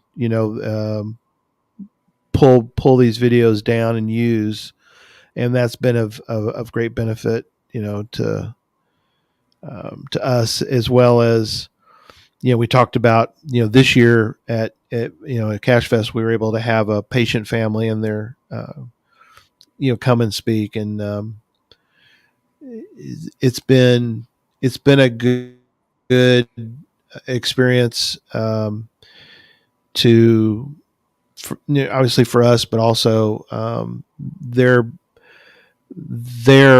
helping in all these people, and not just us, but they're helping the 5K runners and the people. There's I sent a video to Neil to watch, which I thought he'd appreciate, was the guy up in Illinois who he was kind of like Neil. In fact, that he's like, I want to do something. I want to do something for St. Jude. And he was like, but I love, he was a biker, and he was like, I'm going to form a trip, a road trip. And he did. He got a bunch of bikers together, and they go now. I think they go every year now, Neil, from up in Illinois. They go down to Memphis each year. They travel down, and they raise money for that trip. And it's just great to see that he took his passion, which is motorcycle, and he's able to sort of take that and use that to, like us, we're raising money from geocaching. So it's great. Yeah. Well, I figured out a while ago, it's probably been, it's been 25 years ago. We have a pregnancy resource center here in a neighboring town, and they work off donations, and and I had a little bit of money I wanted to donate to them, but I thought, how can I make this amount of money multiplied to give them a larger amount?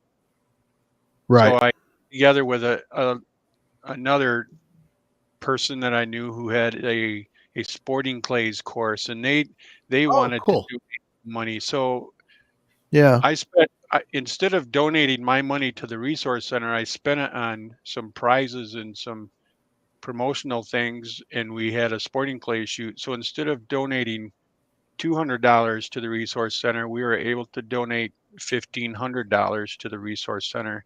Wow. So it's all in thinking, how can you make your dollar go farther? Fortunately, with Coins for Kids, you're kind of taking other people's money that they've just basically thrown away, and able to clean it up and donate it.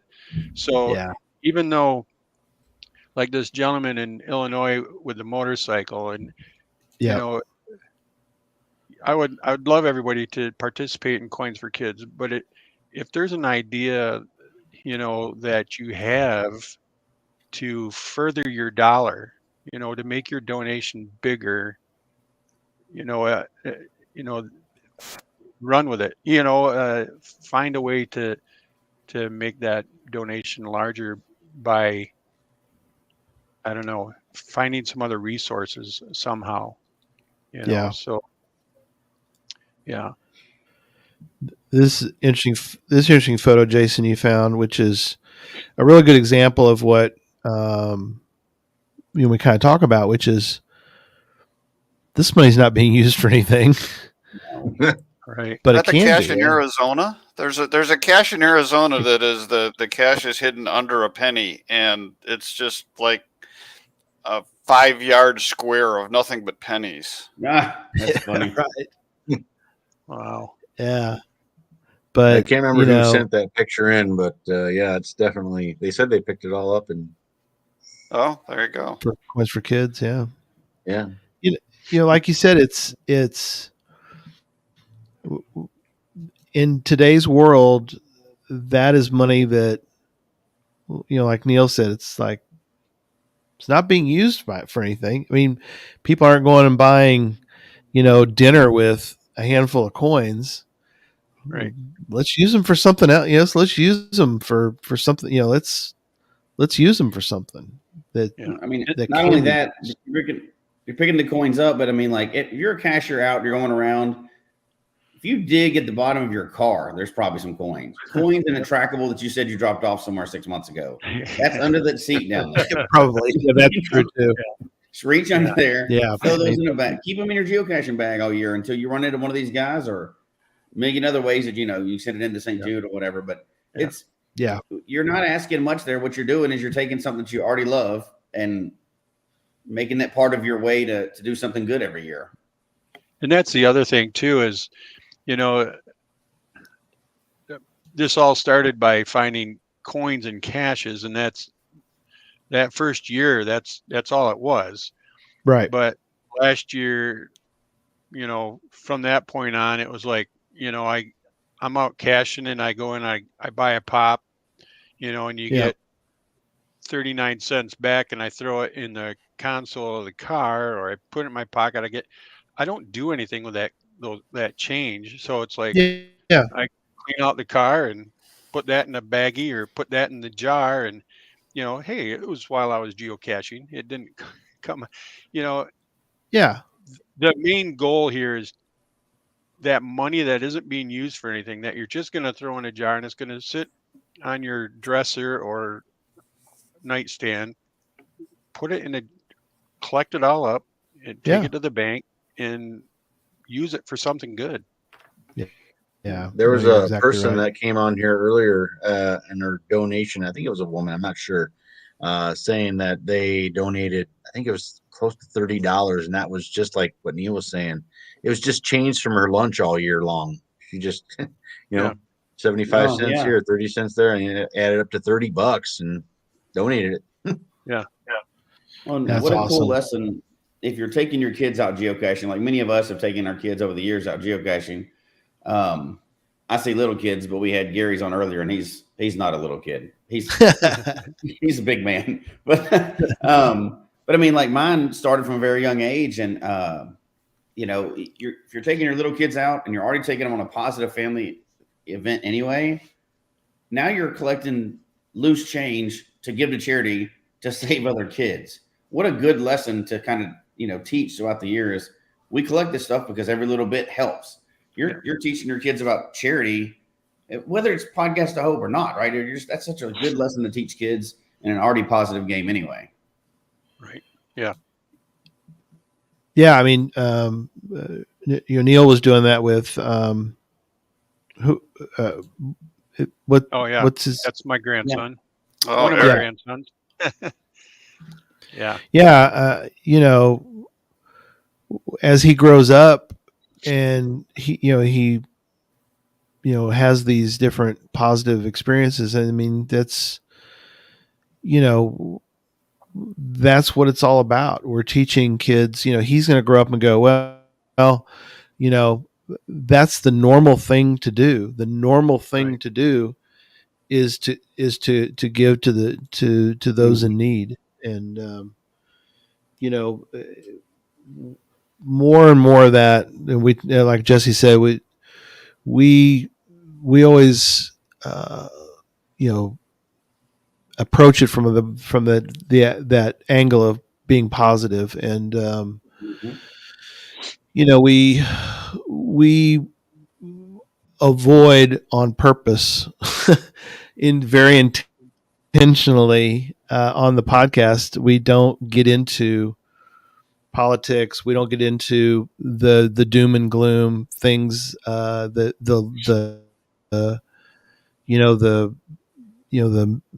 stories of the day. We avoid them. And once in a while we'll get an email from somebody who says, I am so glad that you guys do this hour, not this show, because we just finished 8, but they comment on the fact that it's like,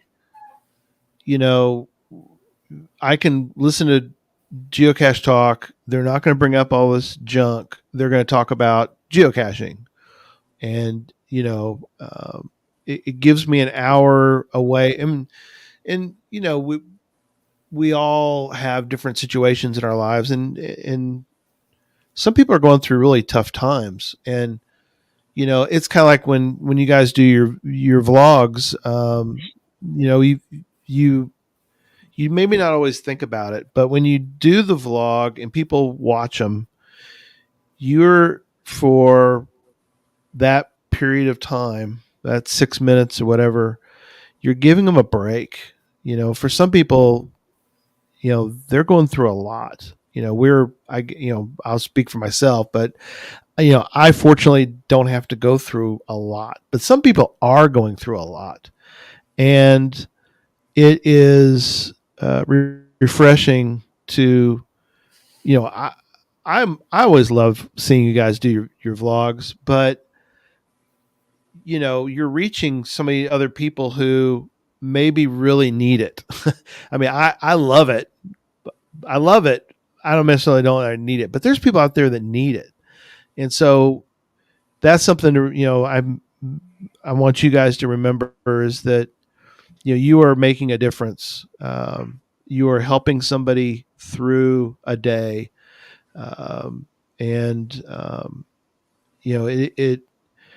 It's kind of like the coins, you're making a difference, even though it may seem small. It's not small. It's making a difference. So, all right. Well, cannot believe Jesse, it. ready for 8 more hours? I got 8 more. I got some guests lined up. You want to keep going, or? No. You want to wait? I look this night every year, but it is 1:00 in the morning where I am. This is been a long night. No nap today. It didn't happen. I planned on it. It didn't happen. Oh my! No, mine didn't happen either. Well, we've done pretty well. I think we have raised $24,593.82, and it's not over. If you are listening to this,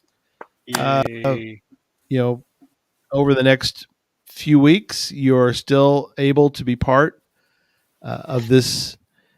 Technically, it still goes on till like July, and then it switches then to the next year's when they do their flip. So you can donate podcastofhope.com. You can add if you're listening, a day, a month, or a day or a week or a month later, you can you can still donate Podcast of Hope. So but there you go.